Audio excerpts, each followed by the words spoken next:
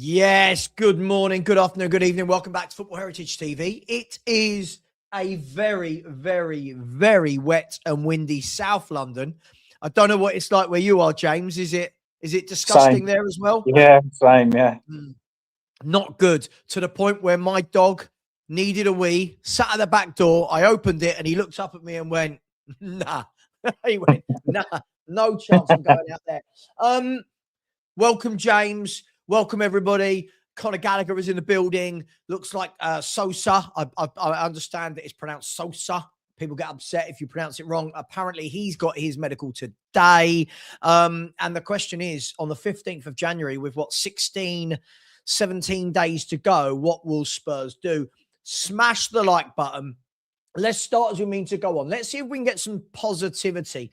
I'm seeing way too much negativity for what is a very good signing for Tottenham Hotspur.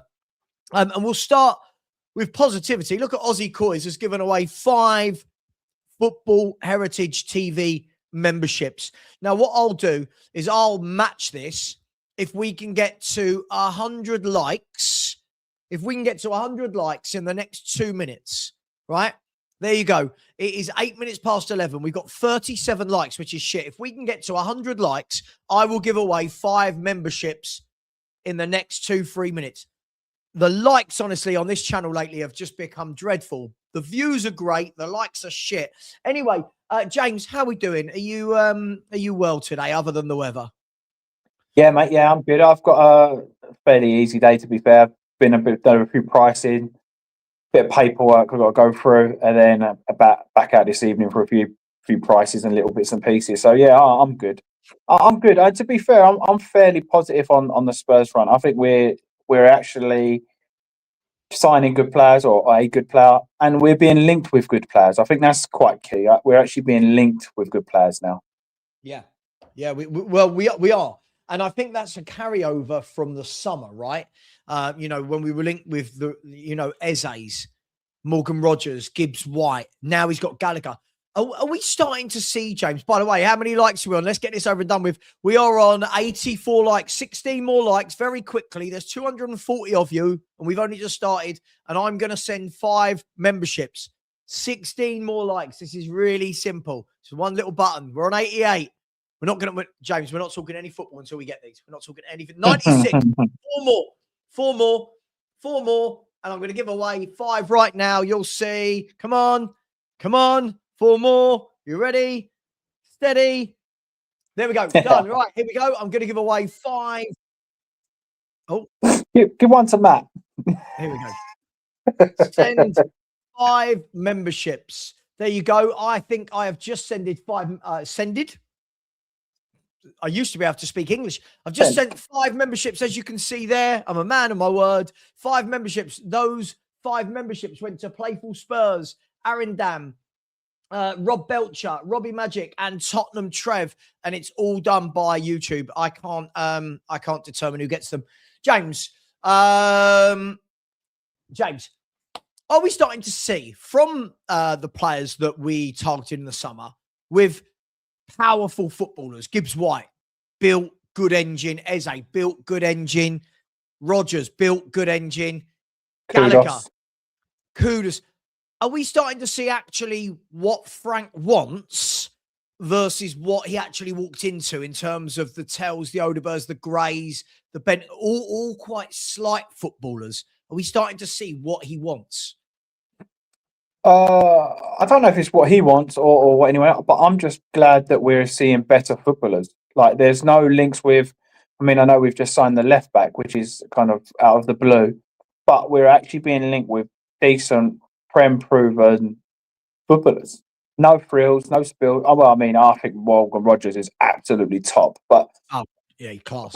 Barring that, I think they're really good footballers that we're being linked with, and that's encouraging, right? That's got to be encouraging. Yeah, sure. No, absolutely. And listen, Morgan Rogers has grown into a wonderful footballer. He's a difference maker, isn't he? He's somebody that when he gets the ball, when I watch Villa, he gets the ball and you can see the fans kind of not necessarily get off their seats like they would have for my man Ginola, but they're excited to see what's going to happen. What's he going to do? Is he going to belt one in the top corner? Is he going to muscle someone off the ball? But we are seeing that's the sort of player. And I think this is a good thing. And one of the things I wanted to talk about this morning, James, was obviously a lot of the news in the last 24 hours across the Premier League has been about Gallagher, because I haven't seen another club buy anyone of note in the last 24 hours. Mm-hmm. And it's funny because when you go online, see a lot of tacticos, as Sean calls them, that all seem to have done this deep diving into him and this, that, the other. When I watch the pros and the pundits, every single pro and pundit, James, has said the exact same thing. Brilliant signing, really good footballer, very good at everything in midfield, brings leadership, and will bring an enthusiasm, and a confidence to a team that is struggling. So why is there such disconnect between what the pros and the ex-players say and what the fans are saying, and why some are unhappy? I think potentially the name. We was talking this morning. I think that our fans would moan if we signed Frank Lampard. I really do, because I feel like they would say, well, he's good at everything, but can he play a Kevin De Bruyne through ball? No. Well, but can he dribble like Messi? Well, no. Wow, I don't want him then. Like, I genuinely believe no matter what you do in this day and age, people look for the problems rather than the positives. Like I was saying, I think that I personally think that he is so far above what we already have. He's almost like the perfect player that we need at this moment in time. I don't get me wrong. I do want a ball player. I do want wingers. I do want attackers. I'm not saying this one guy is now going to turn us into a top four team. It don't work like that. But I feel like he could be pivotal in doing so. Yeah, no. I completely agree with you. And listen, there's no part of me that says, "Oh, we bought Gallagher, right? Let's shut down the January transfer window." Like, obviously, we need more, but I'm happy. It doesn't mean everyone's like, "Oh my god, waxing lyrical," and you're excited. I'm happy. I've called for years, and this is only my personal opinion, James, for sensible signings. We look at other football clubs around us and go, why don't we make signings like that? And I feel like this is what it would have been. I think if Gallagher had gone Villa, if Gallagher had joined Newcastle, he's a sort of player that would go there, the fans would love him, and we'd all be saying in a year, well, we had the chance to get him. But then when we get those players, we seem to go very quickly to, it's not a sexy name. I mean, he's a good-looking lad, so he's a sexy boy. But, he's not a sexy name out there, is it? Do you know what I mean? No. And I think that's where we're getting confused. You said it to me before the show started. James. We need some players who just get their job done. Just while you're building it, just get the job. Do you want to talk about that, like in terms of what we were talking about before? Yeah, absolutely. Yeah. For me, I mean, there are so many players for me. When it gets tough, they go hiding. For me, he's the kind of player that doesn't do that. He'll do his job, and he'll do it to a 7 or an 8 out of 10 every week. Every week, I'd say he's going to be our 7 out of 10.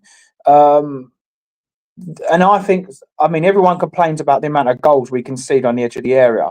I personally believe he's going to be stopping that. He's going to be the one I'll close that guy down. I'm not going to give him that bit of space. The moment people start to attack us or start to overcome us, I feel like he's going to be the guy. He was a captain at Chelsea at 23. He's going to be the guy that goes, "No, boys, like let's dig in here. We're going to need to dig in here." And I think there's quite a lot to say the fact that he's coming back from Atletico Madrid. Again, I just feel like he's a perfect player for us, and all of these little things for me is just convincing myself even more. People said about Kieran Trippier, but he's not all that. He went to Atletico Madrid and come back so defensively sound that everyone went, "Wow, he's changed. Look what Simeone has done to Trippier." I just don't think. I just think that this guy is going to be the perfect number 8 for us. I think he's going to do his job 9 times out of 10. I think that he's also by doing that 8 role, he's going to then allow Xavi to do his job, and that's going to improve him no end. So for me personally, I just feel like sometimes you need your player to do their job and their job only. And I feel same with Mickey van der Ven. I feel like he does his job and his job only. I feel like Romero gets caught out because he's trying too much. I feel like Porro I really like Porro. I feel like he tries to do too much. When he does too much, he gets caught out. I'd say the same with Kudos. I think Kudos is a fantastic player, but I feel like the last few games, he's tried to do too much, and I don't blame him. But he's been caught out. So I personally just want our players to do their job, and then naturally you see the whole club, the whole squad will improve because if his job is to win the ball back and pass it to Xavi, well, Xavi now hasn't got to come back and win the ball for himself. He's got that someone else doing it for him. So I personally think that we need more players that do their job. We spoke yesterday. I want a left winger that's going to be a left winger. I want a striker just to score goals. I don't want him to do anything else, just score goals. And I think naturally you'll then see a better team. We want to see players that actually have that profile, right? And what I mean is, we bring in Odegaard. Is he right? Is he left? I'm not sure what player he is. Is Tell a striker? Is Tell a left winger? I don't know. Is Bergvall an 8? Is he a 10? Is he I don't know. I want to bring in footballers that we know what their jobs are, James. And more than that, what I really like about Conor Gallagher, and again, the more you listen to, the more you listen to pros, he will bring a level of professionalism to him. I don't think you're going to see Conor Gallagher fighting fans. You're not going to see Conor Gallagher calling out the board. I know people got, well done, Romero. You're not going to see Conor Gallagher doing that because he's been brought up professionally, right? Now, I'm going to say this. I spoke to Sean about this the other day, right? My mate works for Chelsea. He's worked there for years. When I spoke to him over the last 48 hours, he said to me, Savva, he went, honestly, he said, when I get in the car on the way home from the training ground, he works at Chelsea for 20 years, right? So he worked his way up. He's got every coaching badge in the world. He knows the Gallagher family. He knows all the players. And he said, honestly, Savva, he said, when I get in the car and I listen to your show on the way home, he said, I sit there and I chuckle to myself. How many of these people type things in the chat that really don't understand football? He said, first of all, the lie that Conor Gallagher is a Chelsea reject. He's not. He said he's not. Conor Gallagher was forced out the club because of PSR issues, right? He was forced out the club because Chelsea needed to make money. He said Poch was going mad. His fellow players were going mad. They did not want their captain to leave, right? He said, second of all, this notion that Conor Gallagher can't pass. He said, watching this guy in training for years and years and years, from a kid all the way through to being the captain of Chelsea, he said he's a really good footballer. He said, but because he works harder than anyone you've ever seen, people focus on that rather than what is the rest of his skill set. And he said, give it 3 to 6 months. He said, your fans will be going back onto your show saying, hang on, I got this very wrong about Conor Gallagher. And he said, again, if you actually go and speak to people in and around the game, he said they love him at Atletico Madrid, but they need money, right? He said the fans there, not the ones on, like he said, the proper fans in the forums and the book love him, right? He said the proper Chelsea fan, when they come to the forums and talk, they love him, didn't want to see him go. And I said to him, yeah, I get that. I said, but people will just say he's a water carrier, a workhorse. He said they don't know football. What do you make of that? Yeah, I agree with everything that you just said. Again, we spoke offline a little bit, and I was listening to Ali Gold, and I like Ali Gold. I think he speaks quite nicely. I think he's a good guy. Ali Gold, come on my show, Ali. Yeah, he's a good guy. And for me personally, he said a couple of things, and then I was kind of feel like, okay, I'll have a look at that. And one of them was, go and look at, and this is what we said to each other, go and look at the Atletico departing message on Instagram, I think it was, and Gallagher's nice message about Atletico. And every single one was like, look after Gallagher. Gallagher's a top player. Look after. It was all really nice stuff, barring the odd 1 in a million. Everybody was saying good things. Sometimes you just need people like that. You know, I mean, you said it earlier. Sometimes you need a Scott Parker. It doesn't matter. They're not going to do any frills or spills. Sometimes you need a Michael Carrick. Sometimes you need a person to just kind of do their bit. No, you're absolutely right. You're absolutely right. Listen, I think the key thing for me here as well is I'm seeing a lot of lazy narratives about Conor Gallagher. I'm seeing a lot of lazy narrative. And what I mean by that is one person coins a phrase, and then I see every other YouTuber, person on X, Instagram, they all run with that same line. Oh, but we've got loads of players in his profile. Now I look and I go, sorry, who? Sorry, you think Bergvall is the same profile as Conor Gallagher? What? What have you? What, goals? No. Assists? No. The tackling? No. Range of passing? No. Leadership? Again, I know he's 19. No. People are just saying things now, I think, to seem edgy. Oh, but we've got Gray, Sarr, and Bergvall. They're just like Conor Gallagher. No. Conor Gallagher's played for two of the top teams in two of the top leagues in world football. I genuinely thought, I said this to Perchy last night, James. I genuinely thought this would be a signing where the whole fan base goes, yeah, really good signing this. We can all talk about what next, and we will. But I really thought everyone would be on the same page of, yeah, good signing.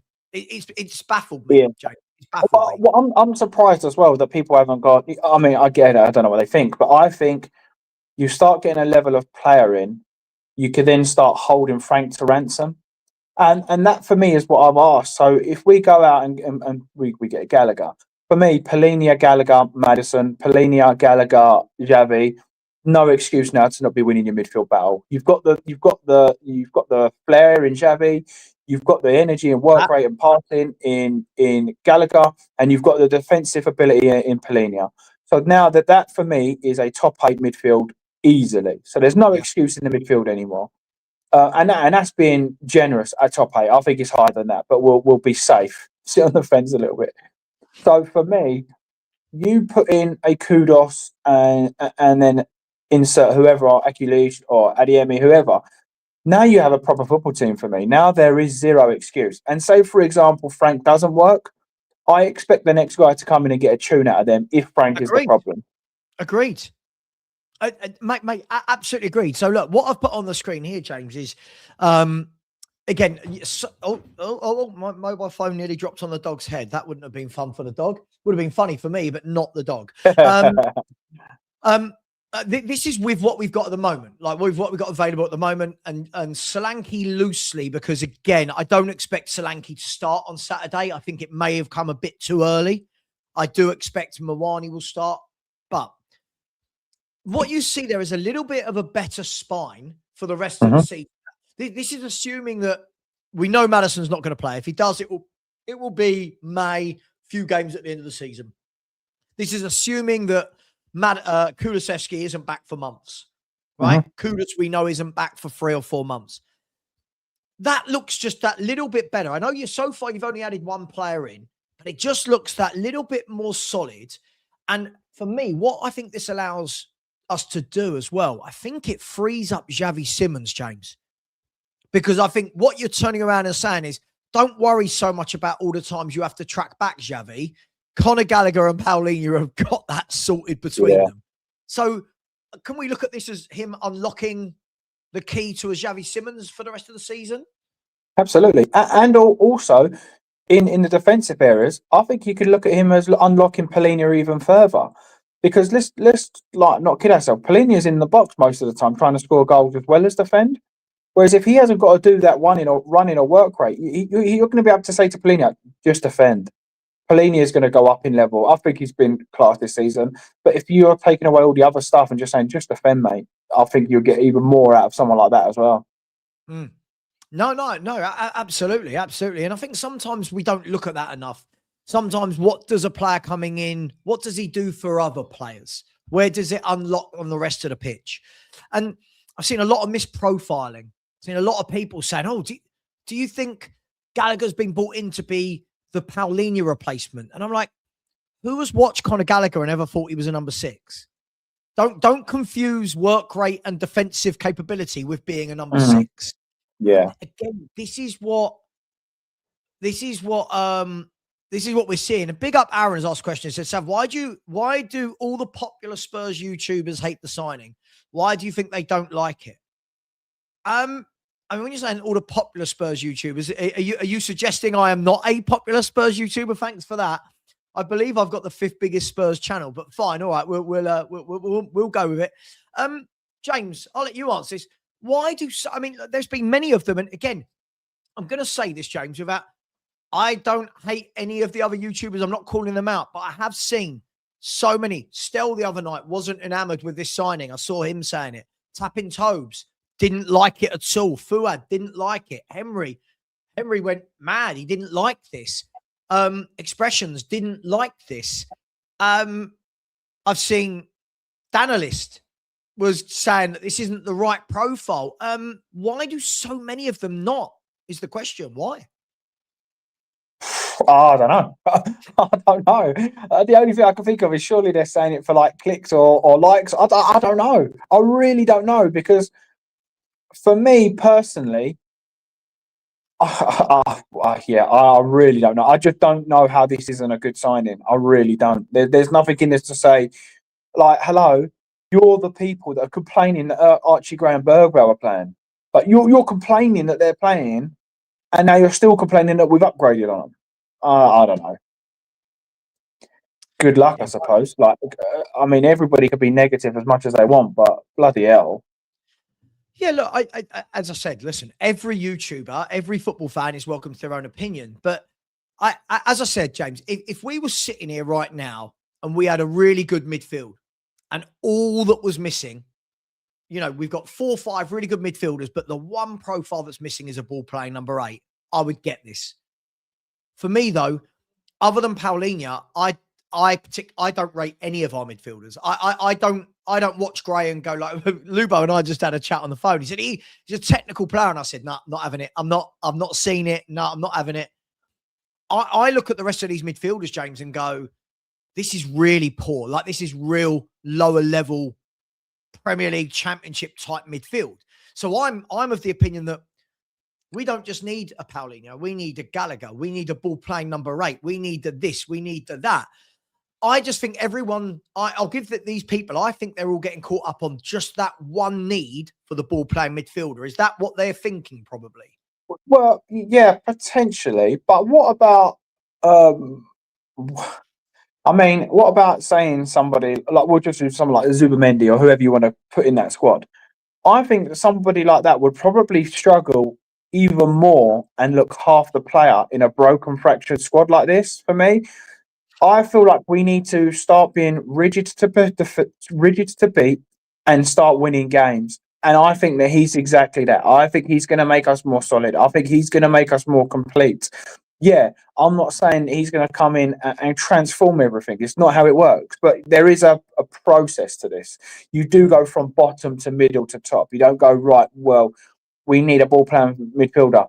We'll have Wharton for the 100 million. Just sign him. There's a process. You have to, be attractive for the better players to come to. And at the moment, if I was looking at Tottenham and going by everything that these YouTubers say, we ain't a very attractive team. So we need to get back to being an attractive team before you start recruiting top players.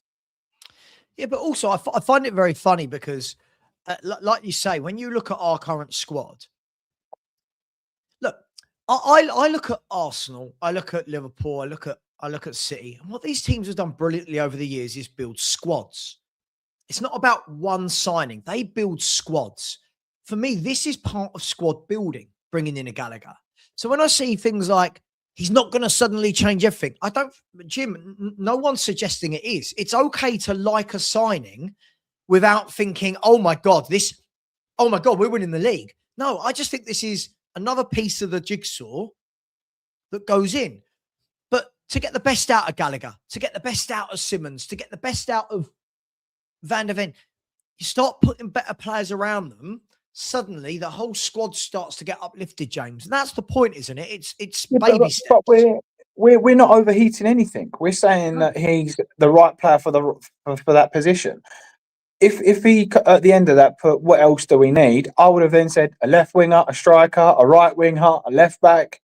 But he didn't. He just said you're overheating everything. Well, no, not really. I think that he's a very good player that's going to fit our system perfectly.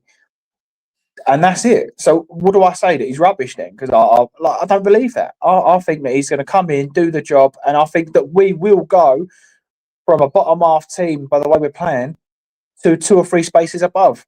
Not all on his own, but a couple of others. And then you kind of think, yep, okay, up again, up again, up again. The rest is on the board. Like, let's see how it goes. Yeah, look, the thing that annoys me, sorry. Yeah, The thing that annoys me is people want to write everybody off before they even done anything, but then make excuses for people that have had a fair amount of games and done nothing. That is the one thing that annoys me. Like again, I was on Savva's show yesterday, Stell's show yesterday, and he went to me, can you not see, one of the things he said was how good Colo is at dribbling and beating his man. I said, no. When did he do that? I said, the one time that recognised in my head was PSG, done 2 step overs, stumbled over the ball, hit the defender, come back to him, hit the defender, then he scored. Fantastic, he scored. I wouldn't look at him and go, yeah, fantastic dribbler, he could play here, there, or anywhere. For me, to sort of praise somebody in something and then criticise something in somebody else, it's like you're always making excuses for someone. Oh, well, but he's played for 2 top clubs. Well, so has Gallagher. But it's almost like there's excuses for certain players, and then when we actually sign someone and bring someone in, there's almost like, well, nah, you can't have him. He's crap. It don't work. Well, do you know the funny thing is, right? The funny thing is like when I see comments like this, before you hype Gallagher up, Lynn, this is an England international that's played for Chelsea and Atletico Madrid at the peak of his career, in terms of age, 25. You're making it sound like I'm talking about Archie Gray coming from Leeds at the age of 18. I'm talking about a well-established pro that is praised amongst his peers. Every ex-pro, every coach and manager loves this guy. And then I get stupid comments going, before you hype what? Again, I'll say it because people like you seem like incapable of listening. This is just a really good, sensible signing for Tottenham. I think this is a really good signing. This is a guy, no frills, no spills. Like this morning on the Sky Sports, right? They had Ashley Williams, right? They had Ashley Williams, the ex Swansea captain and Wales captain, and another guy who, I don't know, reporter in with him. And they turned around and said, and they said to Ashley Williams, what do you think about Conor Gallagher? He said, top pro. He said, absolute top pro, super professional. He said, really good footballer. Teams don't want to face him. Said he will give absolutely everything. And he said, what he will do is he will go in there and he will drag others up to his level in terms of professionalism, enthusiasm. But again, fans like this can't understand that. Fans like this go, before you hype him, why do I have to hype an England international that's just played under Diego Simeone and Pochettino? So Diego Simeone got it wrong. Pochettino got it wrong, right? This again, we're never happy with anything. If we sign Akliouche in the next 3 days, look how many fans won't be happy, right? I saw it yesterday. Adiemi. Oh, but he's just a pace merchant. No, he has pace, but he's not a pace merchant. No, but he's just a glorified Theo Walcott. Or is he any better than Tell with pace? And I'm like, mate, I actually said to him, just go back and go on YouTube and look in goals, skills, dribbling, anything to do with him. I've never seen any of these players that you're talking about do what he does. It's just like they're.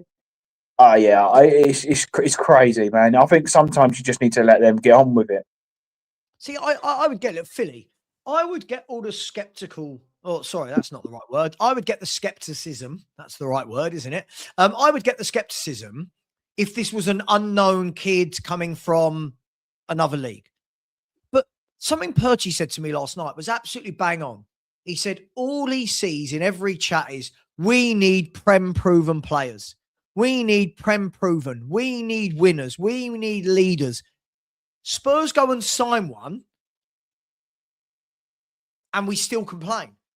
Philly, is there anyone this club can sign that's going to make anybody happy? I'm really confused. First and foremost, my friend, I'm going to start with this. Yeah, Conor Gallagher, is everything Spurs needed in the midfield. Because when I watched the game on Sunday, the first game I've watched in a long, long time, about a year now, since I've watched Tottenham Hotspurs. And I watched that midfield, and that midfield was placid, Savva. It was awful. There was no energy. There was nothing in there. For time, you've been saying this. We need legs in that midfield. We need energy in that midfield. And I think Conor Gallagher brings that energy and enthusiasm. And like you said, yeah, he rises the players up around him. You can see that his determination and that will bring up the players around him. So it's exactly what Spurs need in terms of leadership as well. But he's a bulldog, Savva, and players like him, unfortunately, don't get the recognition they deserve in football. Because without players like him, yeah, the other players won't function properly. Like Paulinho, yeah, he'll be given more space now and help support, yeah, when we go in defensive. The reason I call him a water carrier is because he carries the ball from the defense to attack. He's not one of them part. He can play. He's a bit of an all-action midfielder, but he's more of a. He can do defensive job, but he can also do the attacking job as well. But he takes it on himself, and you can see that he takes it on himself to be able to do both jobs. But because he's not, say, a Declan Rice, yeah, he won't get that recognition that he actually deserves. But he's a decent player, Conor Gallagher. Yeah, it's all a bit crazy. I mean, look, for me, as I've said, it's okay to be happy with a signing, though. Like, it's okay. I know we feel like we have to rip every signing, but I'm not judging. I'm not judging an 18-year-old here. You know, we've got what I've seen over the last couple of days is a lot of the people that seem to be hating on Conor Gallagher seem to be telling me, yeah, but we like Bergvall, Gray, Tell, Odegaard. You're like, hang on. This doesn't make sense in my mind. Like, you had Alex in the chat yesterday going, give Bergvall 4 years, he'll be better than Gallagher. Right. But right now, we're not 4 years in the future. We are now. Right. Oh, everybody said, oh, this is the same profile as Bergvall. When has anyone ever watched Bergvall and seen that he can do anything near what Conor Gallagher can do on a football pitch? When? I agree. When? Like, this is it's madness. Now, listen, I want to show you guys something. Right? I want to show you guys this. This is what I would say is probably our best 11 at the moment when everyone is fit. Now, there's a few positions that I guess will be up for discussion, but loosely, this is what I've put in. Loosely, guys. Loosely. Now, this is with what we've got in the squad at the moment. Anything there that glaringly, obviously, stands out to you that, hang on, what are you doing there, Savva? Or people in the chat, let me know your thoughts. For me, no, that's available. Yeah, the best team we got available.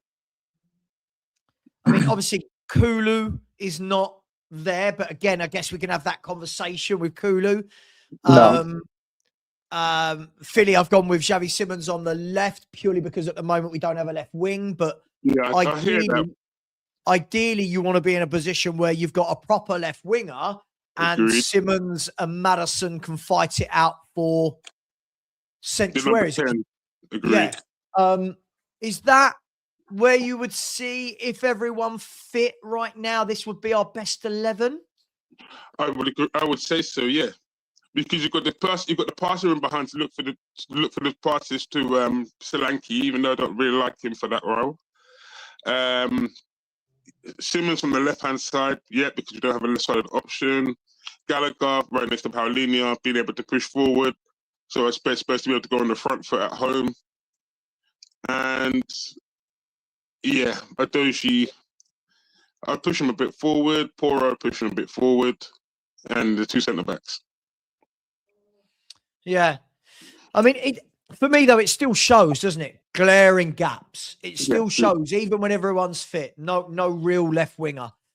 Not sold, again, for me, guys, not massively sold on Solanke. Need to see what he does when he comes back fit. Still think we're lightweight at left back and right back. Still think that we need another option in that midfield as a ball-playing number 8. Agreed.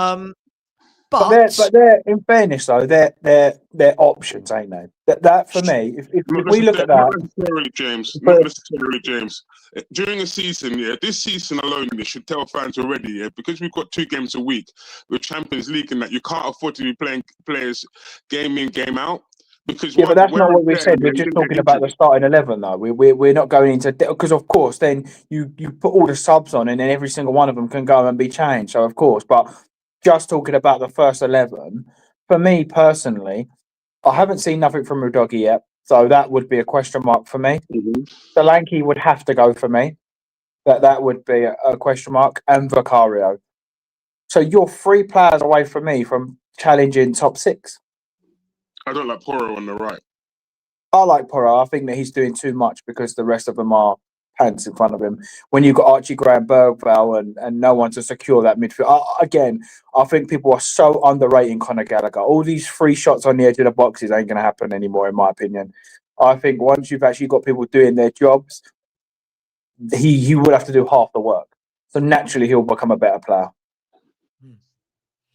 Yeah, I mean, let me ask you guys: if this 11, look, football isn't look, the world isn't ideal, the world isn't fair, but football isn't ideal and football isn't fair. If we were seeing this 11 right now, does anyone truly believe we'd be sitting in? I mean, I use 14th place loosely because in this league you're only ever 3 points off of moving 5 positions in the league. Would anyone think we'd be in the bottom half with this? And would we have all the noise about Thomas Frank if this was the 11 starting? Because I hear people saying we don't attack. Are you truly telling me that if we had Kudus, Maddison, Simmons, and Gallagher and Solanke all in the team, that this team wouldn't be capable of attacking, counter-attacking, more through balls? All of the stats and data that people are using, like lack of through balls, suddenly you've got Simmons and Maddison doing it. Suddenly now you've got Conor Gallagher driving forward with a ball. Changes everything, doesn't it? It's the options that he's got now at his disposal. You can go on the front foot, which is something Spurs have lacked all season. I've said it all season, Savva, because of the fact that our midfielders can't hold onto the ball or retain the ball for more than 5 minutes. Yeah, I don't expect Spurs to be attacking at home. I expect them to be counter-attacking. So with Gallagher now on the team, yeah, and be able to go from the midfield and be a conduit from the defence to the attack here. Now I expect Spurs to go on the attack at home. If they don't, then I can blame them. Then I can judge Thomas Frank and say, well, you set up defensively. But right now, before that, he didn't have the option, but now he has the option with Gallagher now. So now I can judge him based on his ability. I don't think you can just on Gallagher join him, right? Like let's be brutally honest, right? Let's now look at this. If we play this game, let's now look at this with what actually is available, right? Because now that is Tell, right? And this is Odegaard. Now, just by changing those 2 players, right? Look how much weaker that now all becomes. Now, people will say that's harsh. Just by changing those 2 players, because now you've got 3 lightweight players across here rather than just Simmons, right? Now, you see the difference just 2 players can make to this 11 if Spurs wanted to go out in this window, guys, and really attack it. See the difference it would make? Huge. It's what we've been asking for the whole time. Sure. For me, again, like we were saying there, those 2 players, they could be 30, 40, 50 goals a season with GA goals and assists. At the moment, Tell and Odegaard's GA is rubbish. I know people go, yeah, but minutes he's played. All right, fair enough. But actual goals and assists he's got since being here, whether they play him or not, it's not good enough. So, and Solanke for me last season wasn't good enough. Like we said earlier, I just want him to bring players in that do their job. I want a left winger to be a left winger, a right winger to be a right winger, and we need a striker that's just going to score goals. Yeah, Philly, do you see what I mean here in terms of when we look at this team? It's screaming for listen, this is one of the things that, you know, I'll credit where it's due. Listen, you know, I don't always agree with Stell on everything, but something Stell said the other night was absolutely spot on.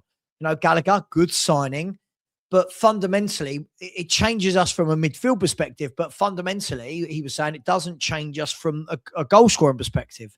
Now, the hope is that I think we're seeing more and more signs in games at the moment that Xavi Simmons is getting used to it. It looks like he's been in the gym. And you can see there's a good footballer there. I think if anyone can't, I worry. There's a good footballer there. The question is, can Solanke score goals? And can Tell and Odegaard actually put in 90-minute performances rather than the one moment we see from them in a game, which makes fans cream their pants? Yeah. bro, you know me. You know I'm going to say straight away, I can't stand Chesney Hawks. I'm sorry. He has got to be one of the worst strikers I've ever seen. I've watched this guy from England under 18s, England under 21s, Chelsea, Liverpool. There was a reason that he was at Bournemouth for so long. I don't have any faith in my man to be able to put the ball in the back of the net. He is a worse version of Emil Heskey. I am sorry to say it to anyone out there. This man is Emil Heskey, yeah, a new version of Emil Heskey. This is bad, dude. So, no. I watched him last season, yeah, against Ipswich Town. In the last few minutes of the game, yeah, you're thinking, get the ball up to the striker and let him finish it. Even that, my man couldn't even do. So anyone saying, oh, well, he's a decent striker, no. His record is worse than the foul pigeon. That's how bad this man is. So, no, I don't have any faith in him. Let me play devil's advocate. Now, you know, Philly, for me, I think Solanke's an average striker. I do. I think he's an average striker. However, I want to see him do well. I want to see everyone in a Spurs shirt do well. Could it be? I'm not criticizing the man saying, look, I don't want him to do well at Spurs. I just know him, Savva. Hang on. Let me get to the question, right? Could it be that, all right, last year, and Sean makes a good point when he talks about this, that, Solanke was a bit of a sacrificial lamb for the style that we played, which was more about getting the wide men into the goal-scoring areas and Solanke dropping deep. Could it be, though, that in this system, which is a bit more of a traditional football system under Thomas Frank, which is more getting the ball wide, getting the crosses into the box, Xavi Simons trying to get those through balls in, could it be that we see a different Solanke and maybe he could replicate somewhat of the goal-scoring form we saw from him at Bournemouth? You're basically asking me, do you think Thomas Frank could mould him into his version of Ivan Toney? And the answer is no. Possibly, yeah. I mean, why? Why couldn't he? Because did anyone see Ivan Toney making the move from Peterborough to the Premier League and doing what he did? It's the instinct as a striker. Ivan Toney always had that instinct as a striker. Yeah, you striker need to be clinical, and he had that killer instinct. Sure. When you look at Solanke, yeah, I never look at him and think you're going to score. You're not going to put that ball in the back of the net.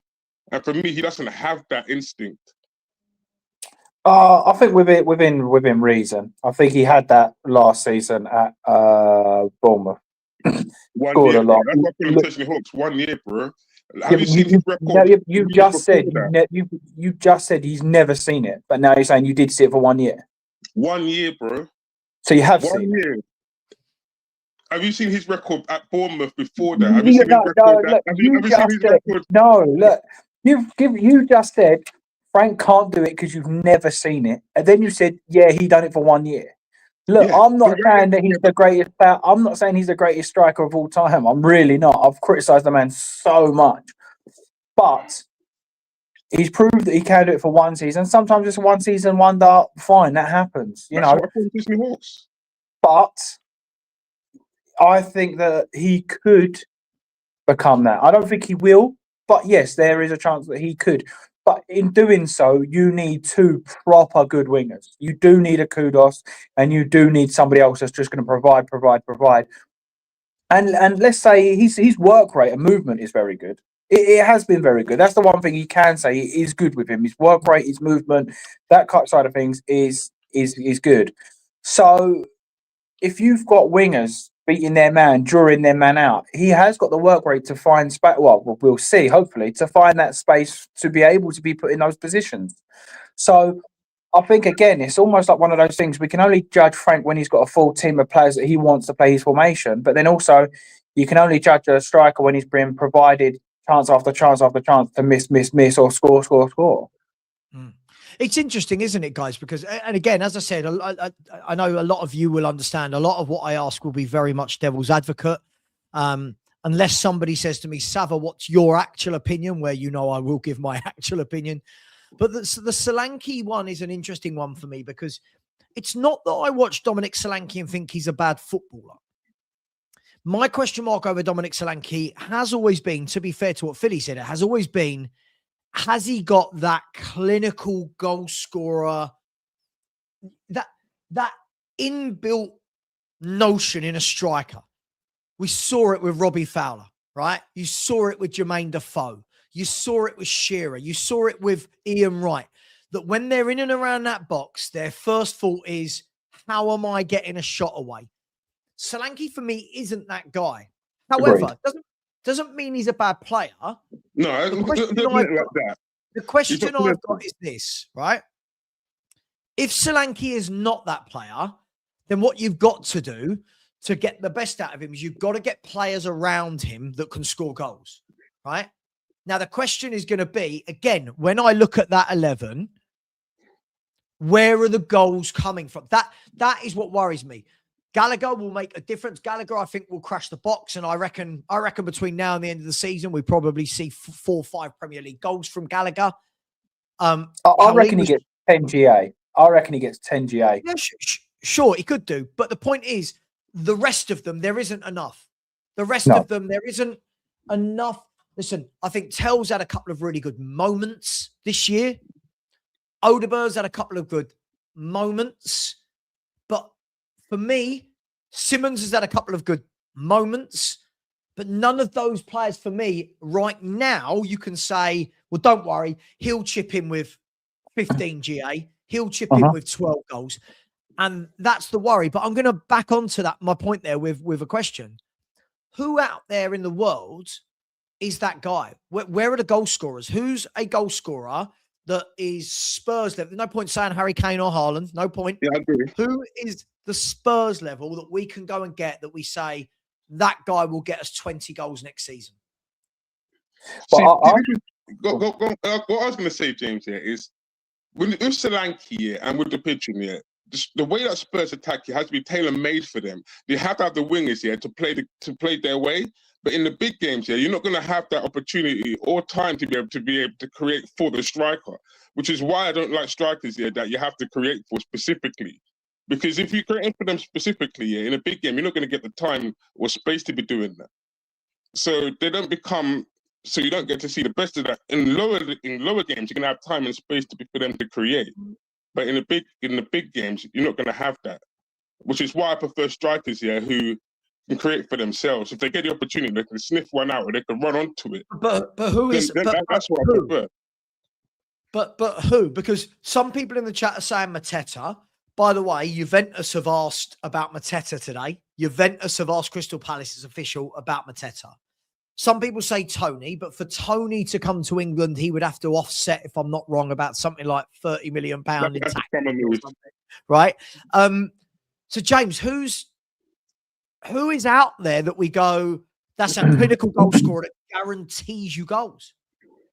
Well, I think it depends on who else you sign, because I think if, say, for example, was to go out and get a top winger or two, I think it opens up more windows and more people can see a project. For us at the moment, I feel like it is quite hard. But if they're going to try and get Mateta, why not go for Vlahovic? I mean, it is ambitious, but I like Ramos from PSG. I know a lot of people say, well, why would he come? But we got Colin Muani, who was playing, so why not try for someone like that?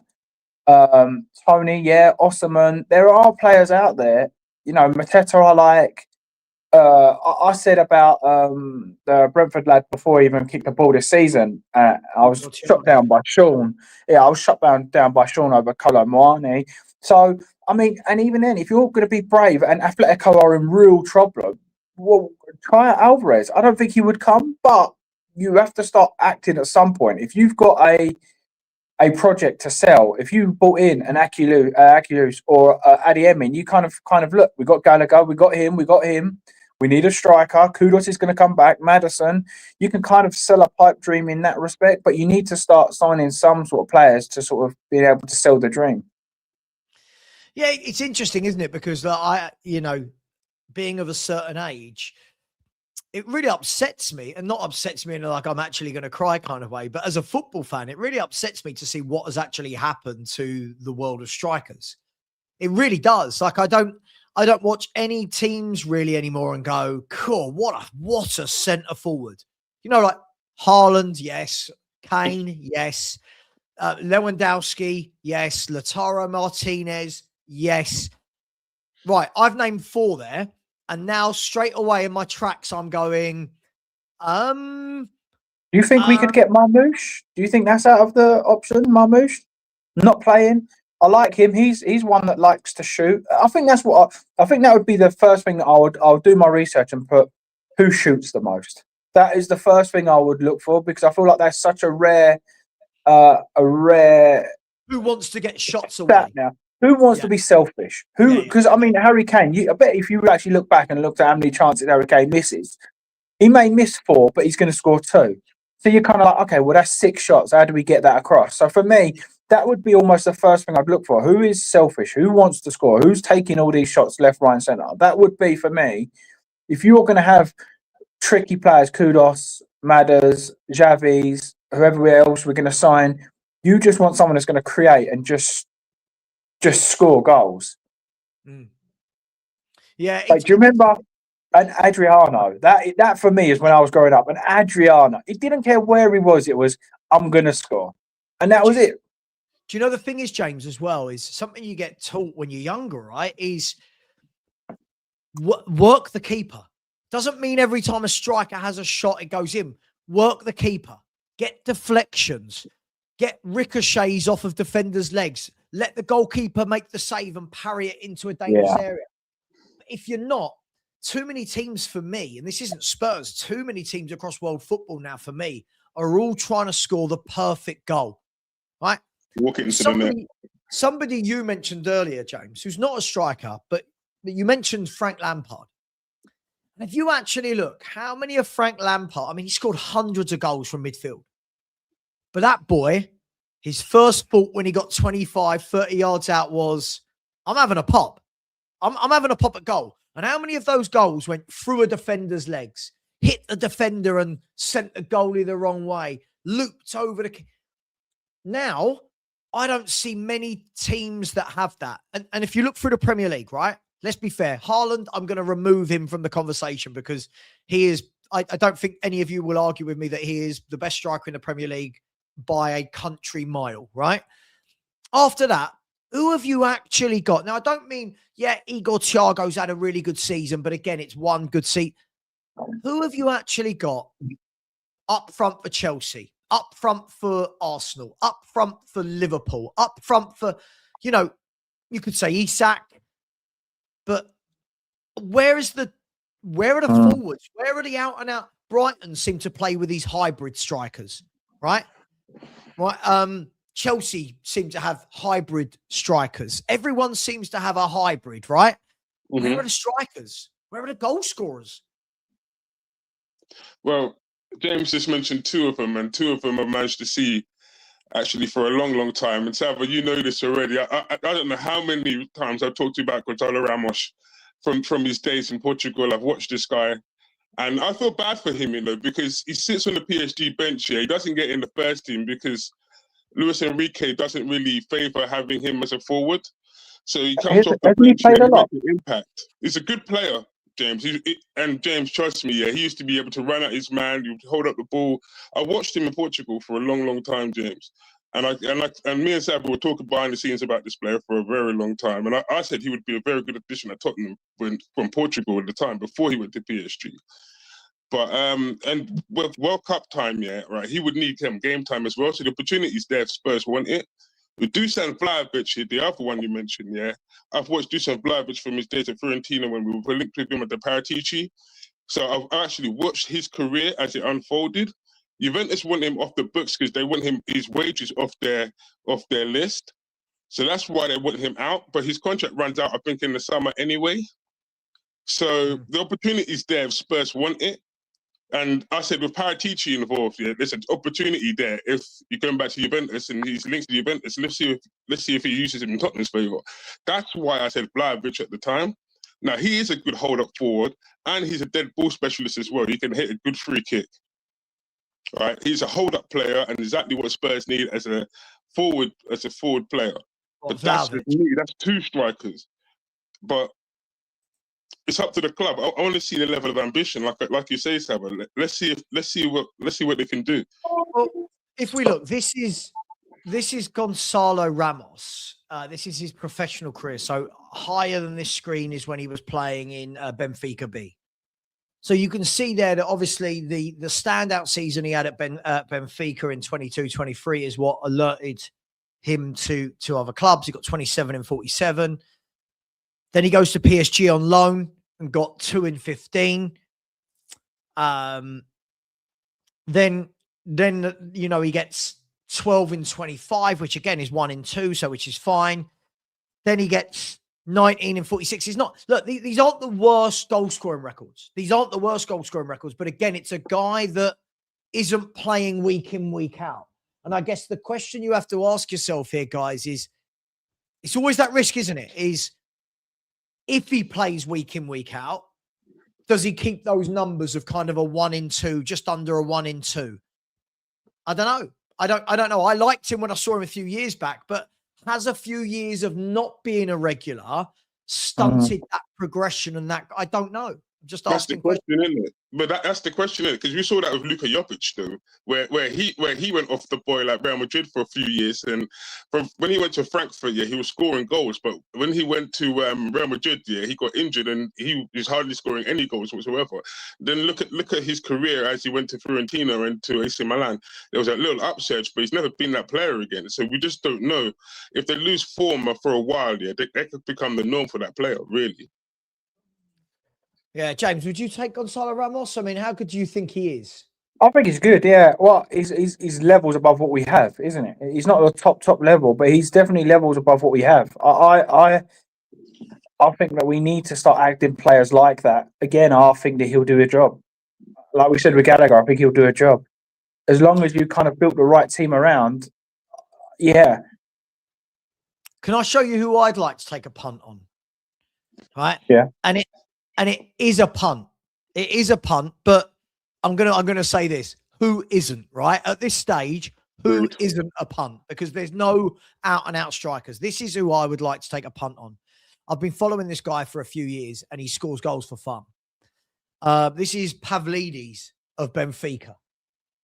So I used to watch him for AZ, where it's difficult because I know the first thing people will say is, but it's not the Premier League. But when you look at all of the top goal scorers throughout the Premier League, hardly any of them are actually from England anyway, right? Mm-hmm. But you can see, like, his numbers at AZ were brilliant, 80 and 137. He's now got 54 in 90 at Benfica. And, what's that career record? 174 and 345. So that's just over 1 in 2, right? So this is a guy that clearly knows where the net is. He's 27 years of age. Anyone seen Pavlidis? Any thoughts? I'm not saying he is the answer. I'm just saying he in a dry striker market, I think that this could be an option. I haven't seen enough of him, to be honest, as to say, yeah, go ahead. I've seen bits, but not loads. But like you said, the market is so dry. Look, at the beginning of the season, I was saying I'd take Chris Wood because I think he's better than anything we've got. So you know, mentioned that. Here you go. Look, I would have, yeah, mate. With someone like Pedro Porro in the team, I think Chris Wood would score goals. But again, he ain't the level we need to be Champions League or anything. So I think it's hard because when you kind of go to like Dutch leagues and leagues like that, I mean, people are now bringing out Troy Parrott's goals. Like, they are now kind of bringing up players like that. So it's always really hard, to be honest, to kind of go down those sort of leagues and get people to actually come up to the Premier League and perform. But at some point, that's where the data comes in, right? Is he having 10 shots a game and scoring 1? Well, that would prove to me that he's only going to get 2 or 3 in the Prem, which means 1 goal every 3 or 4 games. I don't know. That is where the data kind of comes into things. Yeah, and another one, guys, just a little bit of, and I've not seen as much, but whenever I've watched this guy, he looks dangerous. He's Jonathan Burkhardt, who plays for Frankfurt, and he signed for them this season from Mainz. And he got 18 in 29 league games last year. This year, he's got 8 in 10 league games for Frankfurt. So clearly knows where the net is. But I guess the problem with all of these players is there are no strikers anymore that you can turn around and say, oh my God, look, he's got 20 goals a season for 5 years plus. There's none of those. It's always going to be someone where you're going, all right, he's had a good. He's had a good 12. He's had a good 12 to 18 months, right? Like loads of people did it. Like you look at Chelsea buying Delap, right? Yeah. Goodyear bought Wissa. Goodyear bought, right? It seems to be a trend that all you have to do now is have one good year, and people go, "Oh my god, everyone's got to buy this guy." But yeah, that's what I was about to say. Isn't that because there was no options? I mean, if we go back 10, 15 years ago, I mean, Defoe I really rate. But if you actually put him in the top 10 strikers in that league at that era, it would be a struggle to be top 6 when you've got the likes of Drogba's, your Tevez's, your Aguero's, your Torres's. There was so many you're like, wow. And I think Defoe is one of my favourite players I've ever seen. But when you kind of look back and you go, wow, like you wasn't even on their level. Now, like you said, I don't blame everyone. You know, Wissa had one good season. No one has a good striker. Well, we have to snap him up or someone else is going to. Yeah, you want somebody this year. Like, let's use Igor Thiago, for example. Igor Thiago, if he continues this goal-scoring form, will end the season roughly, 23, 24 goals. Now, there's nothing to say that's going to happen, but he could.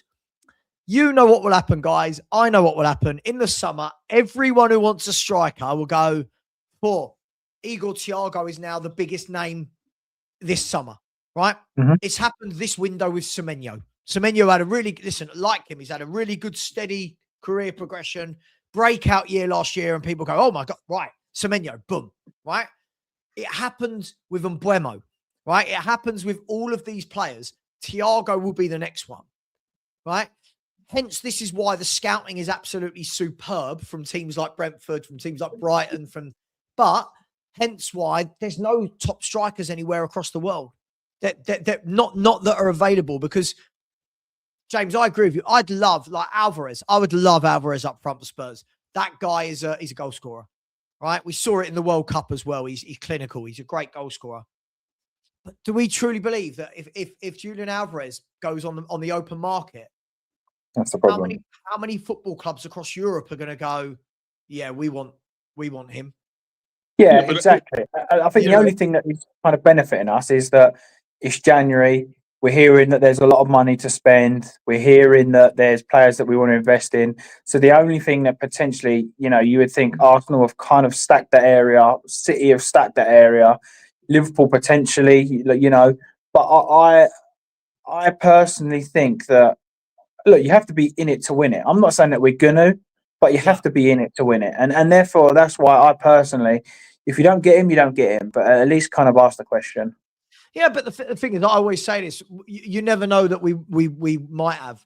You got to remember, the fans. We would never know because we would have rung his agent and said, "Hey, does Julian fancy coming to Spurs?" And you might get, actually, yeah, or. I'm sorry. I'll be saving something for you. This is for you, Savva. Yeah, this is a pearly. Yeah, right. Spurs have to find their place. Yeah, in the Lion King, in the circle of life. You have to find your place in the circle of life. Unfortunately, yeah, you're not a Manchester City, you're not an Arsenal, you're not Liverpool. You don't have that credibility. You have to buy players with your level, and this is why I said Kudus in the summer. Yeah, it's a level I'm expecting from Spurs. That's the level of trading I expect. I don't expect him to be doing bottom feeding. Yeah, with the likes of my mate the Pigeon. Yeah, and Solanke. I'm sorry, I'm going to put him in that category. But I expect you to buy players of a certain quality that kick you on, right? Would you say that both of those, Billy? Would you say that both of those? See, for me, where I look, I didn't want Solanke, I didn't want Richarlison, I didn't want Tell, I didn't want Odegaard. For me, I look at those signings as lazy. I agree. Right? Like it's not that they're I can't turn around and go, oh my God, Richarlison's the worst striker in the Premier League. Richarlison is what Richarlison is. The difference is it's a far cry from the level of strikers that fans are used to seeing at Tottenham Hotspur. Even from the days when I was growing up, the mainstream, this will show my age. When I was a kid, do you know who was up front for Spurs when I first started watching Tottenham play? Right? It was Clive Allen. Okay. Right? So, and Clive Allen in one of those years got 40 Was it 47? Somebody in the chat will correct me. Didn't he get 47, 48 goals in 1 year? Like, none of our strikers in these day and age would. Agreed. Then loosely, I might miss a few here, but in my lifetime as a Spurs fan, guys, I've seen Clive Allen move to Gary Lineker. Agreed. Right, move to Teddy Sheringham and Jurgen Klinsmann. You're missing out Jukebox Jury, but yeah, go on. No, but I'm talking about top level. I'm talking about top level goal scorers here. I loved Jukebox Jury, but he wasn't your 25 goal a season man. But I went from Clive Allen to Lineker to Sheringham to Klinsmann, right?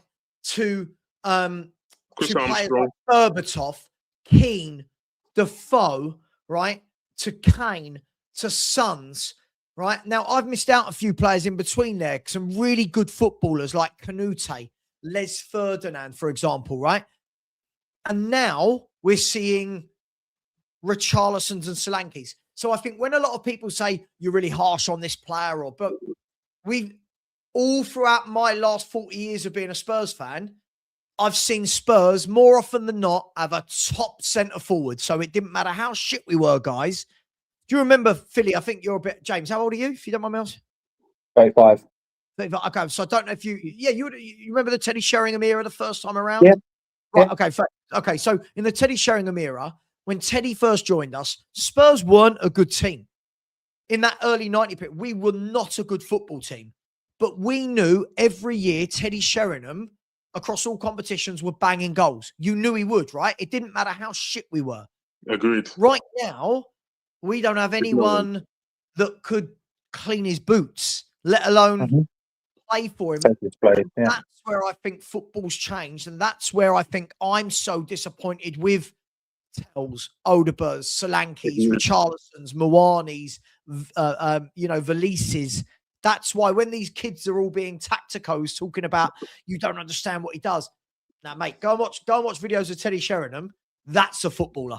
Yeah, that's a striker. Even the 91 FA Cup team, go and watch videos of that FA Cup team. Yeah, go and look at the likes of Vinny Samwers here, and look at the hard work and effort they put in there, and then look at today's team, and you'll see the difference in quality, and you'll see the difference in player levels and stuff like that. Because really and truly, yeah, that's what Spurs miss. We were an FA Cup team, the team ending in 1. But really and truly, yeah, I don't really want to go too far on that, but that's what we were. But really and truly, we haven't really kicked on from that. Savva, I'll even go back here to 97. If you want to go back to it, yeah. Do you think Tottenham have changed in the last 25 years? No. What's happened is we've got more money than most of the teams in the last 25 years that are below us, which allows us to always be in and around the European places, right? So and that's what I always say, Daniel Levy, what he did was he allowed us to be in the position we're in now. Now, before everyone loses their mind, didn't want him here, but he's allowed that, right? So we're always going to be there or thereabouts. But as I said, what we're seeing now, Philly, for the first time, is we're seeing for the first time in 11 years, we don't have a worldie. We've had 2 for the last 11 years. I don't care about World Cup. I just mean 2 top-class forwards that between them, how many goals and assists would Kane and Son average per season between them, right? 50, 60, 70 in good seasons, right? We don't have that now. And that's what Spurs have now got to navigate. So when people are telling me, you're harsh on Tell, you're harsh on Odegaard, you're harsh on Solanke, Richie, cool. There's a reason why we don't score the volume of goals anymore. Right. There's a reason why we don't have anyone in the top goal scorer charts, because these players are simply nowhere near the level required. And that is what Spurs have to figure out. We've got to figure that out. Whether it's wide forwards, centre forwards, we need to figure that out. I don't think that's me being harsh. No, I agree with you. The club itself have to decide what they want to do. And this is why I said to you before, you either back the manager that you hired or you sack the manager you hired, but you're going to have to decide which one you do. You can't take it both ways. And I'm going to use another parody for you, just for you again. And it's Miyagi one, yeah. You karate do yes, or you karate do no. If you karate do guess so, yeah, squish just like grape. So you're going to have to decide which one you want to do. If you want to go attacking philosophy, you do it. If you want to go defensive, you do it. But if you go a halfway house, and you go between the both of them, you're going to make a massive mistake. And that is what Tottenham have to decide as well. That direction doesn't come from a manager. That comes from the club itself, from the top downwards. They have to make the decisions, and they have to decide what they want to do. No manager's going to fix that situation. They have to decide it. This is why I said again, it doesn't matter who the manager is in this. At one point, they have to decide. Let me ask you both questions, James. I'll start with you, and it's all hypothetical, and of course it is.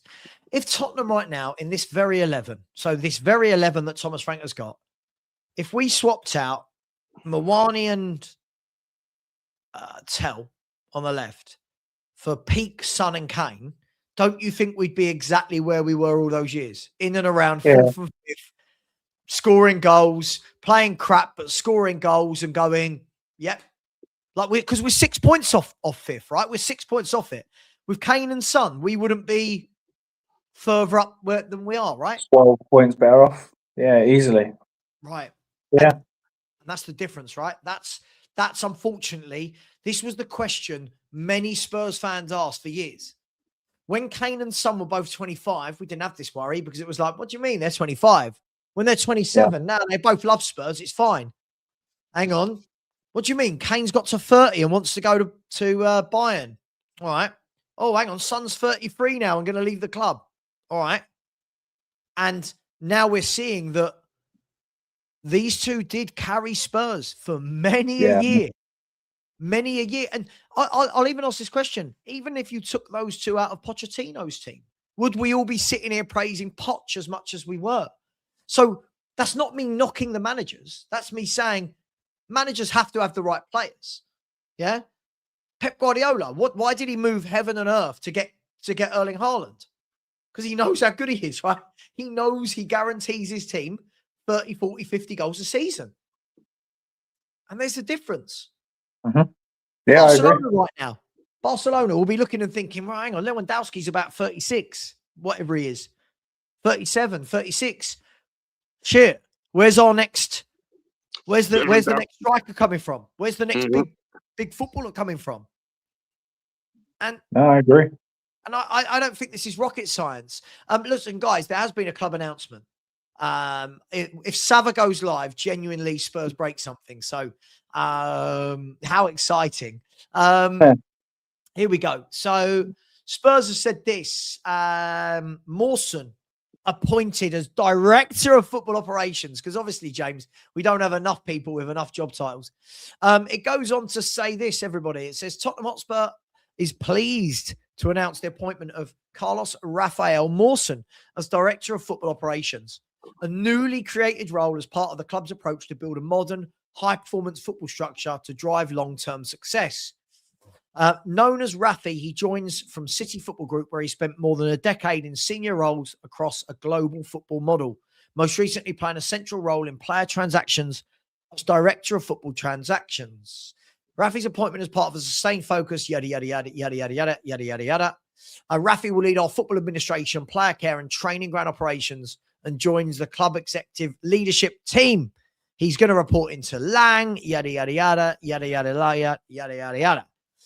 What does this mean for Spurs? Does anyone care? And what does this do to help us? Well, it just said there that he's going to be reporting into Lang, so nothing's changed then. Like that, what is changing?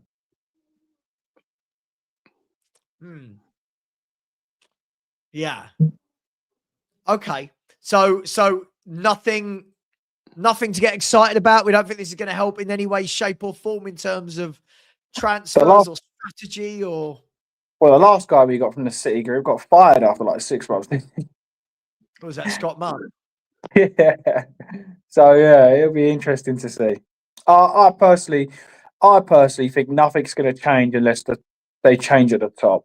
If they don't change at the top, then nothing's changing anyway. James, please don't make it that I'll put you in a bad mood, man. You seem like you're down, bro.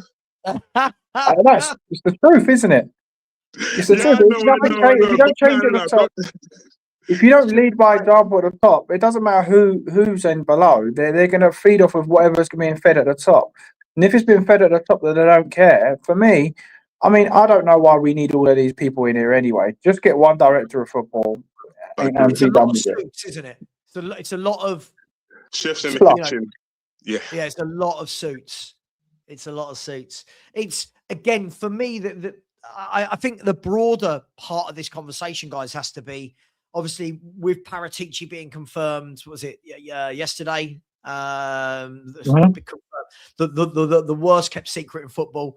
Mawson coming in a different role. Again, it begs the question: is Lang going to be the guy that moves this club forward? Or is someone else going to come in above him? And then it begs the question, well, I'm going to ask it. Right? Are we too harsh on Lang? Because Lang oversaw Kudus. Lang oversaw Xavi Simons. Lang oversaw Paulinho. He's overseen Conor Gallagher. Are we a little bit too harsh? We say that him and Frank can't attract anybody, but they've attracted those players. So are we being harsh on Lang and Frank in terms of their attractiveness? I said this, so I got shot down for saying any of this because of everybody loves Paratici for some strange reason. When I compared the two signings, Lang has brought in better first team signings than Paratici, but no one wants to accept that. I'm not saying that Lang is very good, but when you look at the players that he's brought in, I mean, now Gallagher, Paulinho, Xavi, you know, Kudos, they're good players. They are good players. So Van der Ven.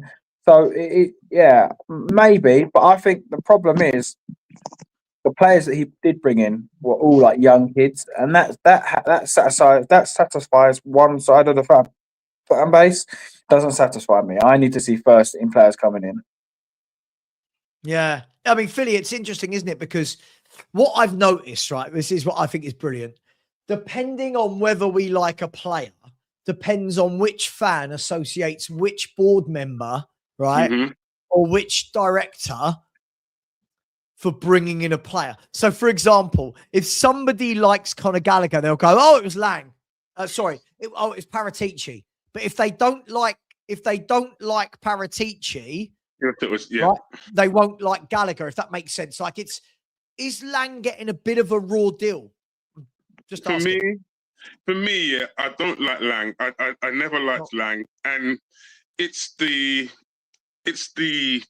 his methodology. I don't like the way that there's talks of him going on vacation during the time where he should be being transferred for Tottenham Hotspurs.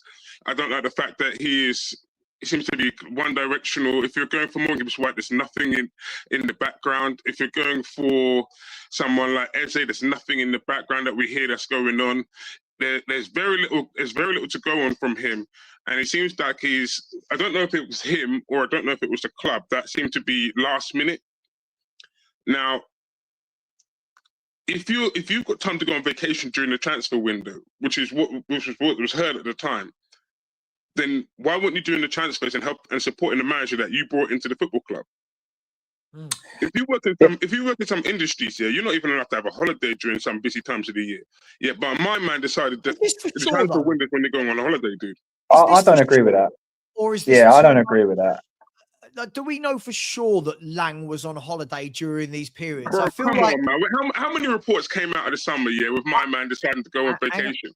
He was on pre-season tour with the squad, dude. Hang on. Okay, hang on. So again, let me play devil's advocate, right? Him being on pre-season tour with the squad, give me, Philly, before I move to James, give me a reason why that hinders his job. Because really and truly, right, you should be on the phone to different clubs here, negotiating deals that you've worked out in the season, what players needed to be bought from that you brought into the football club. James, you see where I'm going with this? But that's what I was going to say. But this works. Look at this, a lovely Wolves type. Yeah, I know, it's a phone, man. Unfortunately, wherever Lang is, that phone don't work, bro, until the last week of the window. Philly, whoa, slow down. But this is my point, right? I'm playing devil's advocate. I know. Because when people say to me, he shouldn't be at the game. Okay, cool. So he shouldn't be at the game. Shouldn't be on pre-season tour. Cool. He's gone back to see family in Denmark. I'm asking the question, what does that actually stop him doing that he would be doing if he's at the training ground or his office? There's obviously something, Savva, because everything happened in the last week of the window. So what was he doing in the weeks beforehand? Yeah, but no. Can I jump?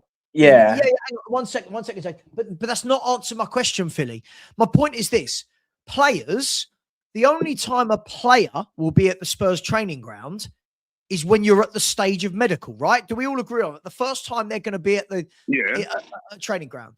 So by that point, the deal is wrapped up. So again, to play devil's advocate, Paratici and Lang will spend all day on this, right? This works. Yeah, but whether they're on a BA, whether they're on a Fly Emirates plane or whatever, where they've got reception, whether they're on holiday, whether they're on pre-season tour, whether he's in the stands at Sellers Park, this works. So why can he not be with the squad in the summer? Wouldn't it, just quickly, James, let me back on from this. Wouldn't it make more sense in the summer for him to be with the squad and the manager and the coaches and the owners to talk about it rather than having to dial into those people who are halfway around the world? Just devil's advocate. Yeah. For me, mate, agendas have got an agenda and somebody's always got to take the fall for something. They can't just kind of get on with it. I mean, he was on holiday. No one said he was on vacation. They said he had to fly back home. And bear in mind, it's only a couple of hour flight. And he was back literally the weekend after. It was a weekend. It wasn't like he went away for a 3-week holiday that everyone like people were making out. I'm sorry. Where are you based? You're London. I'm Norwich. And yet we're all able to have this meeting here. If I was selling Savva something now, I'd say, Savva, mate, this boiler here is £2,000. Do you want it? Yeah, I'll take it. All right, no worries. I'll see you tomorrow. You don't have to be in person. For me personally, I think it's a good thing he's with the squad, because what he can do is he can watch, say, Frank doing his training in pre-season, and Frank will go, I'm just going to pick out somebody. I'm going to say, look, Udogie, look, he can't pass to the right-hand side. He hasn't got the pace to beat his man. Look, have a look, watch him. He'll go, right, okay. You go, I want my fullback to be, I don't know, Robinson. I want him to focus on dead ball specialist. I want him to be blah, blah, blah. And Lange can kind of look at him and go, oh, I see what you mean. Yeah, okay. My striker, look, he's not making this run, that run. I'm not expecting Lange to go, oh, yeah, I know exactly what you're on about. But for me, this whole kind of nature of, well, he's on holiday. It's like, well, that's very small, like kind of margin, and I don't know. James, do you reckon? I'm going to play devil's advocate with you two now. I'm going to play devil's advocate with both of you. Hang on. I'm responding to James. James, do you think that this guy gets off the plane in Denmark, his phone rings, and it's Adam Wharton's agent, right? Just making this up. Adam Wharton's agent, or someone rings him as an intermediary from Palace and says, hey, Adam Wharton might be becoming available. Do you think he goes, sorry, can't talk right now. I'm just on my way to my house in Denmark. See you later. Boom, boom. Like, that's what Philly does. Philly thinks, he goes, sorry, mate. Cocktail. I don't understand. Sorry. I don't understand wherever he is in the world, why it stops them doing deals or negotiating. All right, so you're playing devil advocate with both of you, yeah? Right, so he's with the squad, they're watching the squad. So why did he leave the squad there so decimated in positions that you know that he needed to get players in? It's saying that he's with the squad, knowing there's no problem, seeing there's a problem on the left-hand side, seeing there was no ball playing midfielder. How come there were so many holes that he didn't solve in the summer? We're talking about two. No. I want to hear from Savva, because I want to hear this one, because this was the squad. You just said that, yeah? Okay, but we're talking about two separate conversations. My conversation isn't about his ability to do his job. Okay.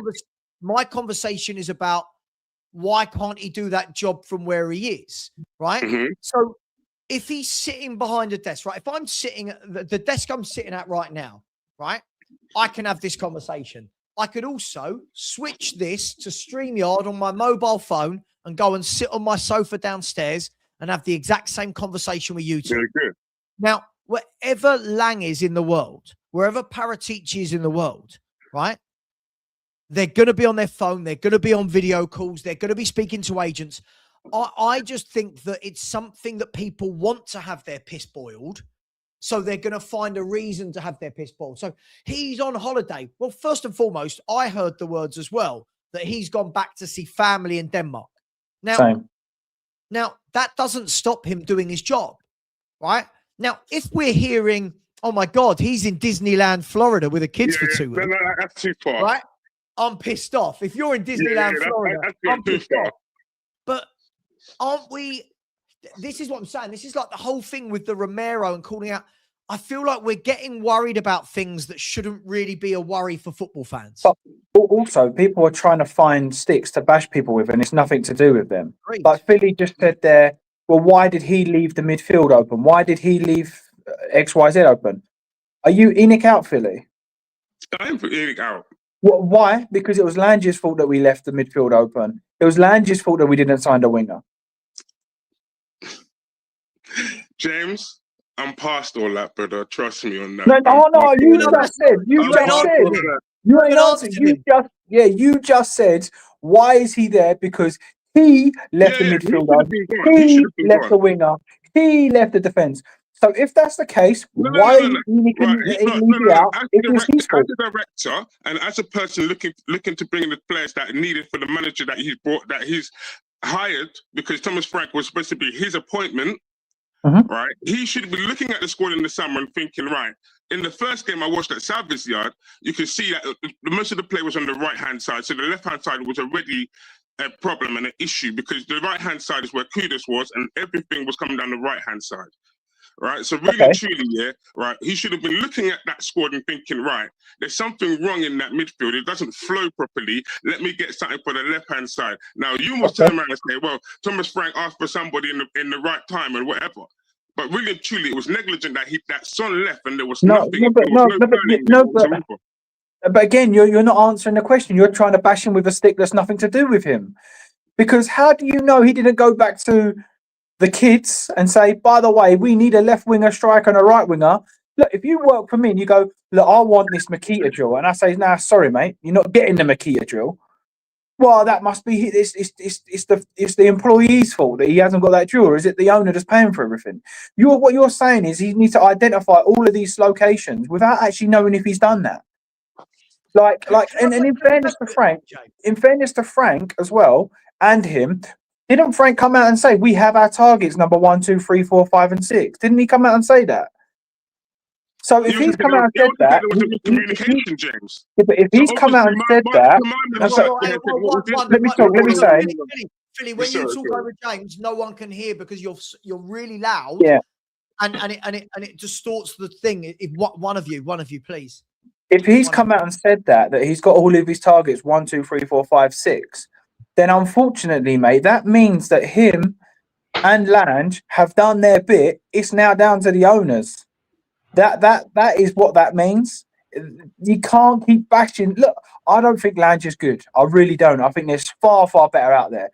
But to keep smashing people for things that's not their fault, it's like saying, Vicario, why are we not scoring goals? Yeah, but you're in the same team. It's exactly what you're doing. No, it's not. No, of course it is, because Lange doesn't have the power to buy anybody. He doesn't say. No, he has the power to identify players. He doesn't have the power to spend the Lewis's family's money. He doesn't have. If the Lewis family woke up tomorrow and saw 100 million gone with Wharton without permission, let me say that there's a big legal case going on there. So for me personally, look, I don't think he's good enough. I agree. But everything isn't his fault. It goes above and beyond. You just said you was ENIC and leave you out. Why? If Lange is the main hope for it, then James, hold on, wait a minute. Let me answer you properly, yeah? I'm all of them out, James. I'm not just Lang out. I'm all of them out. I'm all of them out from the beginning, James. I've been ENIC out. I've been Lewis out. I've been all of them out. I blame the right people for the right things that they do, James. I know that his job is to identify the players, yeah, and to be able to bring them in. Your job is 365 days a year. Your job is to, when the window is closed, to look at the players that you need in the right positions and negotiate the deals in the background. So when the window happens, right, it's bang. There you go. The deals get done. That is your job as a technical director. Now, getting the money in that, and it's from the Lewis family. If the money's not there for the transfers, or the money's not there in the wages, that's on the Lewis family to provide that. If someone's getting involved in the transfers and is playing games and bringing the valuation down, or playing with the players' wages, that is also on the people negotiate. That is on the people who are above you, who've got the finances. Devil's advocate, devil's advocate, right?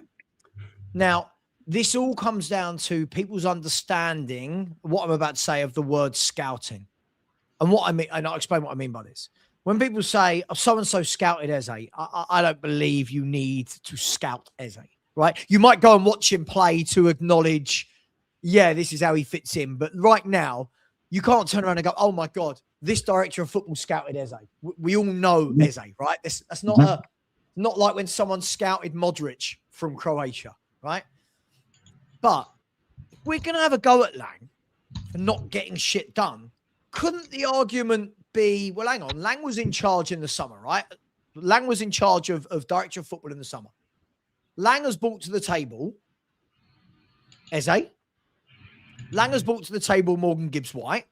Mm-hmm. Lang has brought to the table Morgan Rogers. Lang has brought to the table Savio, right? So there's a lot of these players where you go, Lang's crap, Lang's crap, Lang's crap. But imagine Spurs had signed Gibbs, White and Eze, for example, on top of Kudus and Paulinho.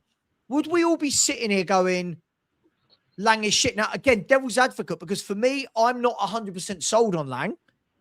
But who's gone and got in Gallagher? If that's Lang...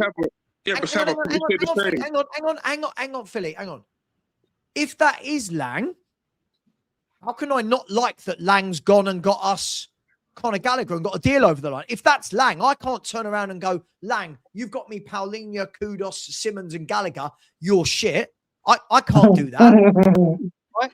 But the problem is, we will have this conversation with whatever director of football is here under ENIC, unless ENIC can prove to us that they've changed. So this is what I don't get. Lang, you know, the same as, you know, people had to go at, what's his name? Steve Hitchin, right? Now, again, I'm not going to sit here and stick up for him. I'm playing devil's advocate. Steve Hitchin could turn around and go, well, hang on, in that transfer window, I stuck Bruno Fernandes in front of you. I stuck Milan Skriniar in front of you, right? Mm-hmm. Now, yep. If Spurs signed Bruno Fernandes, Milan Skriniar and Jack Grealish in that 18-month period, are we all turning around and going, well, actually, Hitchin's a bloody good director of football? Or because we ended up with Gedson, right? Matt Doherty, Joe Roden, we're all going, they're shit. It's just isn't that what I said, though? Yeah, but you don't know which one. This is where I agree with James here. I'm going to concede this one and say this is where I agree with. You don't know if it's the club or it's the technical director. You don't know which one is which is why I said I want all of them gone. Because really and truly, yeah, it's different which one is the failure. Is it the club itself, or is it the technical director who brings the players there but doesn't get the job done? Which one is which? All of them clean sweep. But we have seen. I mean, again, I say it again. I think Landy is not good enough, or potentially not good enough. But we are being linked with top players, in my opinion. Adiemi, Akilush. We are being linked with good players. So he's obviously doing the first part very well. The next part, when it comes to getting over the line, I don't think that necessarily falls 100% on him. No. And this, like I said to you earlier, it's all well and good bashing him for not signing or leaving holes in the squads. But for me, he can only do so much. The last part is where ENIC and Levy had to get involved, and they didn't. So I understand if people are Levy, ENIC out. I get it. But then you can't then go, well, Lange has to go because we haven't signed X, Y, Z. No. Completely different philosophy, completely different roles. It's just not fair. We are, since me and Savva said at the start of the show, I don't know who was watching, the players we are being linked with over the last 2 years have been levels above what we have previously. I.e., your Gibbs Whites, your Eze's. I mean, maybe not continuously, but we have been linked with players and put bids in for players. You Gibbs Whites. I mean, look at Conor Gallagher. Wasn't it like 10 million euros we overbidded Villa? That takes some kind of doing to say, no, this is the guy we need to have. He either gets criticised for everything or praised for everything. You can't pick and choose. It's same with the Van der Ven thing. People go, nah, that wasn't him. That was Gabardini. Well, you find reasons to give it to whoever you want if you want to. Yeah, but then you could also say the the Brendan Johnson one was his as well. You could also say the Solanke one was his as well. You could also say it's the same. You didn't say. Hold on, wait a minute. Let me just finish this one, yeah. James, yeah. Do you notice how the last technical director had to clean up the one before? The first sale, yeah, with Paratici this January, yeah, is Brendan Johnson, one of Lang's signings. The one before that year was Paratici's signing. So each one is actually covering up the other one's mistake. Yeah, so that's the common thread. Now, what I'm going to say, yeah, is each one of them brings in quality players. It's up to the club to bring in to decide which one it is and pay for the one that they want. You can bring a horse to water, but you can't make it drink. I understand the principle of it, James. Trust me, I do.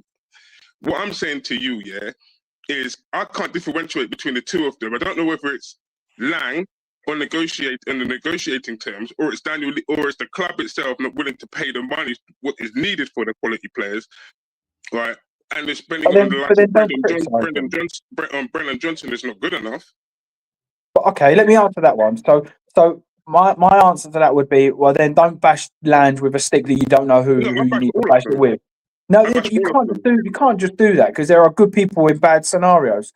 That's not fair to do. That's like saying, well, everybody in the Tottenham team's crap because where we are in a position. It doesn't really work like that. Mickey van der Ven isn't crap, but because everyone around him's crap. So for me, in that respect, you can't do. I think that's unfair. And second of all, I'm pretty sure I saw you last season saying you wanted Frank out because his signing was Brennan Johnson. So now it's not that what Ange wanted. That's all on Lange now, right? Excuse me. Again, so if Ange wanted, guys, I can't keep saying this. Philly, every time you talk over James, because your mic is so crackly, no one can hear a thing.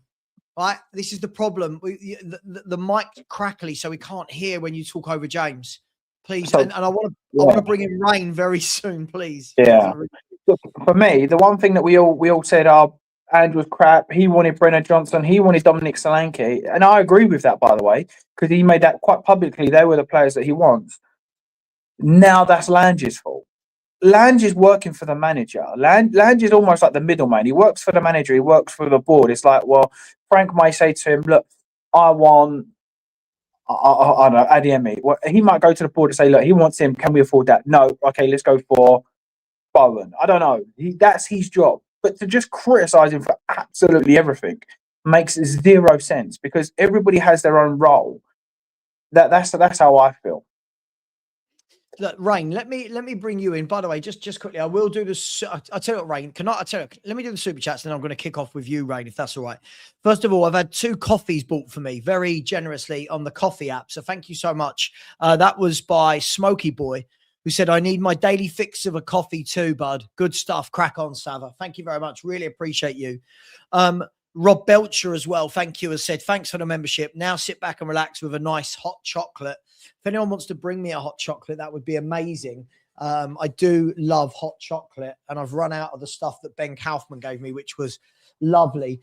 The super chats, just quickly. Big up to Paul Brown, who's become a new member. Tomorrow is Friday. I will have a show in the afternoon for the members only. I've got a show in the morning with Mark from the 2 Mark show. And then in the afternoon, we will have a member show, unless Spurs do anything silly like sign somebody. Big up to you, Paul. Thank you very much. Then gifted another 5 memberships. Guys, that's 15 memberships that have been gifted on this show today. And because I'm feeling brutally generous, and thank you very much for this, Paul, I am actually going to gift another 5 right now. There you go. That's 20 memberships that have been gifted throughout this show at a value of about £60, roughly it works out at.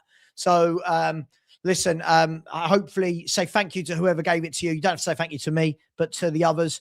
Those memberships I just gifted went to Bizzle, Matt Cox, Ram Tellock, Grant Davidson, and Pyramid Scheme. So big up to each and every one of you. You've got a free membership for a month, and then it's up to you if you want to keep it or move it on. Big up to you. Thank you, Paul. Really appreciate your generosity. John Needham, this is Smoky Boy, isn't it? Said, for being a man of your word. John, I try my best. I try my best, mate. Thank you very much, John. You're very generous to me, and thank you for the coffee that you bought. Really appreciate that. If anyone wants to buy a coffee, it is pinned and linked. Also, if you want to go to OK Jersey, you get 8% off. Just find their website and get some sporting and football stuff there with the code SAVA. Big up to you, John. Big up to Ryan. Said, love Gallagher. Hope we get Lookman. think I've seen that Lookman's going to Fenerbahce, wasn't it? Or Besiktas, someone like that. But we'll see. Then get a man at striker, and in the summer get Paulinho on a permanent, a new goalkeeper at left back and right. So basically, you said we need a whole team. I agree with you.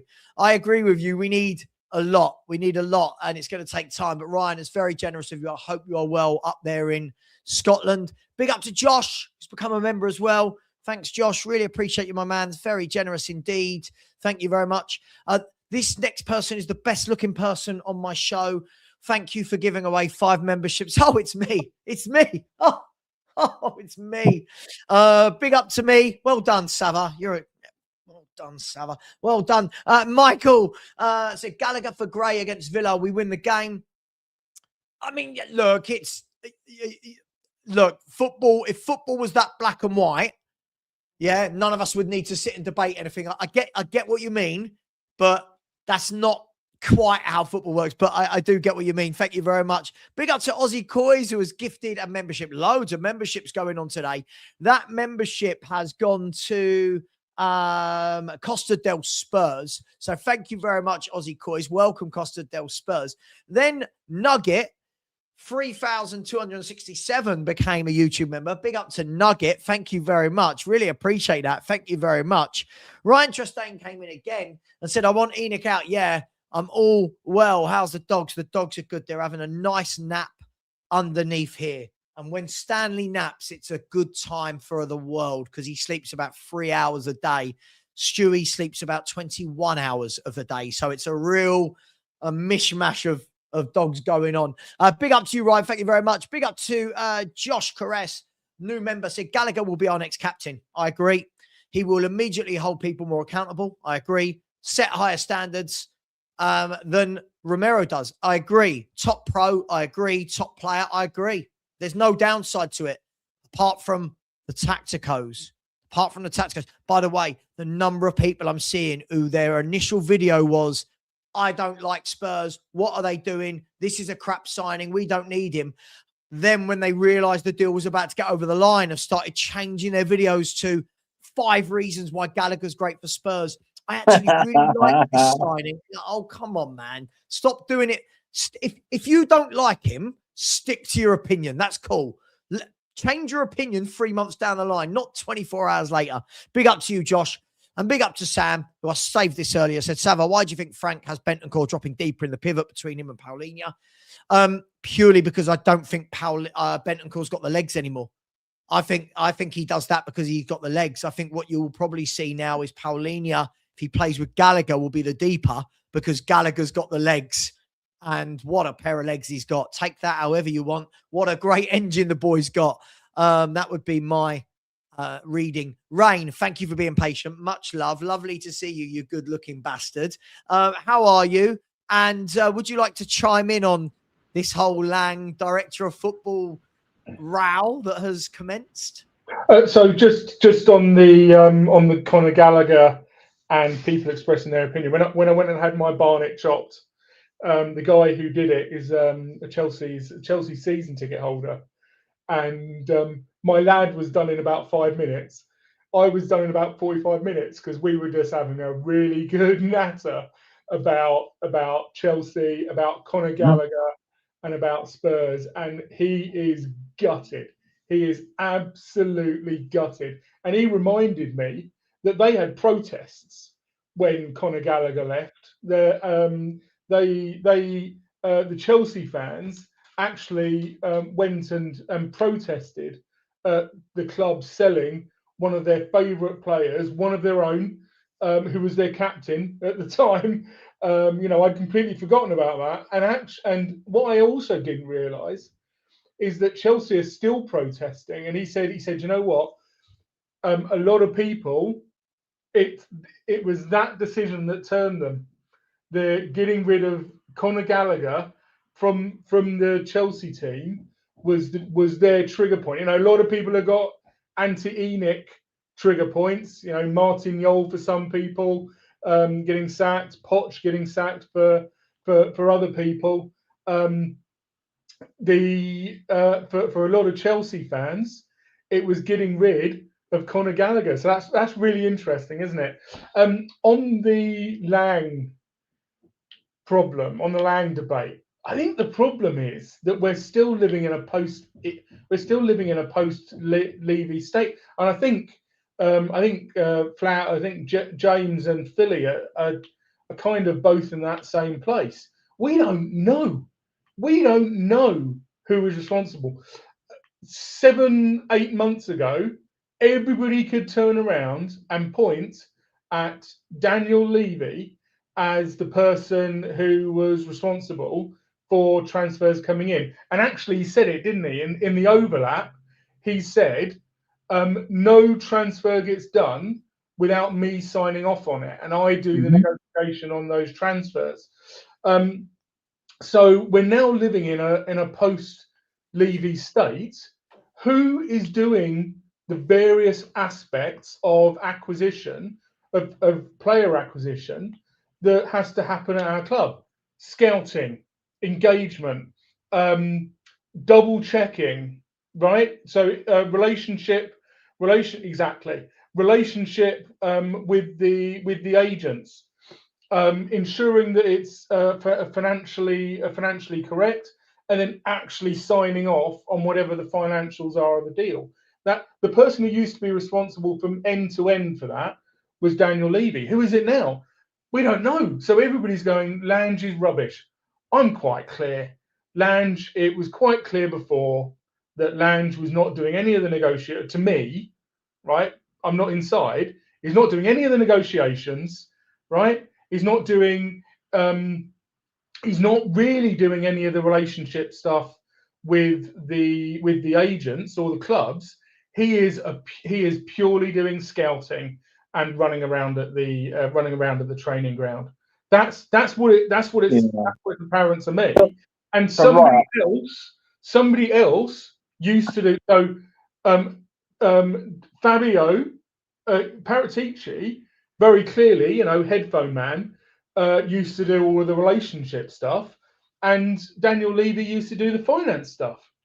So who, I think what Savva said, now? I think the question was, and I think that's where me and Philly were different. I think the question was, correct me if I'm wrong, Savva, does Lange get criticised too much, or does he take a lot of the flack that it doesn't necessarily deserve? Or I don't know the exact question, Savva, but it was something along those lines, wasn't it? Is he getting unfairly treated because of what we're seeing? Is it all his fault, or so on? So that's where I was coming from, the point of, no, I think that he does get criticised unfairly. Again, I don't think he's good enough, but purely because every stick available in that park, they're bashing him with, rather than. And I think that's where I was trying to come from. Yeah, exactly. But I'm agreeing with you, because I think everybody's going, Lange surely should be responsible for the end-to-end. He should be responsible for the scouting all the way to the player landing in the training ground. And I don't think he is. I think what you're saying, James, I think he's responsible for that bit. The bit at the very beginning where he goes and does a little bit of scouting and goes, these are the players who we can go and sign. When we didn't seal the deal, for example, with Morgan Gibbs-White, I don't think Lange was the one who was doing the negotiations with Does anybody else think that Lange was the person who was doing the negotiations with Marinakis, who was agreeing the finances on wages, agreeing the finances of the transfer for Morgan Gibbs-White's registration? I don't. No. Sorry, Ren. I agree with you. I agree with James on that principle. Can I just chime in, because I'm going to go in a second here? James, when you quote me, ain't for the king, don't miss. When I said about Ange last season, Ange himself came out at the start of his reign and said every signing was his. Funny, after Conte's speech here, that he came out and blamed everybody else at the club on their transfers. And that the first manager that comes in actually says, every transfer is mine. Everyone that goes through the football club is mine. So as a man, I take you by your word. So so who am I to say that every signing isn't yours? Now, in the second season, Ange done it the second time he done it again. Every signing is mine. Every player that comes through the club is mine. It is my responsibility. So as a man, I have to take his at his word. Now, by doing that, but you just blamed Lange for Johnson's signing. hold on. For saying that every signing was his, he took accountability from every single person in that group that Rain was just talking about. In the bringing the players in, he took all accountability and all respectability from every one of them by taking it on his shoulders. So when they go wrong, guess what? That's on him. Because otherwise, don't come out there and say that every signing is mine. You say, I'm here with the club and I'm willing to take, and I'm taking the signings. Not other manager came out and said that every signing was his, James. No, I agree. And my answer to that is that you've just changed your opinion then, because you just blamed Lange for signing. My opinion. You just blamed Lange for signing the likes of Brennan Johnson, and now you're saying, but Ange come out and said every signing is now mine. So was it Lange or was it Ange? Like, you need to, because you're saying two different things now. I blame the right people for the jobs they do. I've said this 100 times, and you've been in a chat with me, and I said this, Ange would be the perfect person to work for, in industrial espionage, because my man would run his mouth so much with all the nonsense that comes out of his mouth that you could basically frame him up, and he'll basically say, yeah, I done it, sir. It wasn't him. Guess what? Perfect patsy, mate. But I don't think you're making. That's why I looked at it, Ange. Yeah, no, I get what you're saying. I completely. It was Ange's fault that we signed those, but you can't bash Lange with that stick, because it's Ange's fault. If Ange has gone to Lange and said, "Look, my players are X, Y, Z," and then he's gone, he has to do his job and say he almost works for the manager and the club. So he's kind of said, right, okay, this is who he wants. Goes to the club. This is who he wants, because that's his part. But you can't bash him for signing the players that Ange has asked for. No, I say it's both. I take it like a normal fan. I say it's both of them, James. I can't blame Ange altogether for every signing that comes in, because Ange, at the end of the day, was a manager for the club. So he can't exactly come out and say every signing was crap. No, I agree, but you just said you're going to hold. I have to take it on his merits here that he come out and said every signing was his, but I also have to take it on the fact that every signing was done with Johan Lang in with him. So I can't just give Johan Lang a free pass on that, James. I can't. It has to be fair. Sure, but I just want to again, some devil's advocate type stuff here. Look, when managers say things, I think sometimes we're all old enough to read between the lines. Like, listen, as much as I don't rate Ange as a manager, did I really think that Ange has gone to the club and gone, you know what I want this summer? I want Bergvall Gray, I want Yang. I don't believe that in any way, shape or form. Now, what Ange is doing is the right thing in terms of taking the pressure off anybody else at the club, saying, hey, this is me. I have to take this on board. I think we can read between the lines that it isn't. The same way now, I'll say that for Ange. I'll say the same thing here. When Conte says, I'm happy with my squad. When Jose says, I'm happy with my squad. Fans then come back in and go, well, so-and-so said they're happy with their squad. Do we really believe that managers out in the public, when they're asked at the beginning of a season if they like their squad, are going to turn around and go, to be honest, I can't stand it. To be honest, it's crap. To be honest, sorry, have you seen my forward? I think that people aren't understanding how the world of the media works and how media trained these professionals are now. You could go down the route of having a rant when things go wrong, the way that Ange started to, the way that Conte did. You can have that. But when you're asked about your players in general, people go, when I say like, oh, I'm not a massive fan of Tell or Odeburn, I go, well, Frank said he likes Tell. Sorry, what did you think that Thomas Frank's going to say in a press conference when someone says, what do you think of Matisse Tell? Well, genuinely, what do these fans think the manager can say that is going to be pleasing to them? Is he going to turn around and go, I didn't want Tell isn't good enough? He's never going to do that. He's going to be diplomatic. He's going to say, Tell can play in multiple positions. He's a good young player. He's one for the future. And then fans go, see, Frank wanted Tell. And you're like, sorry, are you dumb? Like, are you dumb? Like, it just doesn't make sense. So we've got to take pinch of salt, Rain, with certain comments that are made. Well, let's be clear. Everybody, all the fans absolutely lost their nuts when Conte, who, like, as soon as you said they're media trained, the first thought that came into my mind was, except for Antonio Conte, right, who is like the least media trained person you'll ever meet. He is absolutely heart on sleeve, tell you exactly what's going on in his brain and in his body. And when he comes out and says, Spence is a club signing, and then never plays him, fans lose their business over it, because he's saying what they don't want to hear. So managers normally tell us what they know that we want them to say. And I'm going to come back to Ange. And what Ange actually said was, let's be clear. What Ange actually said was, I get the final say. That's what he actually said. He didn't say, I'm responsible for end to end. He said, I get the final say. Those were his words. And there is a problem with that, which is, if you're presented with one player and you get the final say and you need a right winger, do you take that player or do you not have a right winger? That's ultimately the problem if you're not involved with the process end to end. You don't see the 5 that they started out with on the priority list. You just see the one that ended up being the one that they could get through the door. A Joe Rodon, maybe, right? I need a centre-back. You start off with this lovely list, which includes Bastoni, and all these, and Skriniar, and all these wonderful players. And eventually the manager has the meeting in like the last week of the window, and he's told, we've got you a centre-back. His name's Joe Rodon. He's such and such and such and such.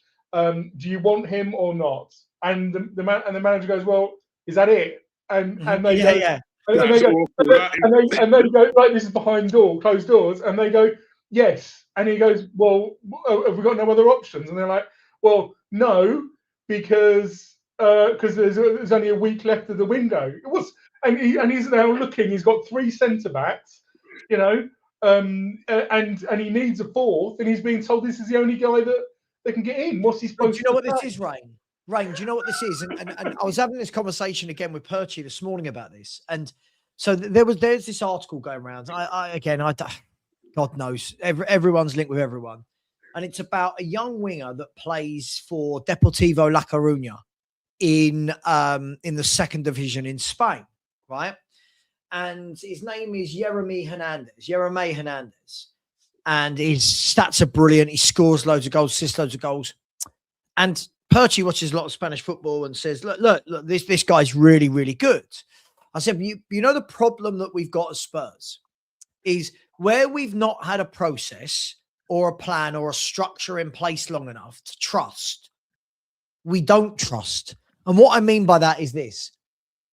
When the Brentford fans sign, like Brentford have just signed a young 18-year-old striker from, was it France or somewhere like Belgium, somewhere like that, right? As a Brentford fan, you trust your scouting network, right? Because you've seen how many come in. So you go, cool, he's the next one coming in. When you're a Brighton fan, their strategy and structure is so good that you turn around and go, yeah, leave them to it. The problem is, guys, for me, Rain, right? This is the problem for me, is where we don't have trust and we've had no set structure for years and we don't know who's in charge and we don't know what the philosophy is. Every signing is under the microscope. Now, a signing like a Gray or Bergvall for most clubs goes under the radar It's like a bolt on to the main transfer window, and it's not really discussed. For Spurs, we have no trust in whether it's Lang or Paratici, or whether it's Ange, or if it's Frank. Is it Vinay? Is it Levy? Is it this person, that person, that person? So we look at every signing. And what I said to Perchy was that I don't know this player, by the way. Apparently he's mustard, and that loads of clubs are starting to look at him. But said, if we were a club where we really trusted our owners and our scouting network, we'd all sit here and go, God, I bet he's good coming in. Difference is right now, because we don't trust it, we would all go, who's this crap player we're bringing in from the Spanish second division? And that for me is what we've got to build. And that for me is the bigger picture to getting transfer windows right, is it's building the long-term sustainability aspect of it behind the scenes. And this is why I try and look past just Frank now, or just Lang now, or just Levy or Vinay now. But when you try and have those conversations, a lot of fans don't want to go that deep.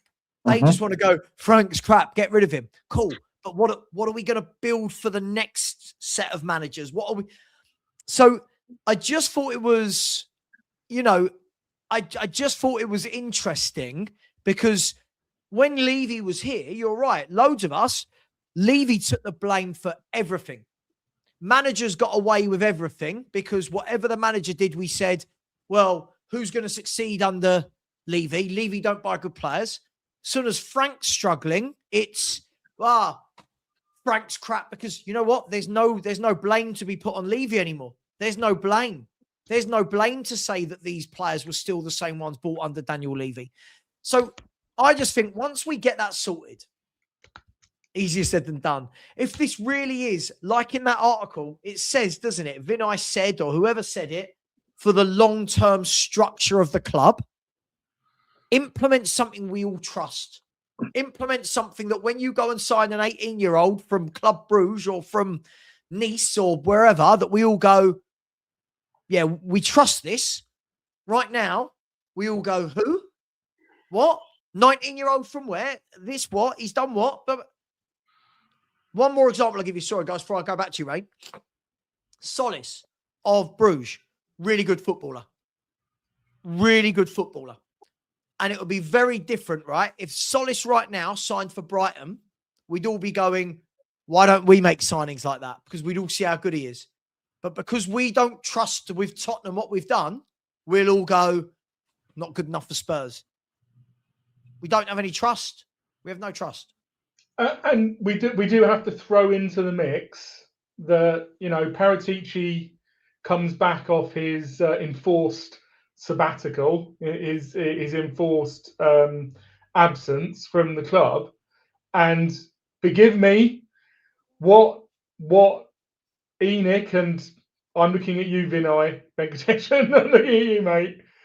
The decision they take is not to put in place a reasonable structure that shows that all of those things that I said that have to happen are going to be managed properly. What they do is they put Lange and Paratici side by side. They're both going to do various different jobs. It's completely obfuscated. We're a mess. We absolutely need a football person to come in. So Destiny said Poch and Mitchell. That was a great part. That partnership, people always talk about today. That partnership set up Poch for his 4 or 5 years, because talent acquisition lags performance, right? Or sorry, performance lags talent acquisition.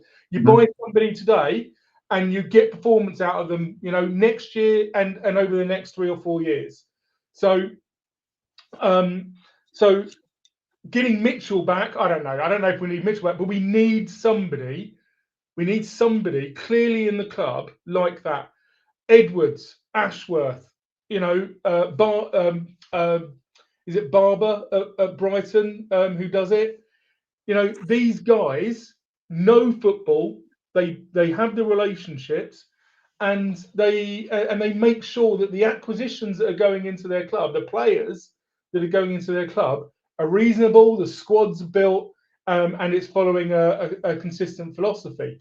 I don't think it's fair to lay the blame. I don't think Lange is doing that job. Lange is quite clearly not doing that job. But the Yeah, question is, who is doing that job? Because but I don't think anyone is.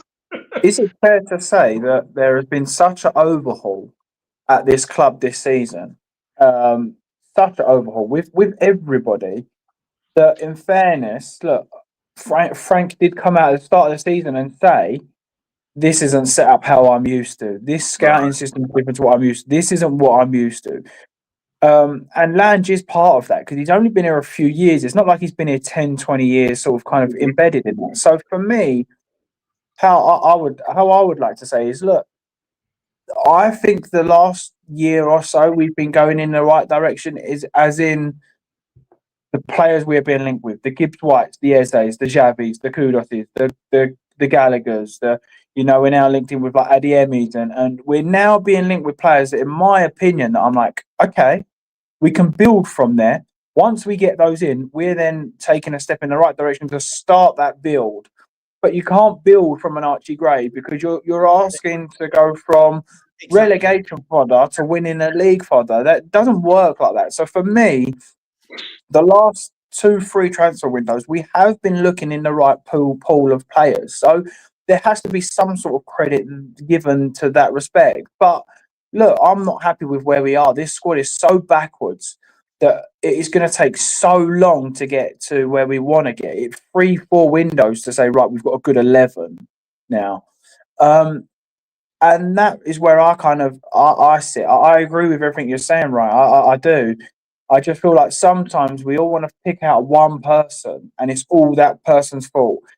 And at the moment, there's two. It's Lange and Frank. No matter what happens, it's Lange and Frank. It could be Kudos misses a penalty. Well, that's got to be Frank. Why did you let Kudos take it? That's how I feel the club are at the moment. No, it's not penalties under Thomas Frank. Yeah. That's how it would be. I see fans on YouTube channels going, "We don't practice passing in training," and I'm like, "Are you kidding me? Have you ever been to a training ground? Are you and that's what annoys me, yeah. No. And that kind of thing, and that's where I kind of sit. Look, I'm not saying that Lange has done anything to go, wow, this is what I want to see. This is the guy. But I also, if we're looking at the black and white, barring the kids that come in, who, by the way, are loved by our fan base, not me personally, our fan base, I think that we're at that point where it looks like we're heading in the right direction. If we get an Aculos, if we get an Adiemi, if we get insert Adam Wharton, for me, I find it really hard to then start going, you know what, I'm still on. I then, if we sign 2 of those 3, I will then, I've said to Savva, and I think Savva agrees, by the end of the season, I'm banging on Frank's door and saying, no way, mate, you've got a club now. For me, that midfield 3 is good enough now to be playing top half, top 8 Premier League. Polinia, Gallagher, Xavi, no excuses.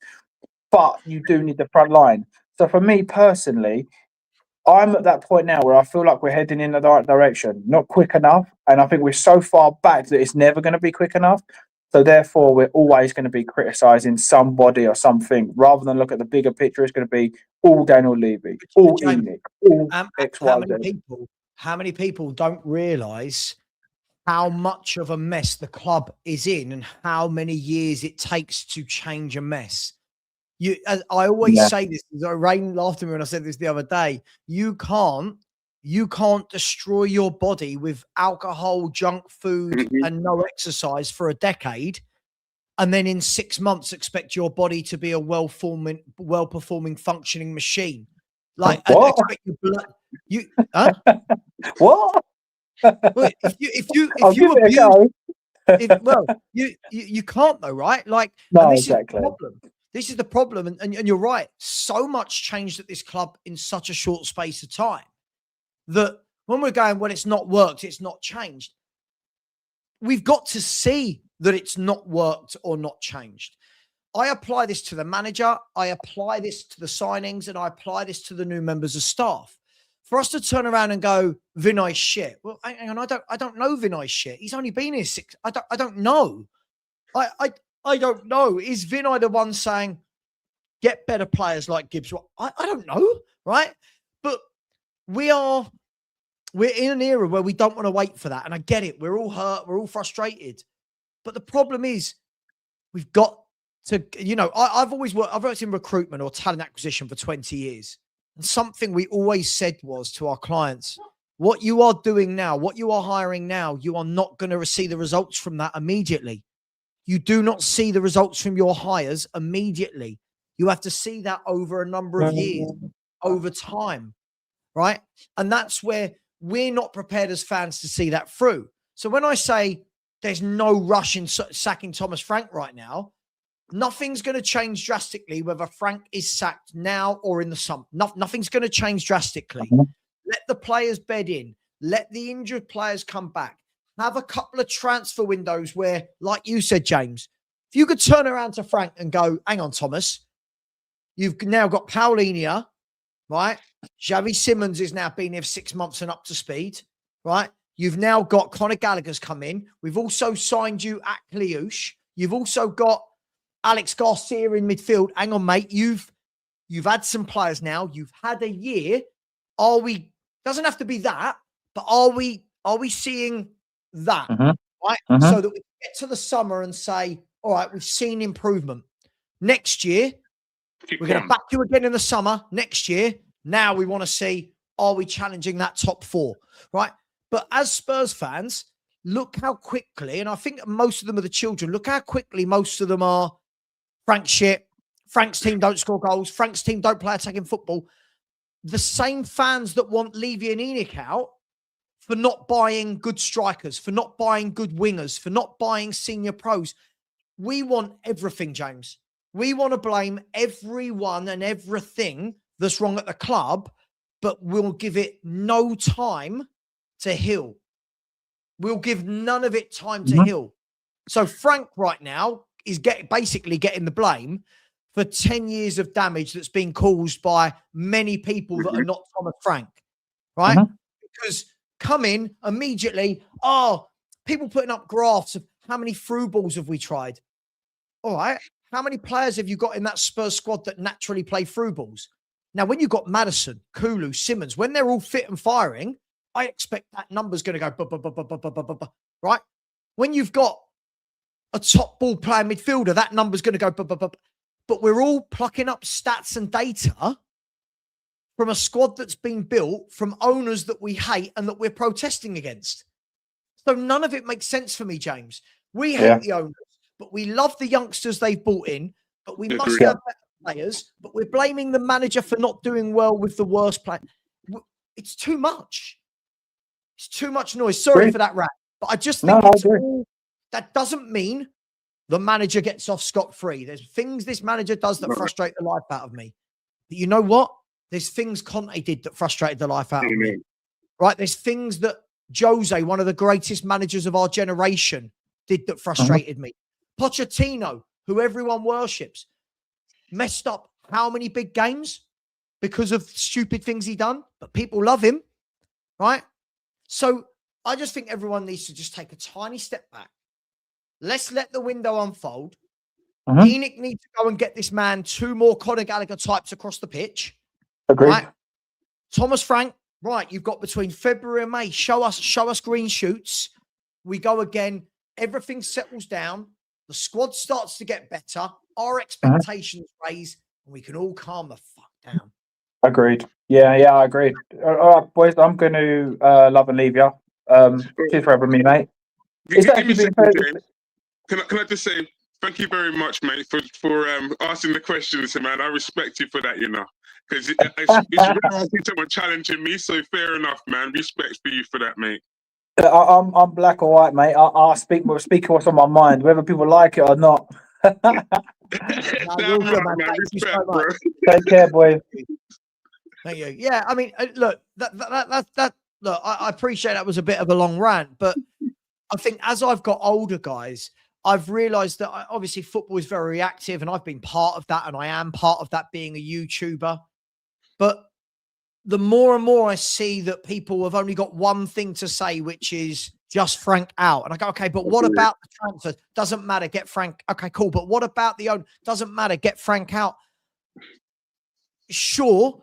But we're just going to be sitting here and doing this in 3 to 6 months' time. So for me, I want to give these owners I want to give it. Listen, ENIC, I will protest against them at the weekend because I'm hoping it spurs them into action. Mm-hmm. One of two things. I hope it either spurs them into action, no pun intended, or spurs them to sell the club. But let's see. If we get to the summer, by then they've had 2 windows. The people taking over from Joe Lewis, they've had 2 windows. The summer will be 3 windows, and you can really go, hang on, you know what?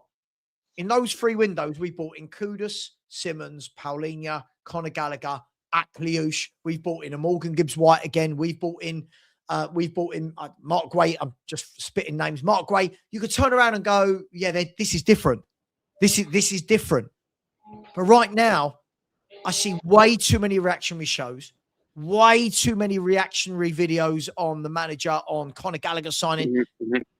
And I'm trying to look at the bigger picture down rather than the little Savva, is that help? Yeah, but Savva, is that helped by the club itself, yeah, not coming out and backing Thomas Frank and saying that Thomas Frank, you are our guy, yeah? And that will Frank as well. Really, hang on, but I'll ask you the obvious question, right? Haven't they backed him by not doing it? Like, why? I'll ask this question, a devil's advocate again. Why do they have to? It's only certain sections of the fan base that are saying he's going to go. I've not seen anyone in the club. I see all these people send me pictures from X all day long of Dean Jones Soccer has said Spurs are thinking internally of making. I haven't seen anyone at the club. I haven't seen anyone like an Ornstein or a Romano or a Tom Bott talk about new managers, replacements. So why do they have to come out and say something? Surely by not. No, I don't think it would. Sorry, man. I just think it would shut the fans up here because the fans would know one way or the other, yeah, and we can just get on with just have Thomas Frank just get on with his job. Because otherwise, yeah, you're just gonna have this. His job's on the line, and you're gonna have this question mark, Savva. If the club don't come out and say, look, yeah, we're backing Thomas Frank. Thomas Frank is our guy. We've brought in all this coaching staff from Brentford, and we're gonna stick by him through thick and thin. And this window will show it. But why do they have to? But why do they have to? Because fans are impatient.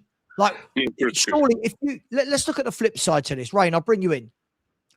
Again, just a lot of sitting in the fence here. There's 2 ways of looking at it. 1, it can be seen as support. 2, it can be seen as why have they had to come out and do this? Surely. This manager is they've gone and paid Philly £17 million to get this manager, right? Sacking Ange and bringing in Frank and his coaching staff was £17 million roughly. They've just bought him Conor Gallagher, who Frank said yesterday, I wanted him. I worked tirelessly with my club to get him. Mm-hmm. Gallagher has said that Thomas Frank wanted me and Spurs wanted me. So that shuts up all of these people again on X and on Instagram that are going, oh, I've heard that Thomas Frank didn't want Gallagher. Shut up. It's nonsense, right? Well, I think Frank can't sign anybody. Yeah. Right. So for me, if they come out and do that, I think it's more showing there's cracks. I think they're doing the right thing at the moment. Shut up. They're backing. Well, we'll see. Back him in the January transfer window. That's a sign that they're back. That he is their guy. And for me, maybe we're just doing what Arsenal did. Just maybe. When all the fans... Rain, sorry, I'm going on a bit. Sorry, but Rain, remember when Arsenal were finishing 8th, 5th in the first 3 seasons under Arteta? Right? Every Spurs fan, how much were we loving Arsenal being shit? Glory days. Glory days. Now, that is the exact same manager that we were laughing at and saying, what a mess they are in. They've got the exact same manager now who has built his squad over 6 years, is the exact same club. We're all sitting here going, shit, they're going to win. They're going to win a cup, like something big, aren't they? They're the favourites for the Champions League. They are the favourites for the Premier League, and they are the favourites for the League Cup, right? Now, that doesn't mean they're going to win it, but 6 years ago, 5 years ago, we were laughing at this guy, Rain. So I look, Philly, I respect you, mate, but do they need to do like a weekly announcement? No, I don't think a weekly announcement, Ray. I'm not saying a weekly announcement, but just come out there one time and just say, look, he is our guy. We have 100% faith. We have faith in Frank here. He's our guy. That's what I'm saying. Haven't they just done that? Haven't they just? I can't remember. Wasn't there? It doesn't. To be honest, it doesn't matter. I do agree with Sav. The board should not be distracted by fan emotion. We are emotional, yeah, and you know we are the mob. We are, you know, there's lots of us, and I always think back. I'm going to get specific here, right? I'm sure everybody's seen Men in Black, right? Yep. Men in Black, yeah, Men in Black, and there's a really great scene where Will Smith is sitting on the bench, right, and he's being asked, you know, to join the team. Yeah. And he goes, you know, just tell people. People are clever. And Tommy Lee Jones goes, no. A person is clever. People are dumb and reactionary. Dumb and reactionary when they're all together. And unfortunately, the reality is that as a fan base, we're the same. We're very emotional. We go through highs and lows. Where normally in our day-to-day life, we wouldn't live like that. We would be quite rational, right? And we would try to have a long-term view. And that's all that Sav is trying to say about Frank, is just try to be a little bit rational, try to have a bit of a long-term view and not be quite so reactionary. And we need the board to be behaving like that. Because if the board were to do what Abramovich, you know, is accused of doing, he wasn't actually that bad as people make him out to be, right? He was only bad for the time, right? Nowadays what he was doing is relatively normal, but back then sacking a manager every 18 months was woo. That's what we now do for every single manager. We need to be a little bit less emotional, a little bit more rational, a little bit more plan oriented. I've just gone and done a little bit of research on Rafi Mawson, who they've got from Man City, because somebody mentioned him, and I was like, I don't know what, you know, people are calling him technical director, sporting director of football. None of us know what these titles mean. Yeah, no, no idea. It's just, you know, they're just like little tags next to it. So I went and checked. I went and did a little search with a search tool and asked what was his role at Man City, and it came back and it said his role at Man City was overseeing player contracts, both acquisitions and internal negotiations, and ensuring that the club was financially stable through the wage structure. Well, we've been saying in this whole thing that there's clearly not somebody doing that. You know, I'm going to protest on Saturday, right? I'm going to be there, keep up my 100% attendance record, right? But it does seem to me, however slowly they're doing it, and I want to hold their feet to the fire to make sure that actually they follow it all the way through and we start to see appropriate results, and they don't fall back into signing Odobert, who got relegated, signing Gray from a championship side for 40 million quid after he's had one season, signing Tell for half the money we sold Harry Kane for from a club who clearly didn't want him. I don't want us to go back to doing that kind of recruitment or that kind of interaction, but it does seem to me like there are signs that it's just taking too long. I agree. Sorry, I was going to say I agree with you, but I'm going to say because of the length of time it's taking, for them to get it right, Rain, I think they're charging the fans way too much for what they're experiencing right now. And if they want to behave like like Brentford, and they should charge accordingly like Brentford. If you want to behave like Arsenal and you're charging like Arsenal, then be like Arsenal. You can. It's like that. You know that old adage, yeah, of you can't be a man sometimes. Be a man all the time. You can't be a boy, and then you can't be a man, and then I say, oh, I want to be a boy now. It doesn't work like that. It's either you go one way or the other.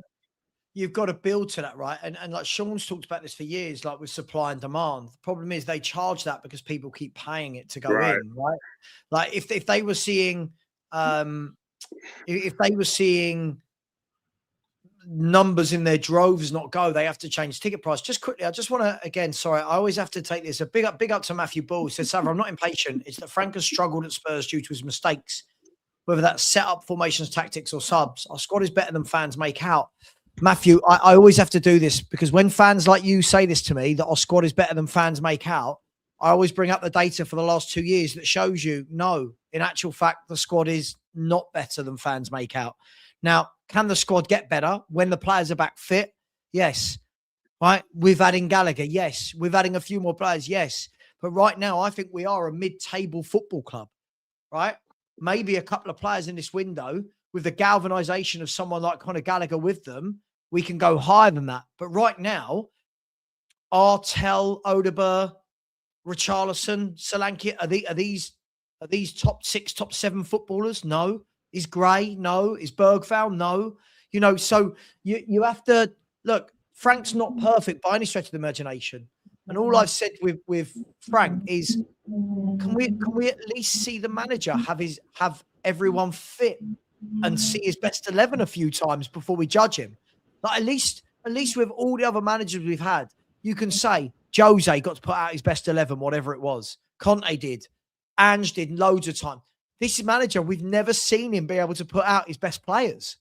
So we're judging him on what other managers were backed. So Ange for years was backed by, oh, but look at the injuries. But we also saw what Ange did with the best players.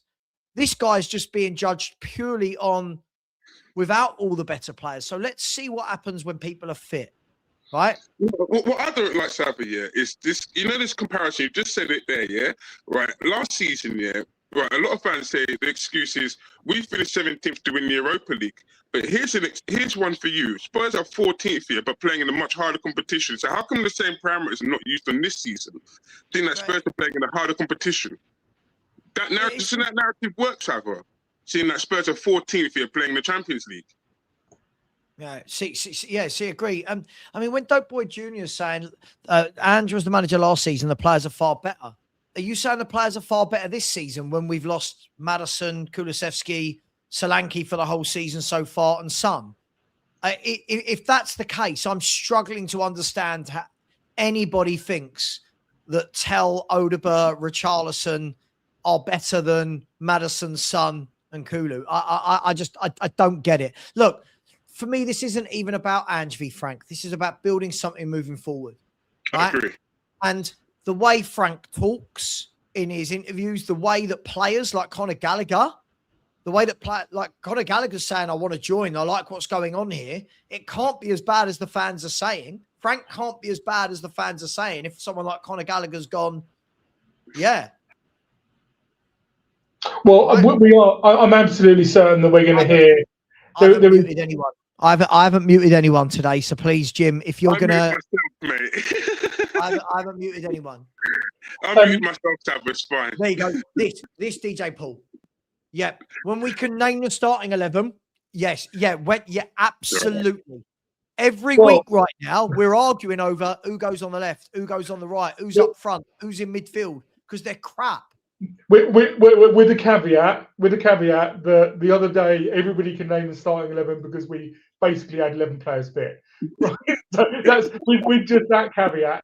It's not just about that we can agree, but that actually there are the players that are there. I think you make such a good point. I never really thought about it like that. But Ange got a lot of credit in the bank for his first 10 games, and that carried him through.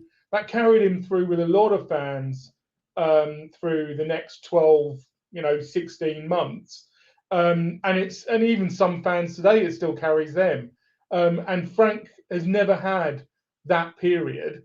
I mean, at Spurs, it's almost like we cannot just have that that first 11, because it's quite clear that half of them are going to be injured.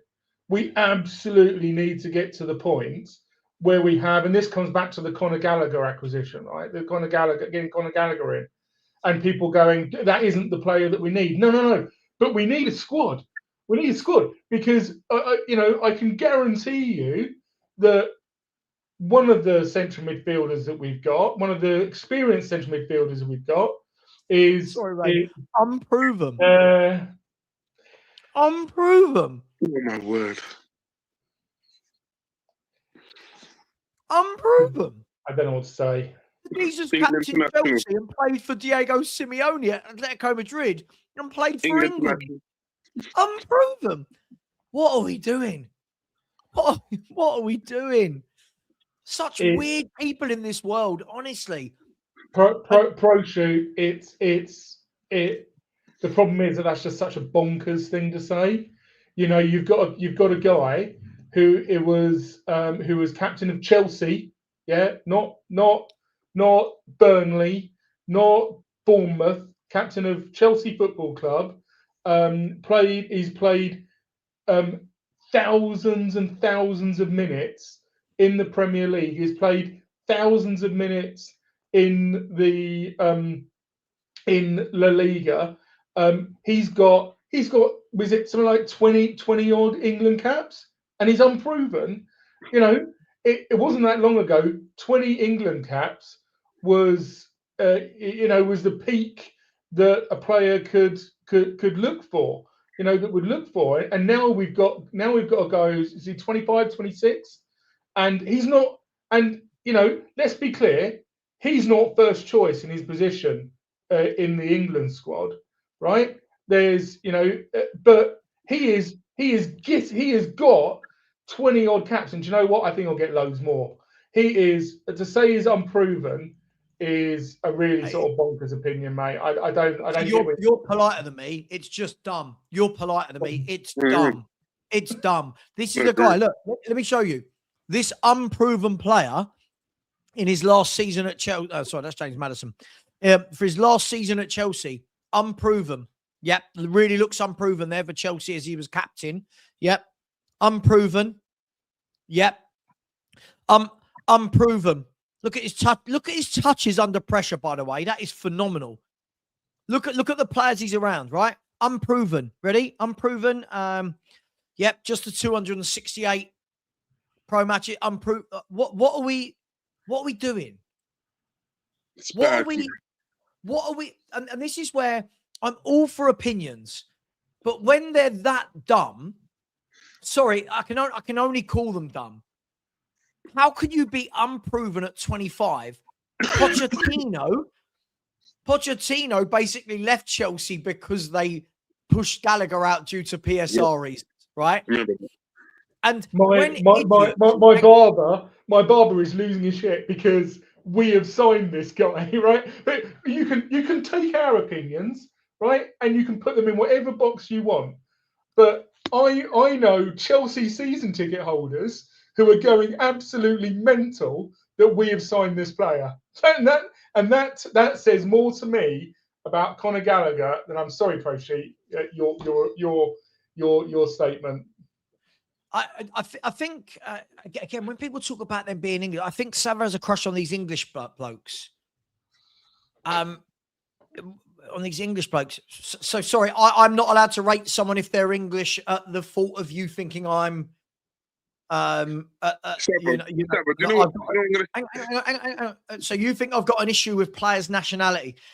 I love when people say this dumb shit again. I don't give a shit what colour, religion, sexuality, country. I could not give a flying monkeys if this guy is from Zanzibar. I don't care. He's a good footballer, right? Right. Also, your grammar's absolutely shit. Just saying, right?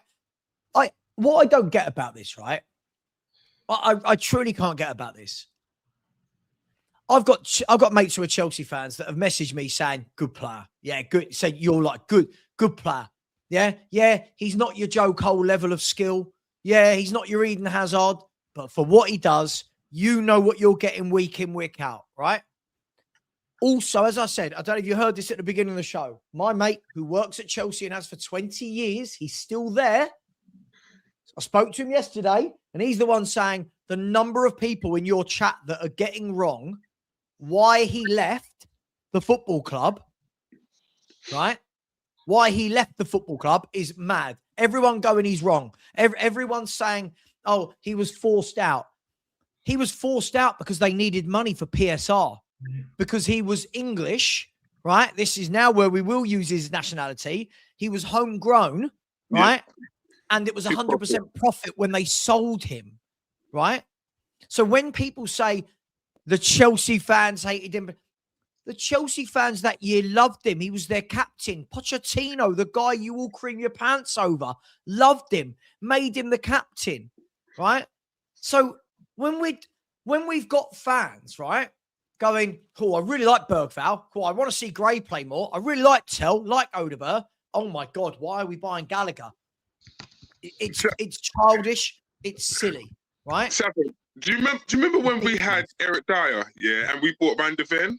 Do you remember how many fans used to defend Eric Dyer? Oh, Eric Dyer is the best you've got. Yeah, the moment we bought Van de Ven, yeah, you see how people changed and said, oh, we've got a competent left side of centre half, yeah, and then you can see that how we raised the levels. I think that's what's going to happen with Gallagher. When Gallagher comes in, yeah, fans will see him, yeah, and then they'll say, oh, I didn't realise he was that good. But really and truly, he's one of those players, yeah, that, like I said earlier, he's underrated because people don't see what he does in the team, his role in the team. But once you see him play in that position and you can see how much drive and passion he has and how infectious that is, I've got a feeling the fans will like him straight away because he will embody everything that fans are crying for, because fans are crying for someone to be hungry, someone to show passion, someone to show energy. And that's exactly what Conor Gallagher is. So, but you get this, Philly.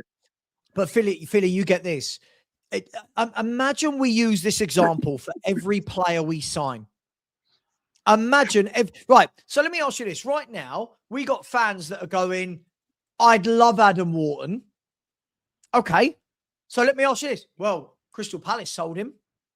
They didn't rate him clearly. Players move. Players move to different clubs.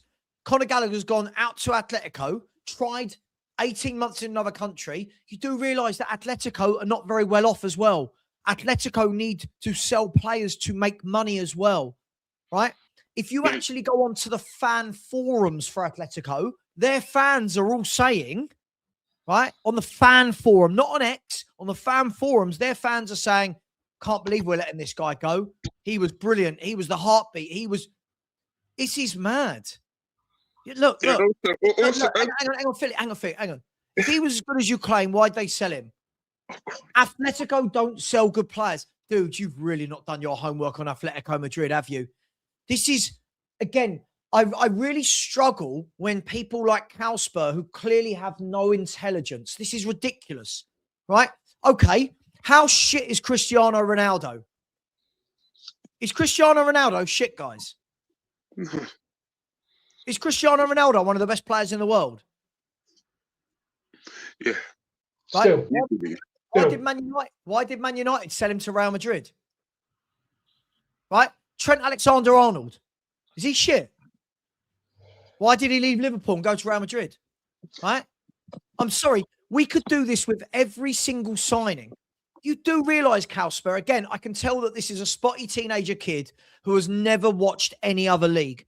Go and have a look at the squad that Atletico have got, right? Atletico also play 4-4-2. Only one of very few clubs that play it, right? So, at the end of the day, please do your homework. As I've said, when I spoke to my mate who works at Chelsea, knows his family, knows Conor Gallagher, and he's saying, these fans really do say some stupid stuff. Please go and find out why he was sold by Chelsea. Please go and find out why, right? Why Pochettino fell out with the Chelsea board. It all started with Conor Gallagher. He wanted him to stay. They forced Conor Gallagher out. They made him feel unwelcome. Conor Gallagher did not want to leave. You're probably, sorry, I'm on one now. You're probably that sort of person that I've heard for years. Conor Gallagher won't join Tottenham because he's got Chelsea in his blood. They are professional footballers. They move clubs. They move clubs, Hotspur. This is ridiculous. Right? Spurs sign good player. Let's find a negative. All right. Mickey van der Ven. Why did he leave Wolfsburg? Is he shit? Why did Wolfsburg sell Mickey van der Ven? I bet you rate Romero. Why did Atalanta? Why did Atalanta sell Romero? Because he's shit. It's so mad how childish these opinions are. Atletico Madrid will sell. Atletico Madrid do sell players. Go and have a look at their history of selling players. This is absolutely ridiculous. Why did Harry Kane leave Tottenham? Is he shit? Is he shit, No. Is Kane shit? Why did he leave Spurs? Right? Why is let's think about who's moved big in this summer. Why didn't Buemo leave Brentford? Right? What? Why? Why Bournemouth sold Semenyo? Why have Bournemouth sold Semenyo? Players move. Players move clubs. No, but Rodrigo Savva, de Paul, Savva, this you're sounds right. even worse. Savva, this sounds Rodrigo de worse. Paul, World Cup that- winner, top midfielder. Why has he left Atletico Madrid? Oh, he must be shit. It's crazy. It's absolutely crazy how people do not understand the grown-up world of how business and football works. Sorry, Philly. Go on. No, what I was going to say, yeah, the craziest statement there, yeah, is that you would think that Spurs were better than Atletico Madrid by the statement, wouldn't you? You'd think that Spurs have more quality than Atletico Madrid. But if you look at Atletico Madrid's squad, yeah, like you said earlier, their squad is stacked, especially in midfield. They bought Alice Baena last year. They need to add to that midfield that they had. So they could have really and truly, yeah, right. Gallagher wanted the game time before the World Cup. That is why he became available. They didn't want to let him go, but he wanted game time to get back at his place in the England squad. So Tottenham took advantage of it and brought him in. That's a fantastic signing for Spurs, and it's a massive loss to Atletico, but they could afford to let him go. So I'm not going to criticize. So fair play to Tottenham Hotspur for taking advantage of that, but that's no reason to slam Atletico Madrid and why they're selling him. A lot of teams will sell. A lot of players will go before the World Cup. Endrick has just left Real Madrid to go to Lyon, not Lyon, to go to Marseille for game time. Is Endrick crap? Philly, can I just let you know a list of some players that have left Atletico Madrid in the last 5 years? Remember, just remember, Atletico Madrid don't sell good players. Right? Here we go.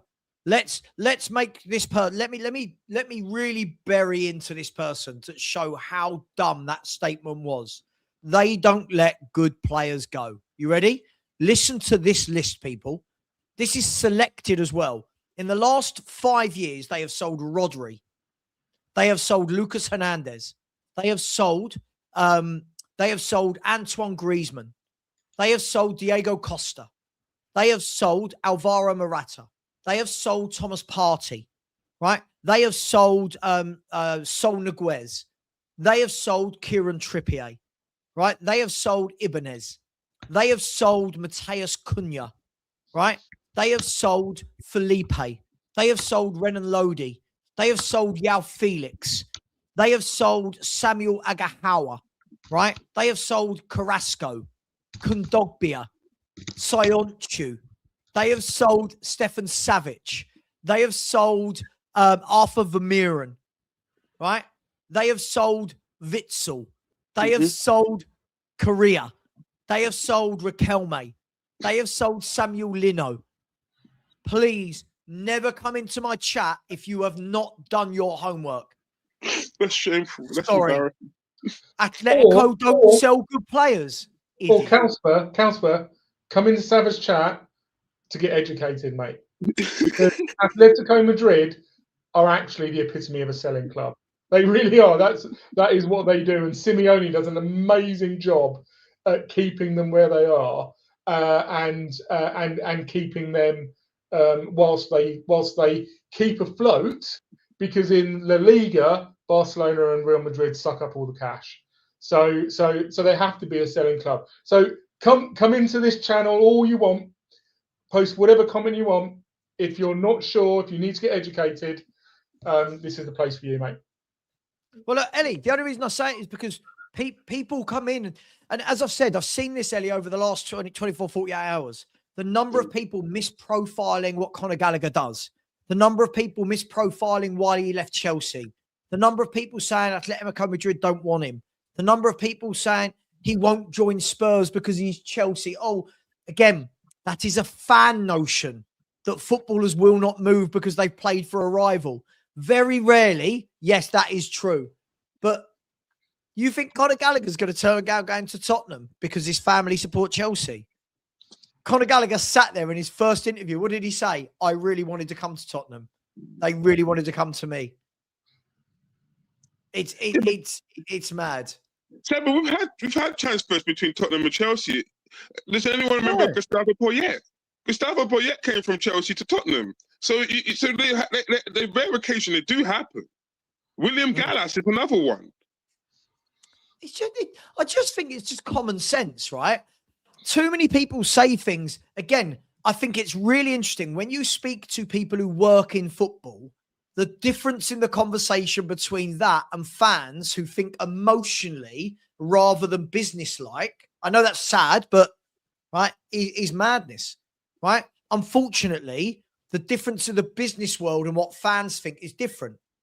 Like when all these people are saying, yeah, Romero was great calling out the board in public.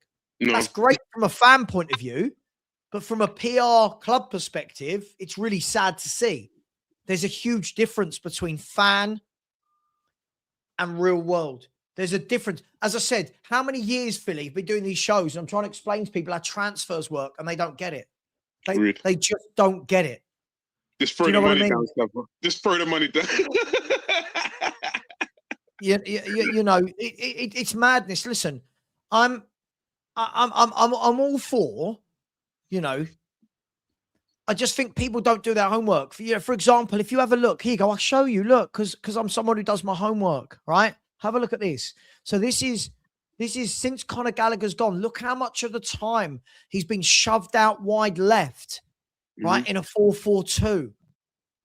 Look, you can see at the bottom, 35% is left midfield of a 4-4-2. And that's what people are judging him on. Now, look at the last time he played centre mid every game. And look, bloody brilliant. But people don't want to go and do that homework, Philly, because it's easier to just make something up.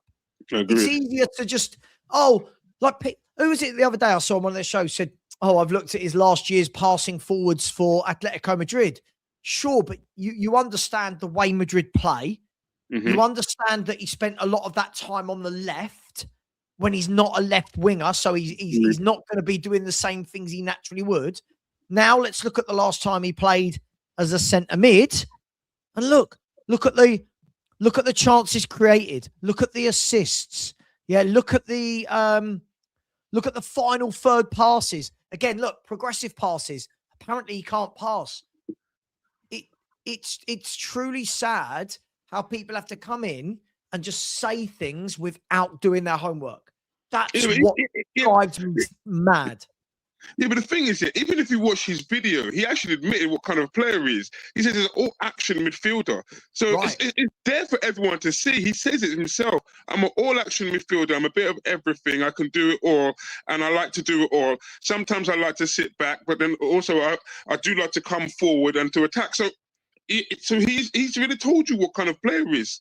He's not a left winger. So but he's willing to play everything, and that is one person. Yeah, that's a captain, my captain. I said this to you earlier, Savva. He's a captain, my captain, where this man will play anywhere he has to play if the team needs him to play it.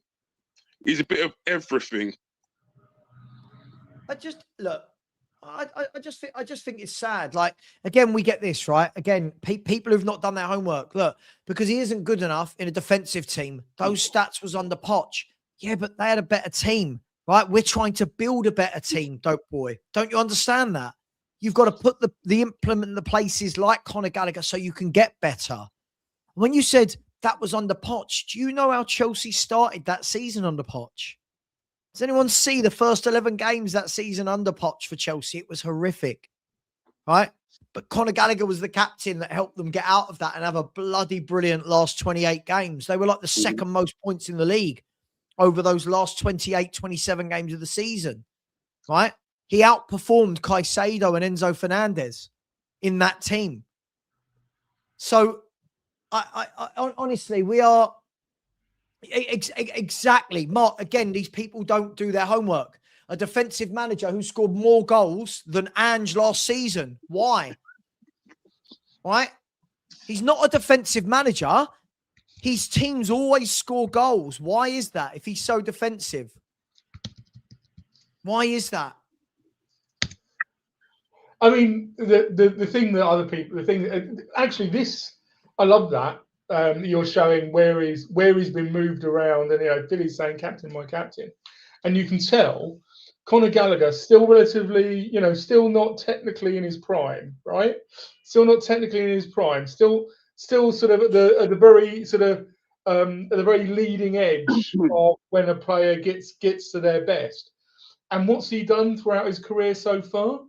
He's played for top sides, and he's played in multiple different positions throughout that side. Poch had him as central midfield, defensive midfield, 10, right? And he was playing all of these positions. He understands these positions. And when you understand the positions around you, you can interact with them better, right? So I'm really excited. I know that he's, look, and for anybody who's new here, right? Anybody who's new here, nobody on this panel is saying, that's it. Conor Gallagher, that's the only player that this squad needs to progress. He is a piece in the bigger jigsaw that the squad needs to be completed or to be moved forwards. But he will make whoever we've got now and whoever we bring in, he will make them. It will help them play better and interacting with Xavi. He will be able to interact with Xavi. Do you know why? Because he's done a little stint at 10. Whoever's out on the left-hand side, he will be able to help them. Do you know why? Because he's had to do a little stint at left wing because he is that kind of a versatile midfielder. But if we can get him just ticking in the 8, I think we can only win. We can only win through getting him playing there. Here we go. So, Rain, here we go. So, Thomas Frank is a defensive manager, right? Year on year in the Premier League, his team scored more and more and more goals, right? I mean, I imagine a defensive manager that got 66 goals from that Brentford squad. Again, people don't do their homework. This is the problem. They say things like this guy in the chat at the moment, this Dope Boy Jr., saying things with nothing to back it up. You watch how Gallagher presses in our team. Don't you think that we're not a high-pressing team at the moment because we don't have the players to play that way? Don't you think that adding someone like Gallagher allows you to do that? So what somebody like Dope Boy, who doesn't clearly understand football, if you want to play a certain way and implement certain philosophies, you have to buy the players that have that skill set. So us buying someone that presses means we won't press. That doesn't make sense. Of course he's going to press. That's his natural game. It's honestly so worrying. Opinions are opinions, but go and do your homework. Go. The details are there. Go and do your homework.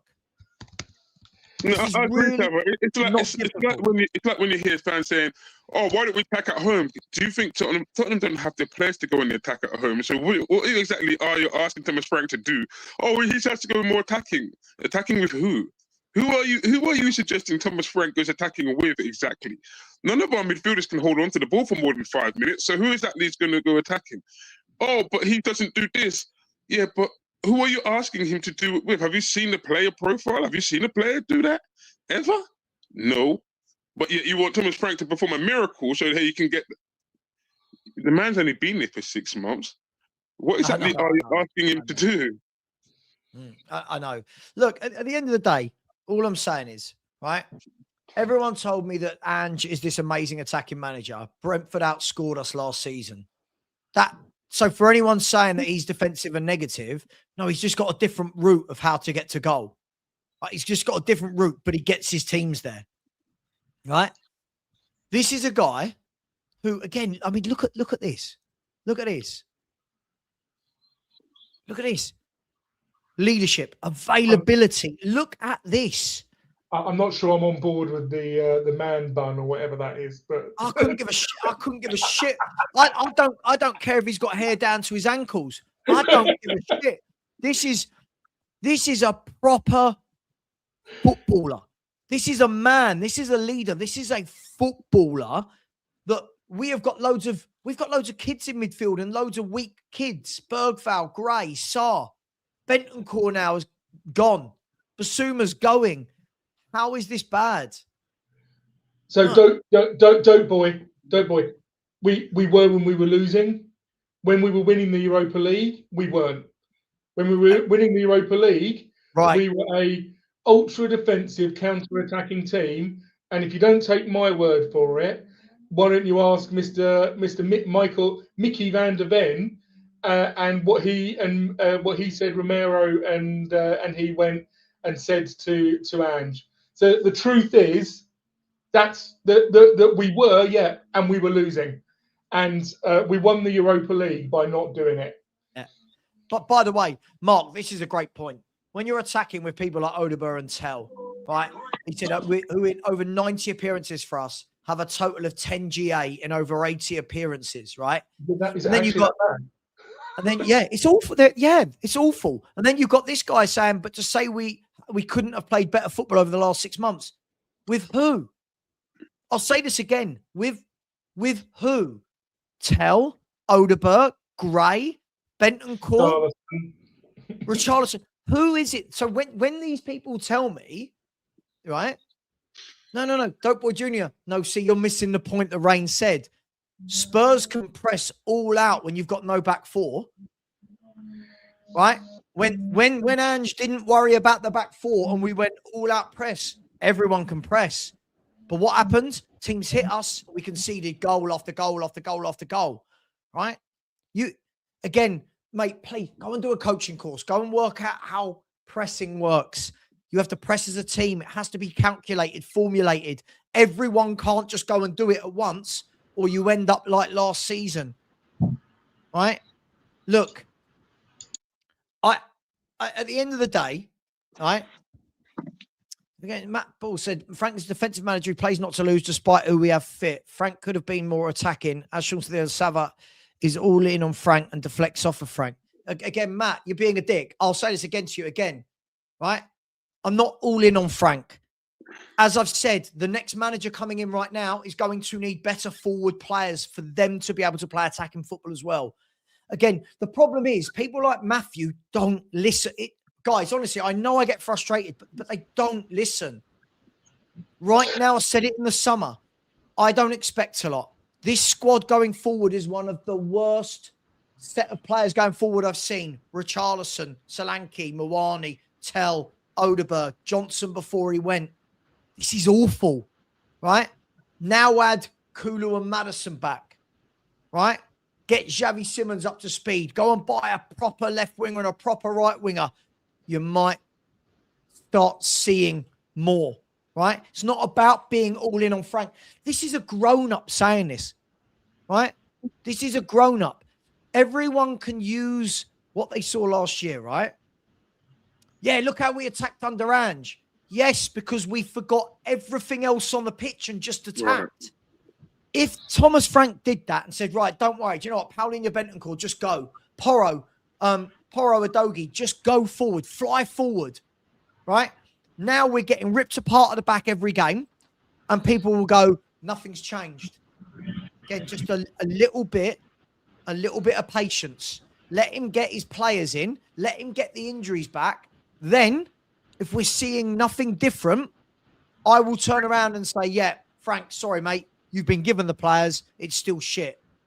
Right now, people like Jordan in the chat, people like that, Matt, saying, with the players we've got, we should tell Odeber, Ritchie, Mawani, Johnson, Solanke. Sorry, when have these been good players? When? The goals and assists and all the attacking we did last year was with Son and Maddison and Kulu. Like, these players aren't available for Spurs. This isn't rocket science. I think a lot of people are also, look, I'm in the same place, right? Which is, I'm not sure Frank's the guy. Actually, I know Savva, isn't there? I'd love the Poch to come back in the summer. I absolutely would. I think, and more for his connection with the fans than anything else, because he created that. And I personally think that Frank's done some irreparable damage. But that's by the by, right? That's by the by. That's not where Frank is. That's not what we're talking about with Frank and how he delivers on the pitch. People are saying he's pragmatic and counter-attacking. Do you know why you're saying that? You're saying that because you watched Brentford on TV against Liverpool, Man City, Arsenal, us, right? When, do you know what? Frank made Brentford hard to beat and hit those teams on the counter-attack. But he wasn't doing that against and he's talked about it. He's talked about the fact that against those teams where Brentford was struggling, right, because Brentford didn't have the resources that those teams had, he would maybe go three at the back. You know, a lot of people had it in their heads that this is what Frank would deliver at Spurs. Give it time. And but what Frank did against the teams, who were at their level, was they went and attacked them. And Wemo, Visser, right? Do you think these players got the level of status that they've got, the stats that they've got from just being in defensive teams? No, they didn't. Frank was, yes, absolutely at Brentford. And what we remember, because it's what's on Sky Sports, against the bigger teams, he went pragmatic. Rocket science, right? Rocket science. A Brentford team who is built up from the Championship plays pragmatic football against top four, against top four, but against sides at his level, against sides at their level, and who were in relegation, they went for them to get points. That's what Frank did at Brentford, and that's what a lot of people were saying he's going to do at Spurs. I don't think that's what we want, but he can't do either the flexibility of pragmatic and then attacking, or just all-out attacking, which is what Spurs fans want. I think it's a bit unreasonable, but it's what we want, right? Can't do either without the players. It's just that. That's the root of it. Show you, right? And by the way, yes, everybody, I am fully aware that Spurs have hired Johnny Heitinger as the head assistant coach. I will talk about that in a second. I'm going to bring up, right? So again, for people like Dope Boy Jr., who's not done his homework, for people like Jordan Baker that have not done their homework, for all these people that have not done their homework, I have done your homework for you, you lazy gits. Right? Here we go. By one click. Here is Brentford's results last season, right? Have a look at some of these results. Brentford 4, Man United 3. Yeah, he doesn't attack. 2-0 against Forest, doesn't attack though. Brentford 4, Brighton 2, right? Brentford 4, Leicester 0, but he doesn't attack, right? Brentford 5, Southampton 0, but he doesn't attack, right?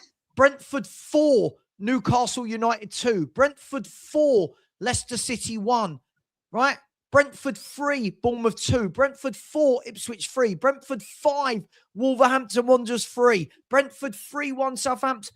Sorry, all these people saying he is a defensive negative manager. Why did his team score so many goals then? But and you'll see those teams was where he opened where he opened Brentford up. That's what he did, right? Because they So weren't against the top team where he had to counter attack. Yes. This is smart. This is clever. When you've got a team like Brentford with the limited resources they had, right? That was smart. And he can't, at the moment, he can't even do that with Spurs because he doesn't have players of the quality of Mbeumo, of Visser, right? He doesn't have Thiago getting fit and getting ready to come up. He doesn't have these players. He doesn't to do it. So we need to get the players, and then whether it's Frank or not, do you know what? Whatever manager or coach we've got, if we get better players, they'll be able to give us better football. So that look against Sunderland. Look against Sunderland, right? How many times did we fly forward and you're thinking this will be a goal? But there was no quality in the final pass from Tell or from Odegaard or from Richarlison. They couldn't set each other up. Now imagine that was what he had last year with Visser and Mbeumo. Their goals. Better players. Their goals. And all of a sudden, we're not saying the same thing, right? This is the thing for me, right? Again, mate, sorry, you're sounding really stupid. You're not listening to what Rain said. He would sit back against the better teams and counterattack. Against the lesser teams, he didn't do that. They went on the offensive and scored a load of goals whilst being tight at the back, right? We're not patient enough to sit through anything, right? If, again, like Arsenal, Brentford got a lot of goals from set pieces. I remember loads and loads of goals with Visser and Mbeumo breaking through, setting each other up, Damsgaard feeding people in. So again, this isn't right, Lynn. People, please do your homework, right? The internet exists. The internet exists. I'm not the only one with access to the internet because I've got a YouTube channel. All of the information is out there. But too many people, guys, just say the first thing that comes to their head because they heard someone else say it, right?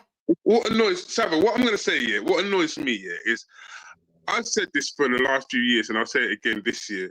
I find the managers having to compensate and put round pegs in square holes in a lot of positions. Like I said to you before about Adoji, he's not a left back.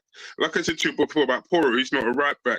But not just that, but when Archie Gray is playing as a number 10, when you know that he's got no creative bone in his body, what is Thomas Frank supposed to do creative-wise? Oh, Tottenham didn't create today. Yeah, because Archie Gray is not a 10. What are you expecting Thomas Frank to do with that exactly? Oh, it's like, are you not looking at the position of the player and what his capabilities are? You're not looking at the ability that players got before you even saying any of this. Or are you just going to bash the manager and say, well, this manager's fault for not getting it? Philly, I'm not sitting here, and again, like that person said, I'm not sitting here saying, oh my God, Frank's the Messiah. I'm not at all. I'm not at all. But we've got to ask the question here of one, what did he pick up? Right? He picked up a mess. He picked up an absolute shit show. Two, right? How long does that take to correct? Right? Three, if anybody, these fans that are all looking, right? These fans that are all looking at our forward players and going, we should be battering teams. We might batter a team every now. I mean, I don't think I've seen us batter anyone. I'm not looking at Tell and Odegaard. I'm not looking at Mawani and Solanke and Richie and thinking, yeah, this lot are going to score 5 today. I'm not looking at that, right? But you know what he created at Brentford? He got in his own players that played the way he wanted to play, right? Molded them. And that's why I think someone said in the chat, and I've seen this before, they had the 5th best attack last season in the Premier League. The 2nd lowest salaries, by the way. The 2nd lowest salary roster. The 5th best attack, right? But he's a defensive manager. How does that work? How can you be a defensive manager, but you've got the 5th best attack? So does that mean Ange isn't an attacking manager if Frank outscored him? I'm just asking for a friend, right? And see, look, Tottenham play one way just like Ajax, just like Barcelona. Why would I want to see us play another way? Sorry, when have you ever seen Tottenham play like Barcelona? Like, sorry, again, dude, this dream that Tottenham just play attacking brilliant football, I haven't seen it for years, mate. Have a day off. Could that be what? Could that be one of the fans who wants Xavier Hernandez to come in, Savva? Because he played at Barcelona. Oh my word, I've never seen that. Oh my word, we don't play nothing like Barcelona. Dope boy. Why did we play really good football under Poch? We had Kane, Son, Ali, Ericsson, Dembele, Walker, Rose, two of the best ball-playing centre-halves in the world at the time in Vertonghen and Alderweireld. This isn't rocket science, mate. This really isn't rocket science. As I've said, I will judge Frank when he's had a couple of windows and he gets back the players like he's now got Solanke fit as fit enough as a centre forward. He'll get Maddison back, Kulu back. If Spurs had Kulu, Maddison and Solanke all season, and if we had replaced Son and brought a left winger in and we were playing the way we were, I'd be livid. Right. But we're not. But we're not. We didn't replace Son. We haven't replaced Maddison and Kulusevski's goal output. We didn't replace Solanke's goal output. So just a bit of patience. You're right. We are so stuck in the past. Right? We're so stuck in the past. Poch did this. Poch isn't here. That team isn't here anymore. The only one that's left, if I'm not wrong, is Ben Davies, right? Yeah. The one that was on the bench for Poch's reign, is the one that's the only one left. Madness, isn't it? I've got to address Cootie Susan, 2:17 p.m. Poch made those players, most of them are nobodies. I don't think that's actually true. Neither do I. I think what we did was we got good players into that team. Yes, were they, top level superstars, world class players? No, they weren't. But to say that Alderweireld was already Vertonghen was already at the club. Alderweireld was a really, really good player. Alderweireld was at Atletico Madrid. That's not a nobody, is it? Dembele was the captain of France. Dembele is, if you go back and have a look, every single Belgian player, when Belgium were number one in the world, by the way, or number one or number two in the world, every single Belgian player was saying he was the best player in their team. Every single player at Spurs was saying that, and that includes players like De Bruyne, by the way, before someone comes back and says, who was that, right? Ericsson, it was well known that he was going to be very, very good. Ericsson was already ripping it up for the Denmark national team by the time Pochettino came in. Son had already had an absolute brilliant couple of seasons for Leverkusen. Was it Leverkusen for Leverkusen? Leverkusen? Yeah. Leverkusen was sharp before that. Right.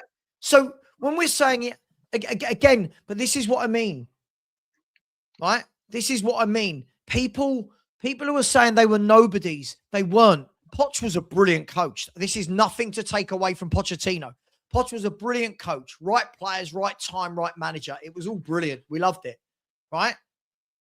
But I love how my man never gets respect, innit? Wanyama never gets any love, Yeah, without Wanyama being there, he deserves love, Our squad now isn't that much worse than what Poch had. Oh my gosh.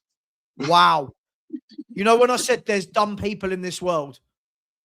Wow. Sorry, hang on. Here we go. Guys, it's a good job I've got this to hand. Yeah, I'll be honest. We've got a team nearly as good as this. Yeah, you're right. Oh, you think this defense is better than that defense? What an idiot. Oh my God. Wow. Just what do you do, guys and girls? Honestly, the internet the internet is the worst thing I think that's ever happened to the world.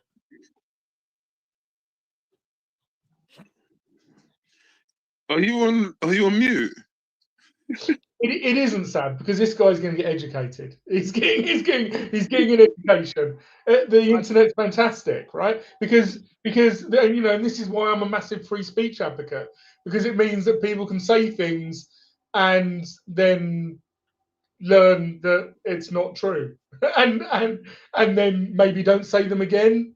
That's get. I don't know. I'm trying to look positive.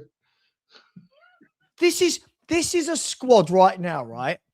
Let's be brutally honest. This is a squad right now that doesn't have one natural left back at the club other than Ben Davies. Let that sink in, right? Doesn't have one natural left back. It's got a very poor goalkeeper, right? Both our right backs are actually right wing backs by trade. We've got no ball playing number 8. We've got no senior left winger in the club. We've got no senior right winger in the club other than Kudus, who's out for 4 months. And our strikers are Richarlison and Solanke. What are we doing here? What are we doing here? And when I say, and I know people tell me off for this, when I say most of our fan base don't deserve nice things, because we have got no perception of anything. Not one of the players we've got gets into that 11. Not one of them. Not one. I'll argue this with anyone. Tell me who gets in this from our current squad.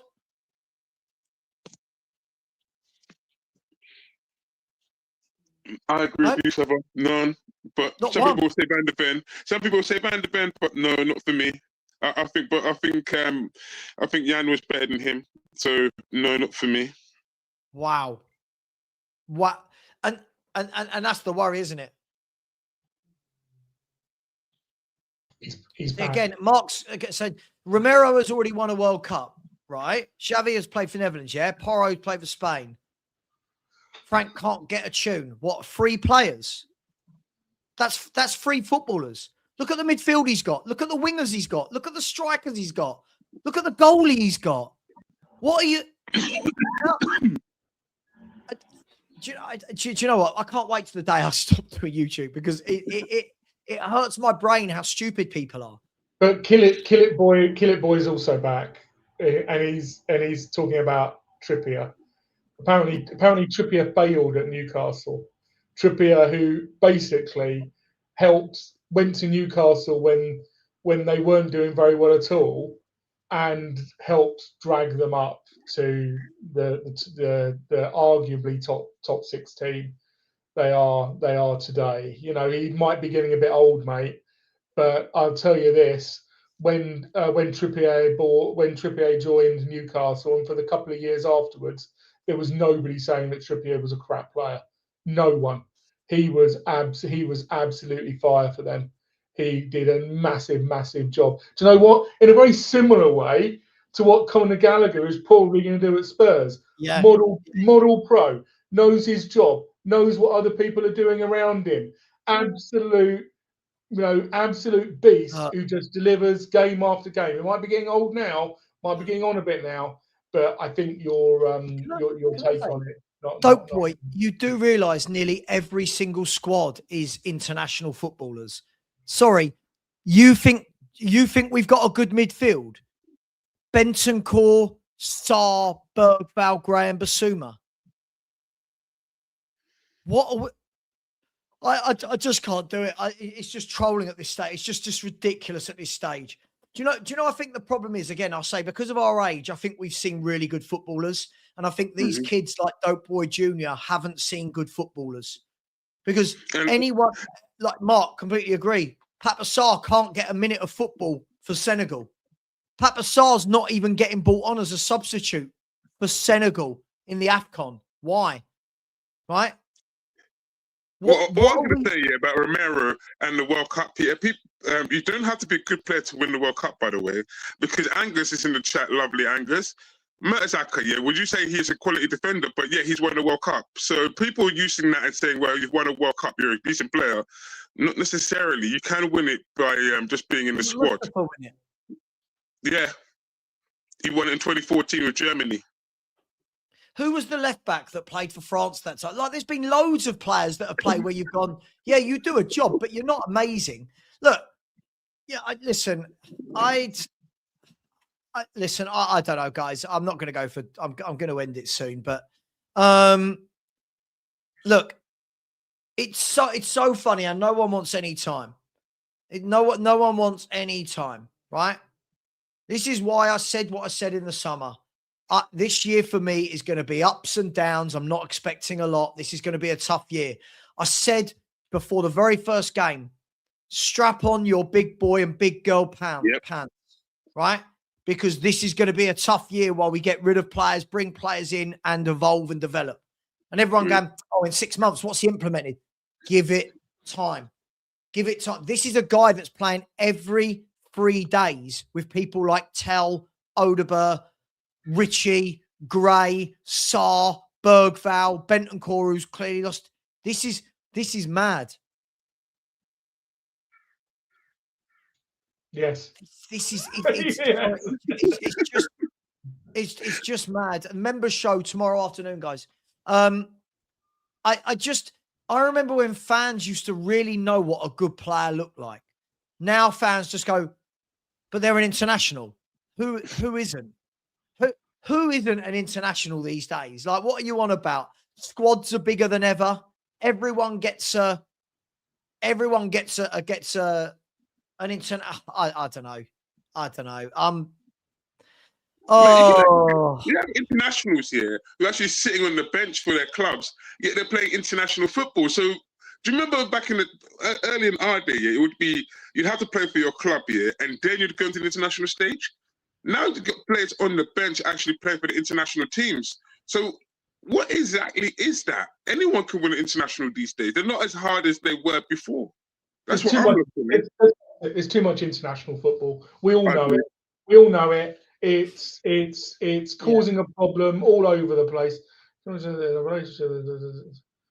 Yeah. No one wants, your dumbass thought I was sick. Mate, you're just going to get blocked if you're just going to be an idiot, mate. Have a timeout. Just relax. Look, I do want to read this out before we go. So Spurs have a busy day, right? Mawson coming in, and now coaching staff update. Johnny Heitinger, we all remember, well, the older people will remember him as a player. So we are delighted to welcome John Heitinger to the club as the first team assistant coach, joining Thomas Frank's coaching staff. John began his coaching career in 2016 following retirement as a player, working with Ajax's youth teams, and took interim charge of the Dutch Giants senior side in January 2023. Ahead of the following campaign, he joined West Ham United as a first-team assistant before being appointed as Liverpool assistant coach in July 24, helping the Reds to the Premier League title last term. Most recently, he departed Merseyside and returned to Ajax. As a player, John made more than 400 club appearances. Yada, yada, yada, yada, yada. Head coach Thomas Frank said, John is a great addition to our coaching staff. His ability, personality, and character will add huge value. He's had an impressive playing career across Europe, including 5 years in the Premier League and with a Dutch team. As a former defender, that will be one of his main responsibilities on the training pitch, and he will bring great coaching and management experience from all levels of the game, which will help us move forward. Guys, anybody, any thoughts on that? Obviously, Thomas Frank. Hang on, let me ask the question. Obviously, Thomas Frank, who's about to get sacked, but they're giving him players, they're giving him coaching staff. So, what's going on? So people don't get sucked in by the title assistant coach. I just went and just double checked because I was like, I'm sure there's like 10 of them, and there's at least 5 assistant coaches. He's clearly coming in to replace Wells, who went over to, was it Cleveland or somewhere over in the States. So that's great. Exactly. Ash Coys replaces Matty Wells.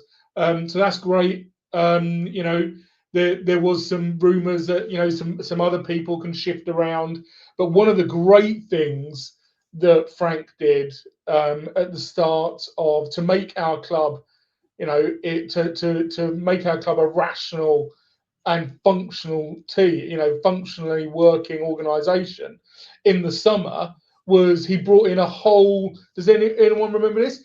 put in a whole training setup. Yeah, and you could literally sort of show the pitch and say there's somebody looking after this defensive bit. There's somebody looking after this attacking bit. There's somebody looking after, or was it starts and set pieces? There's somebody who's looking after individual players on specific improvements that they want to work on. Is Frank actually, that was really, really good that Frank did that. Whether it's actually giving us results now, or whether it'll give us results in the future, remains to be seen.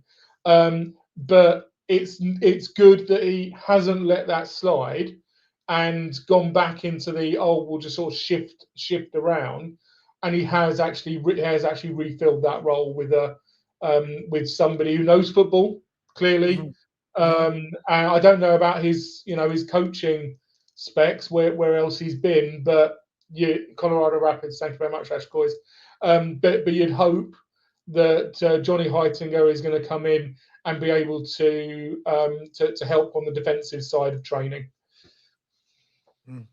Yeah, no, absolutely. I mean, look, but again, it goes to show that there's been so much upheaval at Spurs in the space of 6-7 months. Like from board right the way through to managers, coaches, everything, players. Like there's been so much upheaval that people don't want to give anything a bit of time to settle. Do you know what I mean? You can't change everything in 6 months and expect everything to be great. But again, Daniel J. Harris says here, Philly, for me, I think, clip me, could be completely wrong. If I'm wrong, oh, well, I'm wrong, right? I think that they are backing this guy to the end. I think that this is their guy for a few years, and they're going to build. And I think a lot of fans are going to be really unhappy with it, and are going to have to just suck it up and put on their big boy pants and their big girl pants. I agree. Savva, what I want to do though is I'm going to say Johnny Heitinger. Yeah, if I remember rightly, as a player, he was a Evertonian. Am I correct? What job did he just come out of against Savva? The Liverpool job. He was an Everton legend, right? So he was an Everton legend as a footballer, but he just left the Liverpool job. So wouldn't that make a contract of interest, a bit like Gallagher going from Chelsea to Tottenham? Maybe that might not happen. So there's like a little thread there. So it does happen. You can bring players. You can bring ex-Everton players here to Liverpool. So there is. Cool. But, cool. Look, look, Frank's. As I said, I don't think he's going anywhere.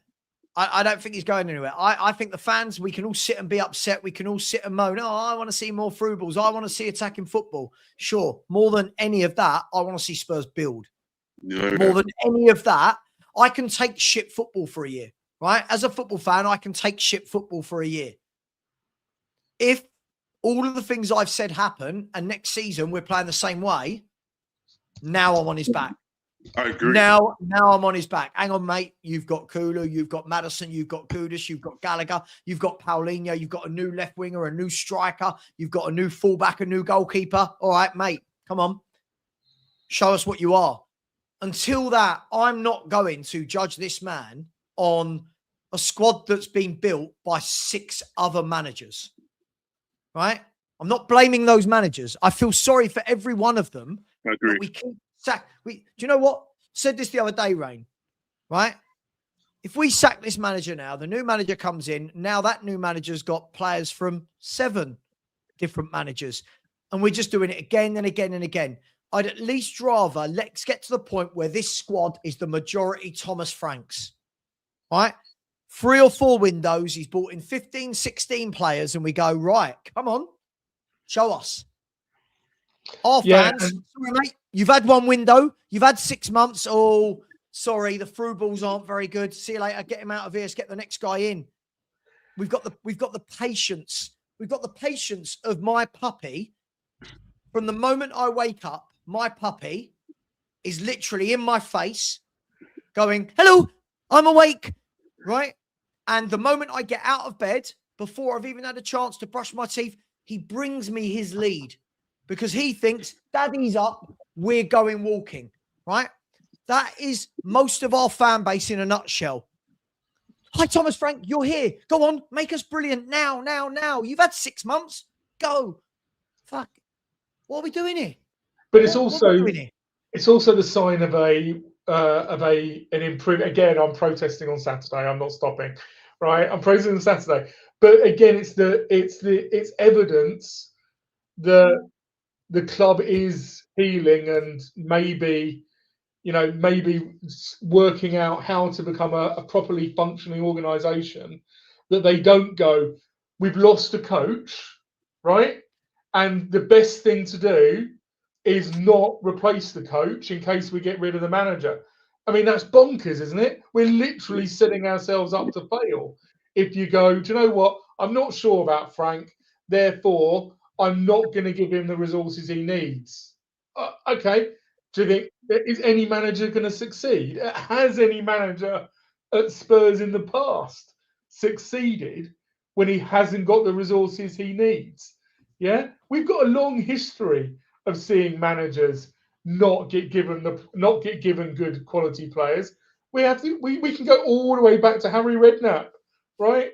So is it any surprise that it should come as no surprise? In fact, I would think worse of the club if they hadn't replaced that coach, that coaching position. Exactly, I don't get it. Sorry. What a dick. So don't back him. Don't back him so that results get worse so that you can sack him. That's basically what you're saying. Do you know what? I don't care if Frank stays or goes. What I want is for the club to be set up properly. If we get a new manager, let's say we get Poch in, right, and we've got a well-functioning training group of coaches. Half of them are sort of affiliated with Frank, half of them aren't. So do you know what? Half of them go, and then you replace that half so that we still have a functioning training setup. But you don't set up the team to fail just because you've decided that you don't like the coach. Rain, I'll make it even worse than this year. When Poch came in the first time, do you know how long it took for him to get his team in order? Because we were really, really bad. Until the Aston Villa game, we were bad, Rain, right? And we were bad after the Aston Villa game, by the way. Right. There was a period after the Aston Villa game where we weren't getting results either, Philly. Agreed. And people forget that. It's like they get selective memorism. What they remember, it's the 2 years that we were good. They don't remember how long it took for us to get to that point. And they forget, how we went going down towards the end. This is why over the time, over the years, I've actually leaned towards Poch had to go. There was a reason that Poch had to go. It wasn't just the fact that the 510 days, he himself made mistakes, big ones. This is why I say I don't blame everybody, but over time, I've seen the mistakes that he made. But people forget that. They just remember, we had 2 years of being great. He's magic, but they forget all the time that it took for him to get there. And it's like Thomas Frank. Thomas Frank is a slow burner. It will take time for him to get there, but he needs to have the right players in the right position to get there. You can't be the way that we are now. Is that we're putting players in the wrong position because that's what we have. That's the only thing we have left in the squad. Like I said earlier with Archie Gray, for example, why are you playing as a 10? He's playing as a 10 because he's got no other choice but to play Archie Gray as a 10.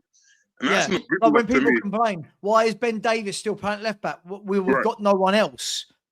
Do you know what I mean? Why is Richie up front? Well, we've got no, like, look, Philly, do you know the funny thing, right? Again, look, when we see what has Conte got to do with this? Do you know what? So there's so many idiots.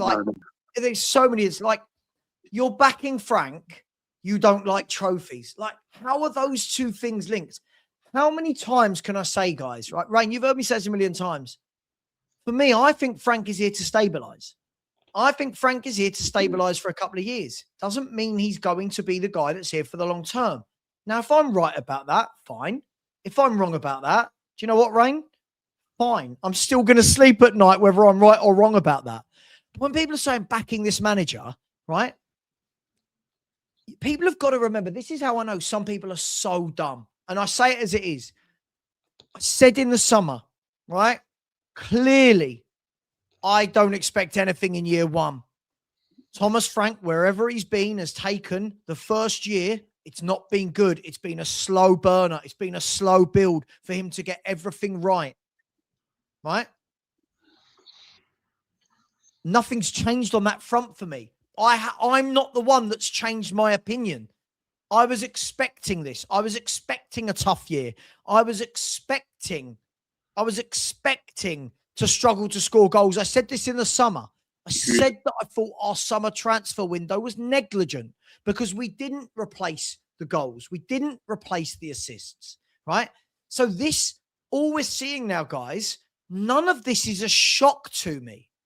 None of this is a shock to me. We needed to rip it up and start again, right? We needed ripping up to see if we were good enough to sit. And clearly, players that our fans rate, Frank doesn't. Frank's the one bringing in the Gallaghers, right? Again, Aditya, I'm going to say this one thing. First of all, grow the fuck up. Fans, individual fans saying they don't like a manager doesn't mean they hound them out. Again, do you want to know what I actually said about Conte before you lie to my staff? When Conte, right, was talked about, he's joining the club, I said, what's the point? From the very get-go, what's the point? This is a proven winner who needs top players to win within 1 or 2 years. Tottenham can't bring that in. Then, when I saw that Antonio Conte had signed a contract for 18 months, I said, what on earth is that as a plan? You've given a manager 18 months. He's clearly not sure about it. You're clearly not sure about it. What's the point? Then, right? Then they proved it to me because of the players that we gave Antonio Conte. I said, what's the point? You're giving Antonio Conte what? What? You've given him Longley on loan. Brilliant. You've given him Richarlison up front. Brilliant. Right? You're giving him average players. So what is the point of bringing Antonio Conte to this football club if we can't facilitate what he needs? If you said to me, Antonio Conte or Jose Mourinho are going to take over that bloody good 11 that we put up earlier, yeah? If you're going to tell me Jose or Conte are picking this up, I'm all for it. Right. I'm all for it. They turn that into winners. But if you're going to give them subpar players, if you're going to, people now going, get me Jurgen Klopp. But what? You want Jurgen Klopp to have Tell and Gray and Bergvall and Odegaard and Richarlison and Ben Davis and Vicario. There's no point. Build, learn from our past mistakes. But they don't learn. But hang on, Philly. Hang on, Philly. No, I'm on one. Learn from your past mistakes, right? Again, no. Frank, though, can build it to a level. Then when we get to a better level where everything is calm, right, you can then go and look for the next level up. Right now, though, people are going, you don't want trophies. Everyone wants trophies, but what trophy are we realistically winning? We're not in the Europa League anymore. What trophy are we realistically winning with this group of players? Now, maybe if we qualify for the Conference League or the Europa League next year, right? Yes. We can go on and win that. Yes, all in. We're not winning the Champions League. We're not winning the Premier League. Unfortunately, you get Aston Villa in the first round of the FA Cup. You're not going to win it. Right? So I don't understand these fans. Right? Conte, great manager. Jose, great manager. Wrong club at the wrong time. They were the wrong manager for us at that time. I don't know how people don't get that. I don't understand, right? Again, this guy, Savva, part of the squad argument. What have you seen coaching-wise? But it's part of the squad. You've got to have the squad to coach it. Mate, watch when he gets his players back. Watch when Kulu and Maddison are back. Watch when he gets in a left winger. Watch when he gets better footballers in, how much more organised we're going to be. and how many more goals we score. This isn't rocket science. He Yeah, is playing every 3 days, Mark. And if it doesn't, when He'll he gets go. the players in, Right. then we go. Yes. Right? That's it. You know, you can't say he's not delivering when he hasn't got the players to deliver. It's just common sense, right?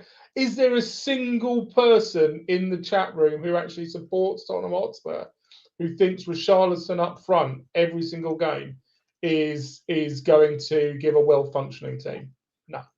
No, there isn't. He's hot and cold at best, and there's so many problems with him being a sole striker, a 9, that you wouldn't even know where to start. Well, no, I'm going to know where to start. Can't track a ball can't track a ball to save his life. It is absolutely dire.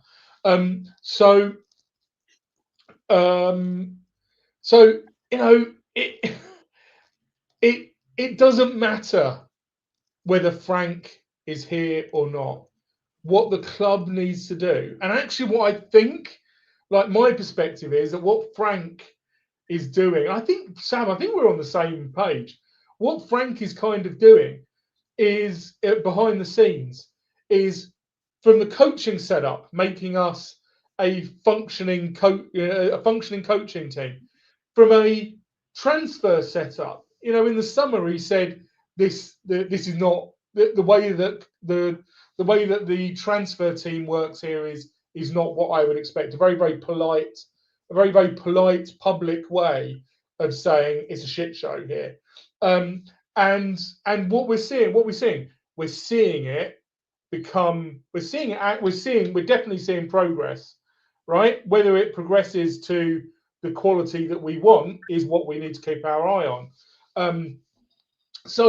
But all of this, unfortunately, comes with time. I think they should have done it a lot quicker. I think they should have got there a lot quicker. I think the problems were obvious earlier. So yeah, that's where I am. Let me ask you. So, Ego. So, if anyone's telling me that was the 11 now, would we still be having all the same problems we've got? No. Right. If it was, then I would say tax Thomas Frank. If that was the 11, right. And that's my point. I would tax Thomas Frank. Philly, that's my point. People talk about through balls and progression. Okay. Maddison gives you that. People talk about holding the ball up, good passing. Kulu gives you that. People talk about a wide man that scores goals. Son gives you that, right? This is the point. We've gone from that forward 4 to Tell and Odobert and Richie so far this season. How are people not understanding that? That's what I don't get. It's the madness. It's the madness of them saying, "Oh, I don't rate that player," but then you bash the manager because they can't get anything out of them. So, which one is it? Is it you don't rate the player, or are you expecting miracles from the manager? Which one is it? Because both can't really coexist, can it? Because you're saying that this manager should upskill this player, but you don't rate the player. So yeah, Philly, you're bang on, and we are gonna wrap up in just we're gonna wrap up in 5 minutes. We'll wrap up at 5:02. But this is what I don't get. So for all these that think we should be doing better, tell you what, let's not buy any more players in the transfer window then, and get a new manager in, because you all think we should be doing better. All right, okay, Lee, I'm just gonna move you on if you're gonna say stupid shit, mate. Just stop it. Right? But again, fans don't understand. To improve players as a coach doesn't happen over 6 months. It happens over time and consistency and being on the training ground. Okay, cool. Okay, so Jose's shit, Conte's shit, Poch's shit, Harry Redknapp's shit. They're all shit, right? They're all shit. Because they didn't win. They're all shit. I genuinely don't think people realise what we are as a club. Here you go, look. I will watch, mate, and in my opinion, we'll still watch better attacking players running towards the ball, being risk-averse and not dominate possession or looking to stretch play. I was frank. Mark, to have players to dominate possession, you need players that naturally dominate possession. This is where I don't understand, Mark. None of our footballers dominate possession. James Maddison is someone who likes possession, right? None of our players, Michael Carrick likes possession. None of these sorts of players we've got are players that dominate possession, mate. You can't stretch play if you don't have players like Son that can stretch play, like Kane that can stretch play, like Mo Salah does. We don't have that. We have Tells and Odebers and Richarlisons who can't hold on to the ball up front. This is utter craziness. Zigzag, we're not backing Frank. We're not backing Frank. That's what we're trying to get across to people is that we're not backing Frank. We're backing the club. We're saying the club needs to do the right thing and actually move us forwards. This whole obsession with Frank is just, I find it really immature, if I'm brutally honest. It's people who are saying there is, it's like people think that Frank is sitting in front of a TV. He has a PS5 controller in his hand, and everything else that's going on is just sprites. Is just things running around in a computer. And that's not the way that it works. It absolutely, if we sort out the squad, and the squad is decimated, the squad has been ruined over the last 5 to 6 years. If we sort that out, and you know what? We're not playing decent football. If we get those players that Sav's just had, ignoring Son, obviously, onto the pitch, and we're not playing good football, I can guarantee you I will be the one going, Frank is clearly not delivering us the type of football that we need, and I bet you Sav will as well. But they don't want to listen to that bit. As I've stated a million times, if Frank is sacked, we move on, right? If Frank is sacked, we move on. It's not the end of the world, but we're just going round in circles, right? And again, hang on. And this person, right? This person saying last year, where is it? This a young guy said last year. Where is it? Last year it was the players. Now the manager. Now it's the players. Sorry, you do realise that we've lost all of our goals and assists from last season. So you do realise that it's not the same players. You do realise Maddison, Kulu, Solanke's missed the first 5-6 months of the season. Son has gone. Those 4 players were 90 or 89 GA. It's if those 4 were playing, right? If those 4 were playing, you not think we would have scored loads more goals and have more points. But it wasn't a worse team in his first. Guys, I can't do this. I think we're going to wrap up the show. I can't do it. It's just stupid now. It is. It's so stupid. You've got dumb idiots that think that this is a better team than what Ange had in his first season. This is ridiculous. Scott, Maddison. I actually agree with you, Scott. I think in hindsight, Ange did a lot of compromise. Ange, I think, did a lot of compromising in the way that we played and to get results. And he clearly binned the Premier League to go and get the Europa League. And let's face it, none of us really, really, overjoyed with that. He didn't do that at all. I'm not having that. I'm not having that at all. It's so funny how everyone says that now after we won the Europa League, when all season, all of these people that suddenly flipped from being Ange out to Ange in, not saying you, Rain, but no one was saying he's prioritising. Everyone said, no, we're a mess and we're losing games every week. Suddenly we win the Europa League and it was, oh, he's prioritised. What about the 18-month previous to prioritising for the Europa League? Does that just not count? So all the games he lost in the first half of the first season and the first half of the second season, we're just forgetting. We're just forgetting that. Like, are we just not looking at the data now? Over 18 months, it's but he concentrated on what does that mean? Concentrated on the Europa League? What does that mean? Who were we actually playing for him to concentrate on the Europa League? We played one good team en route to the final, and that was Frankfurt. What are we doing? And the reality is the history now tells us that the reason why we won the Europa League is because Van der Ven and Romero went and said to Ange, actually Sean says it as well, it's not that he compromised it, it's that he compromised on his own philosophy, which he said he would never compromise on. And actually that I need to get it into my head that that's actually what happened, because Van der Ven and Romero have now confirmed it. They went to him and they said, we can't play attacking football. We have to play defensive football. And he went, okay, you do what you want. And that's what helped drag us through against teams like Frankfurt, Bodo, a very, very poor Man United side. I think all of the signs were there. Ange v Frank, isn't it boring? That, like, I'm kind of hearing it.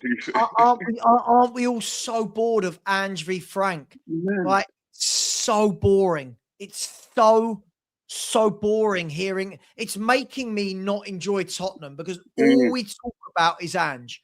I've never known a manager lose 22 Premier League games in one season get so much love. I've never seen it in my life. Can I ask you something, Savva? Yeah, right here, right now. Yeah, I'm sure this happened, didn't it? Because I think this happened at the time. We asked the question in the group chat, and it was this: when Wigan got relegated, yeah, because Wigan won a trophy, yeah, and got relegated, won the FA Cup and got relegated that season, yeah. How many losses did they have for that season, Savva? Because I swear down it was less than 22 when they got relegated. I think it was 20. Do you know how embarrassing that is? You want to rate Tottenham as with Wigan? What are we doing here? 22 league defeats, right? I don't care who the manager is. If you lose 22 games in a season, I don't want you as my manager. Right. I don't care what the excuse. If Thomas Frank loses 22 league games, guess what? I don't want him as my manager either. Right. This is not rocket science, right?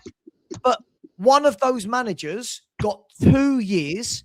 One of those years, he had no Europe. So he was on the training pitch every single day. And the more we were on the training pitch, the worse we got. Right? So before it's constantly Ange v Frank. If I can't say this again. If Frank gets sacked, he gets sacked. It's fine. But I would like to see a manager at least have a few windows, get the injured players back, and then judge him. I don't know what's so wrong with that. What is so wrong with me wanting to see a manager have his own players and the best players back fit to judge him? I was able to do that with Ange. I saw Ange with his best players and without his best players, right? I've not seen that with Frank yet. What we've seen with Frank is we've seen him, right? Again, look at this stupid comment. Ange Ball would beat a Frank Ball team, though. Oh, please. Like what? But what with the same 11 players? Like it's all so silly. It's when can I ask how many years down the line, guys, do we need to go before we stop talking about Ange Postecoglou? I don't know. It's so boring. It's so boring. People going up and down the country last season to watch us lose week in, week out. Week in, week out, and then expect that the very next season, a miracle and everything is great. Right? So if we look at the Premier League table right now, right? Let's see. So we want Thomas Frank, if he lose 22 games, right? Let's have a look. By the way, that's our worst ever Premier League season last year, by the way, right? Here we go. So Thomas Frank has lost 8 games, right? With 17 to go, right? Is that math? 17 to go. So Thomas Frank needs to lose 14 more to match.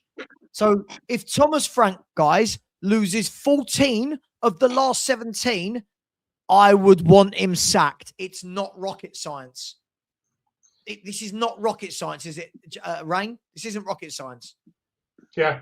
I mean, that's when you put it like that, you know, that's the way it is. I think obviously clearly why people are talking about Ange is that, you know, that's the year-on-year comparison, isn't it? But for me, it's the indicative. Like Thomas Frank said, look, everybody, we finished 17th. This club finished 17th last season, and everybody lost their minds. You know, that he said that this club finished 17th last season. What he's saying is we need better players, because last season these players were only good enough to finish 17th in the Premier League. That's what he's saying. You know, But it wasn't just these players. all the quiet players. With So better players.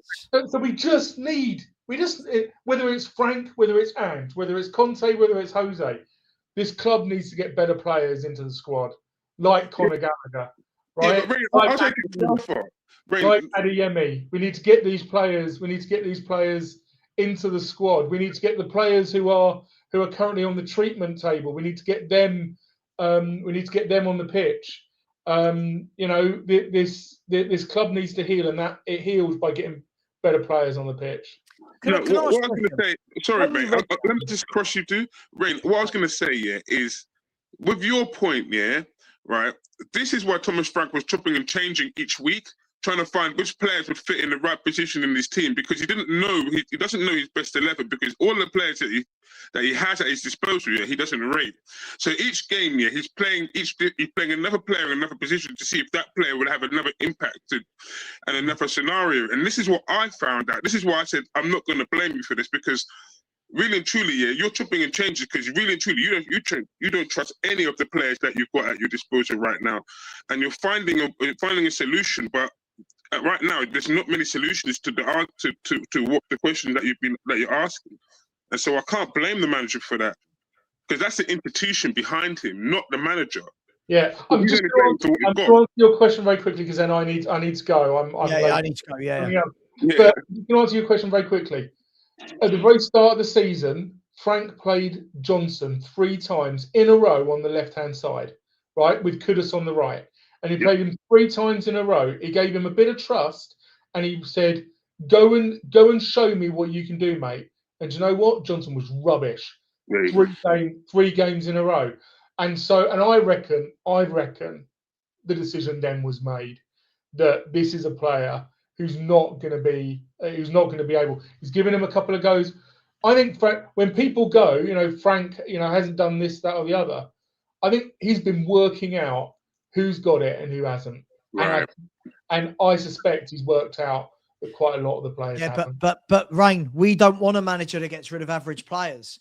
So you think Frank gives the green light to sell Brennan Johnson? Our fans, not all of them, loads of our fans lost their mind. Let that sink in. And again, let's bash Frank with everything. Yeah, Johnson could go, well, he's selling. Yes, he's selling Brennan Johnson. He wants better. He wanted better. Look, guys, I'm going to do some super. Yeah, see you later, Rain. Take care. I'm going to do some super chats. All I'll say is, right? All I'll say is this. Jamie Redknapp said it the other week, didn't he? He said he has come to a worse forward line at Tottenham than Brentford, and that is unacceptable for a club like Spurs. Right? Right? That's the case. He's come to a worse forward line at Spurs. Funnily enough, we're not scoring as many goals as his Brentford team did. Not rocket science. Right? Let's see. Do you know what? I'm just so, honestly, Philly, I'm so bored of Ange. Like, can't we just say thank you for winning the Europa League and move on? Like, it's just so, it's just every single conversation. Ange, you didn't, Ange. I sat and watched Spurs every week for 18 months lose, basically. We lost 36 Premier League games in 18 months. It was just horrific. And people are going, Ange. People go now, if you gave this team to Ange. Well, what do you mean? We saw this. Oh, Tom, mate, have a day off. You could be bored of Frank. You've got to grow up. Let him have his squad. Let him build. Can we let a manager build? I remember last year, Savva, and last year was one of the worst sets of football I remember seeing. I remember us being like the 10 Commandments were wide open. It's like Moses parting the Dead Sea. It was just like you could just watch the back line just open up, and you're just thinking, mate, how many times do you have to see this before you do something about it? And really and truly, he had no answers to it, and that was my issue with Ange. It was that you had no answers for what you were doing, and you were here for 2 years and not once did you say, let me just, no, there was nothing. And when you hear a manager come out and say plan B is just more plan A, I'm sorry to everybody out there, but that is ignorance to personified. You cannot be saying no kind of things there. More plan B is just more plan A. It's not the answer. You find solutions. You find ways around it. If it doesn't work this way, then you find another way around it. You don't just keep going. Look, look, all I know is this, right? As I said in the summer, everything I said in the summer, I'm sticking to. Philly, I haven't flip-flopped on it. Everything I said in the summer, I have not flip-flopped on it, right? Whoever, as I said in the summer, it doesn't matter whether it was Glasner or Frank or Silva or whichever manager came into this football club, there are problems. Yeah, it's fans, sorry. I accidentally timed you out. I was trying to time someone else out, right? I said at this time, right? Whoever comes in, this is years to sort out, which is why I'm one of the Spurs fans or the Spurs YouTubers sitting here going, I'm not shocked in what we're seeing.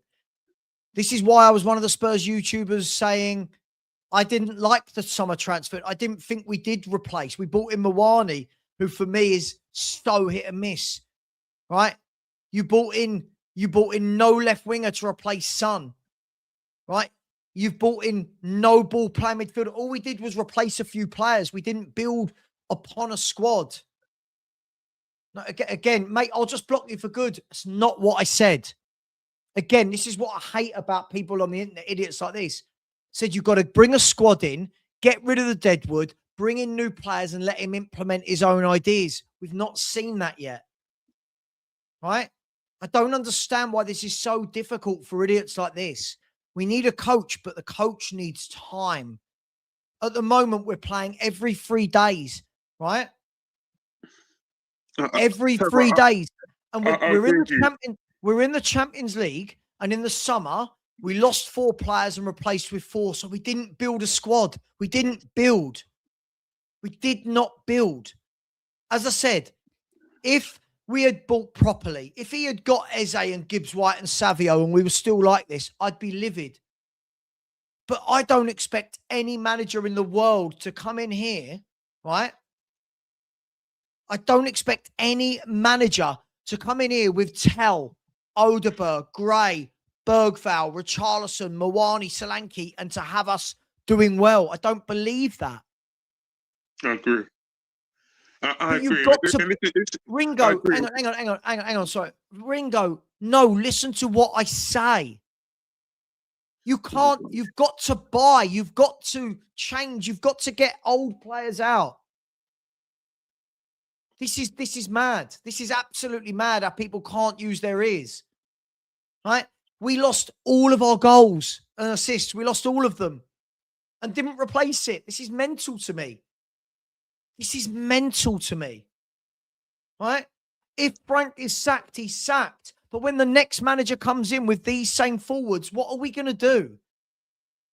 Suddenly you lot think that Tell and Odeberg and Gray and Bergval and Richie and Solanke and Sarr, suddenly you think they're going to be good. Right, this guy's going, Dope Boy Jr., you're getting blocked now. No one gets, oh my God. Fucking, right. No, Philly, I'm going to go through the chat end of the show. It's stupid. Oh my gosh. Like, how do these, who said he gets special treatment? No one did. No one. Yeah, but the problem is, Tom, for the last few years, we had Son and Kane. So you could paper over the cracks of losing Dembele and Modric. And you can't paper over the cracks of what Kane and Son did. You can't. You can't paper over that. You can't. You've got to, if you lose all of your goals, you're going to struggle to attack. This is just basics of football. Let him build. Go and get him what he needs. That's my thing. Give him what he needs here, or why? You might as well just left him. If you're not going to give him what he needs here, you might as well just left him at Brentford.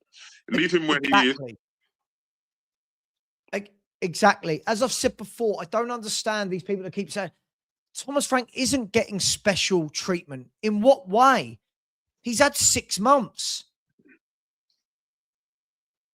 Norman said this for years. Hence why I've been in Nick out. We don't buy good enough players. People say to me, oh, but you wanted Son gone. Yeah, but replace him. Replace him.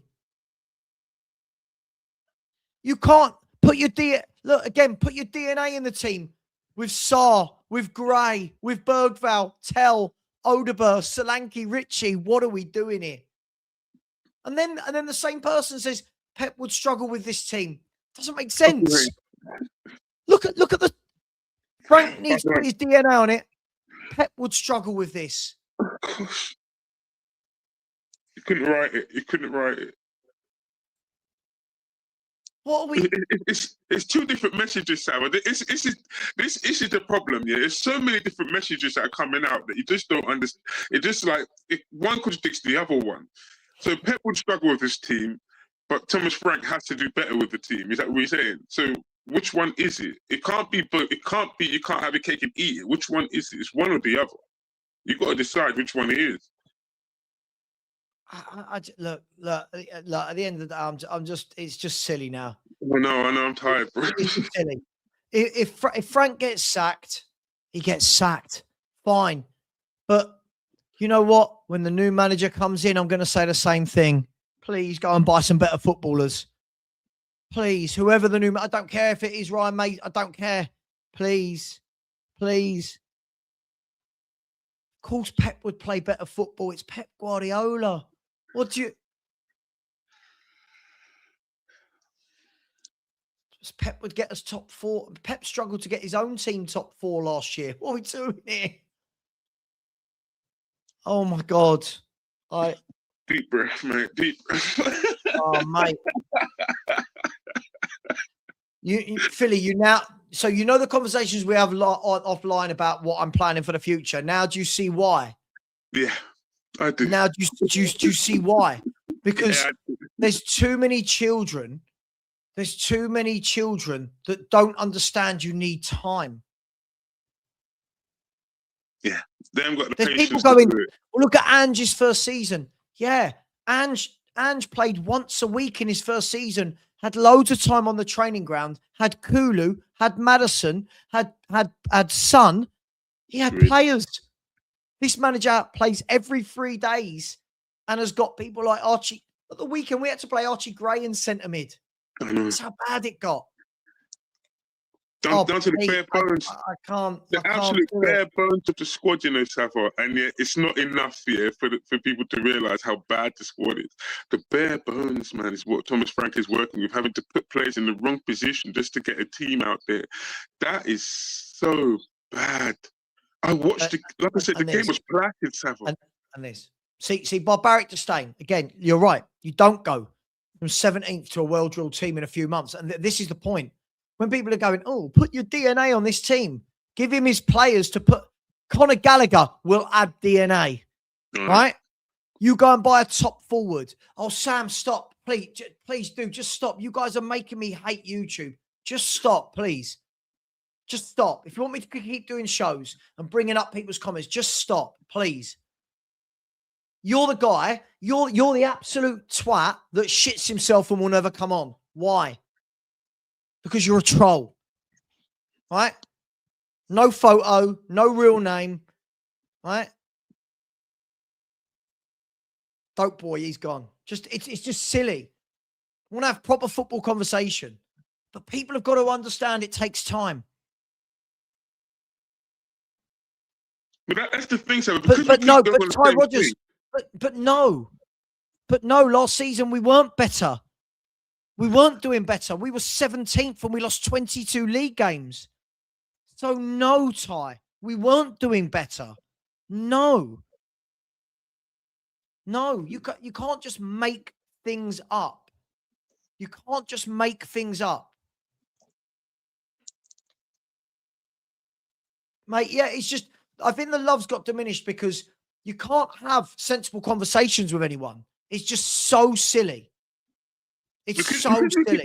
Because we talk about the same thing going round and round in circles here. We don't actually move on to other subjects, and this is my problem. It's like Groundhog Day every single day. Ange versus Frank. I don't want to hear it anymore. I want to know what Tottenham's plans are next. I want to know. I want to talk through what kind of players we're looking at. I want to know what kind of.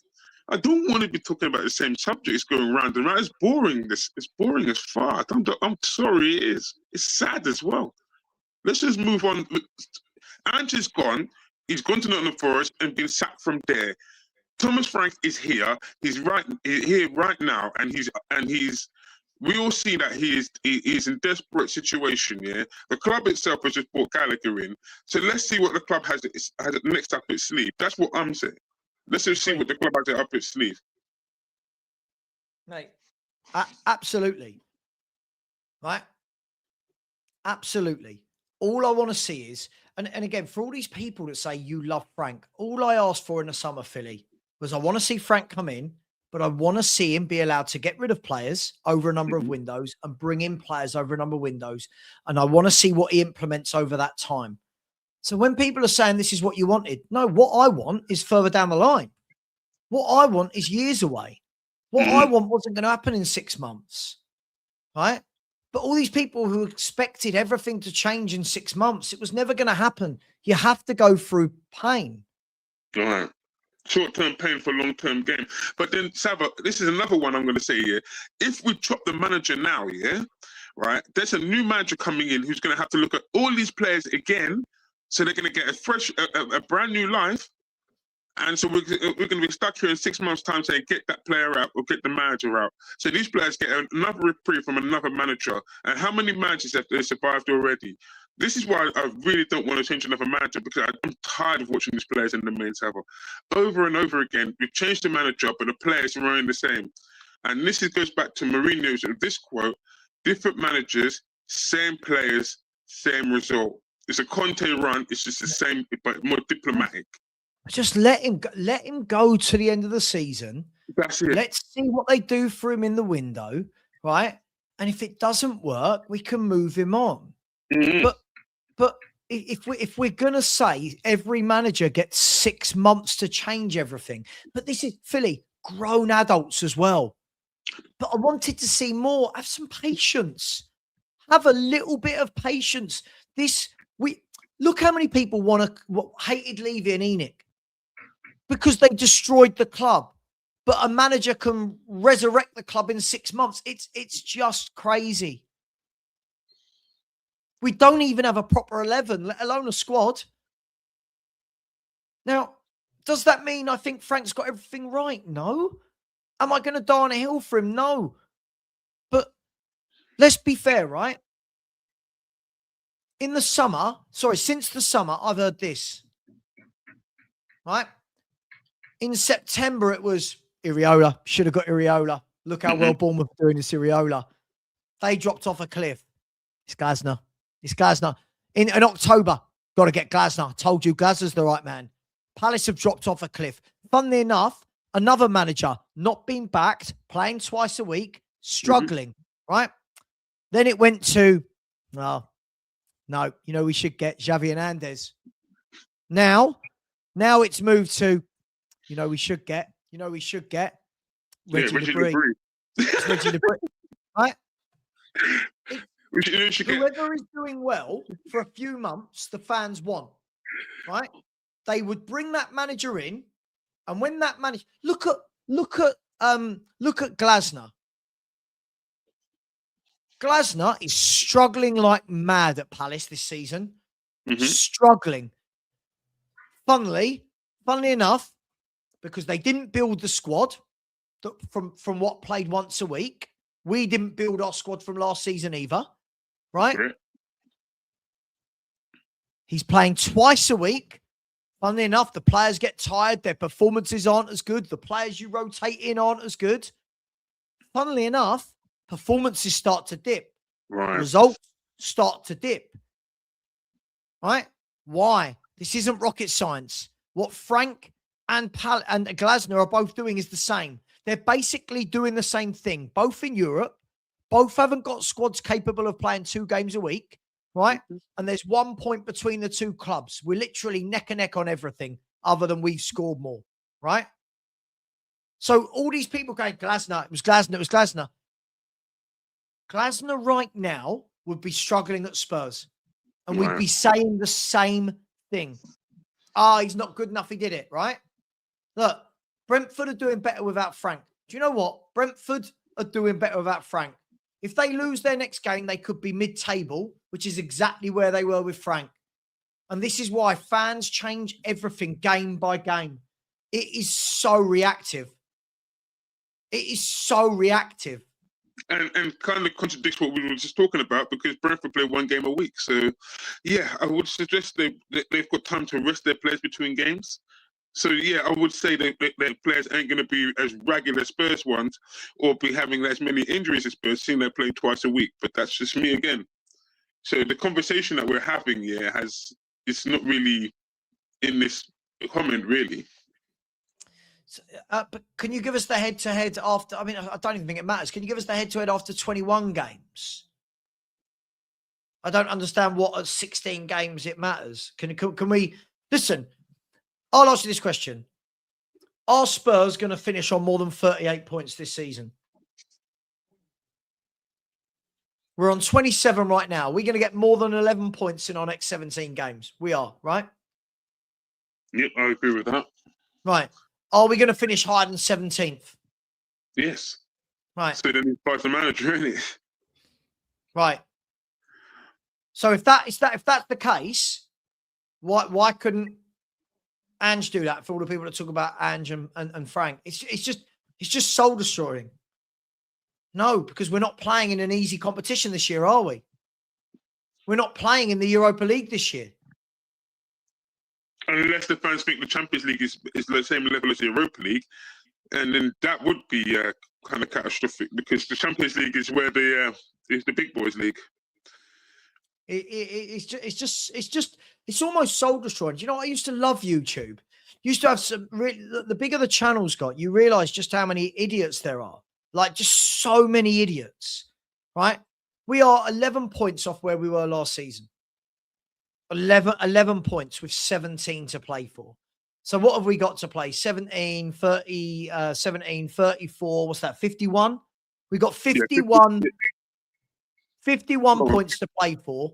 We need 11 out of that 51 to match last season, right? But everyone wants to keep going.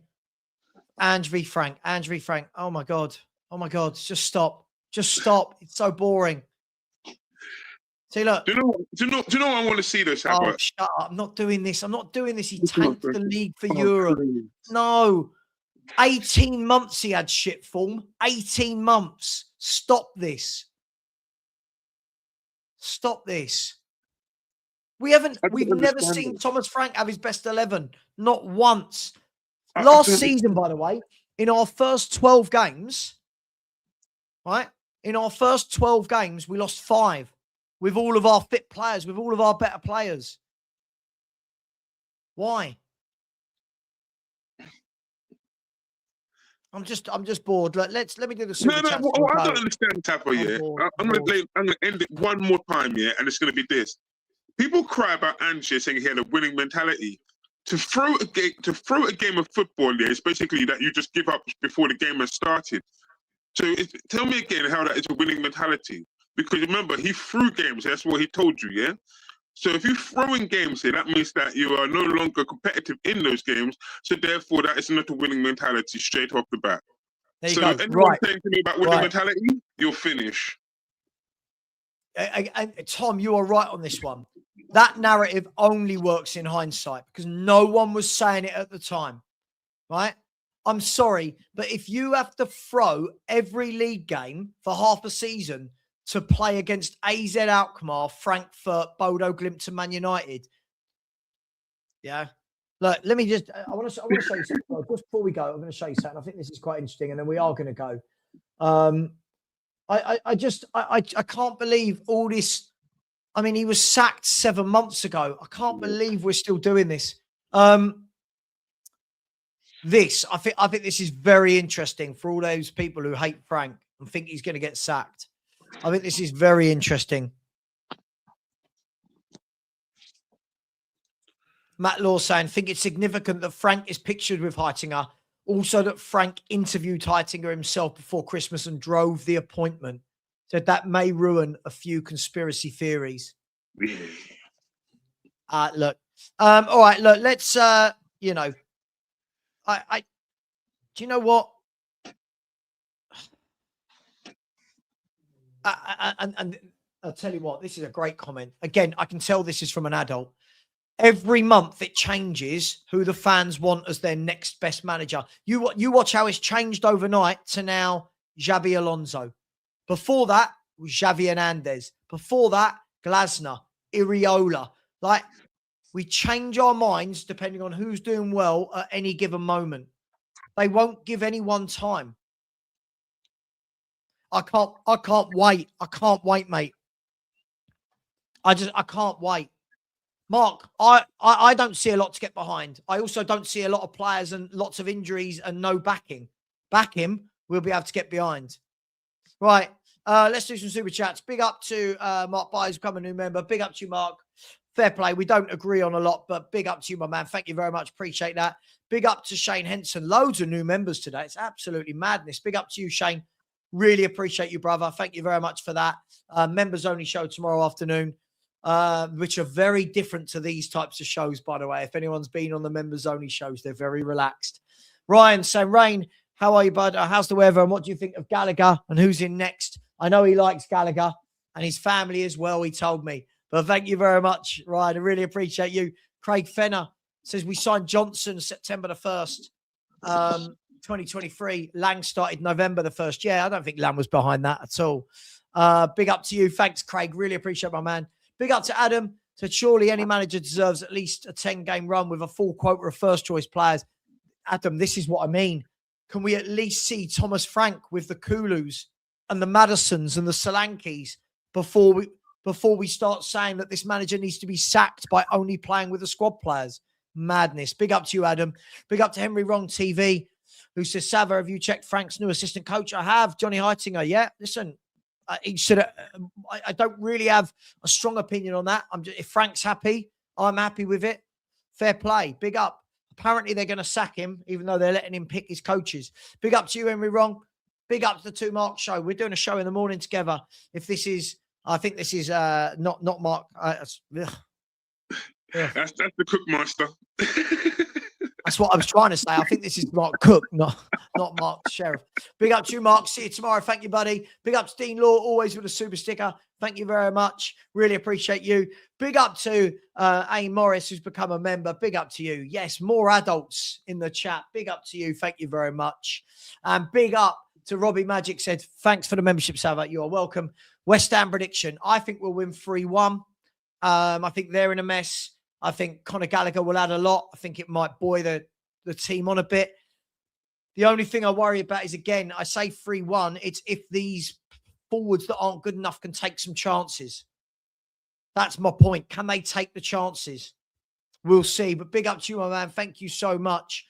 Yeah, and again, Conor Gallagher has spoken to Frank and joined, knowing what's going on at the club. They must have sold him something. Philly, thank you very much, mate. I really appreciate you. Well, thank you very much. And thank you very much for letting me on, Savva. I've got a show tonight at 7:30 with Corey. We're going to do the Power Rangers tonight. So, yeah, thank you very much for having me on. Thank you very much, mate. Nice to talk to a few people on here as well. So, well, let's see who's live and if we can transfer anyone over. Listen, I've always wanted to give people long streams and get opinions, and I'm one of few. I do believe I'm one of few who interact with everyone. Right, I interact with all the comments. Unfortunately, by interacting with the comments, you just get a lot of trolls that just play on it, and maybe I shouldn't. Hey, it is what it is. Well, friend, I've said this many times before. You've got patience of a saint. I've watched you through some streams, man. I'm thinking, how have you kept it together, bro? Some of the questions I'm thinking, please, this engage some of this. before you make a comment down. It's not too hard. Just look at what you're writing and look at the team before you just put something down. It's just, yeah, you want to be a passionate fan, but just think a little bit before you throw something down. Yeah, I think it's, you know, when I see people coming in talking about this defense being better than Kyle Walker, Alderweireld, Vertonghen, and Rose, and you just go, oh, stop. Like, do you know what I mean? Look, I do get frustrated. I'll tell you why I get frustrated, guys and girls in the chat. People say I'm too emotional. The reason I get frustrated is because this is the club I've loved for 40 years, more than 40 years. Don't people think I want Spurs to be doing well?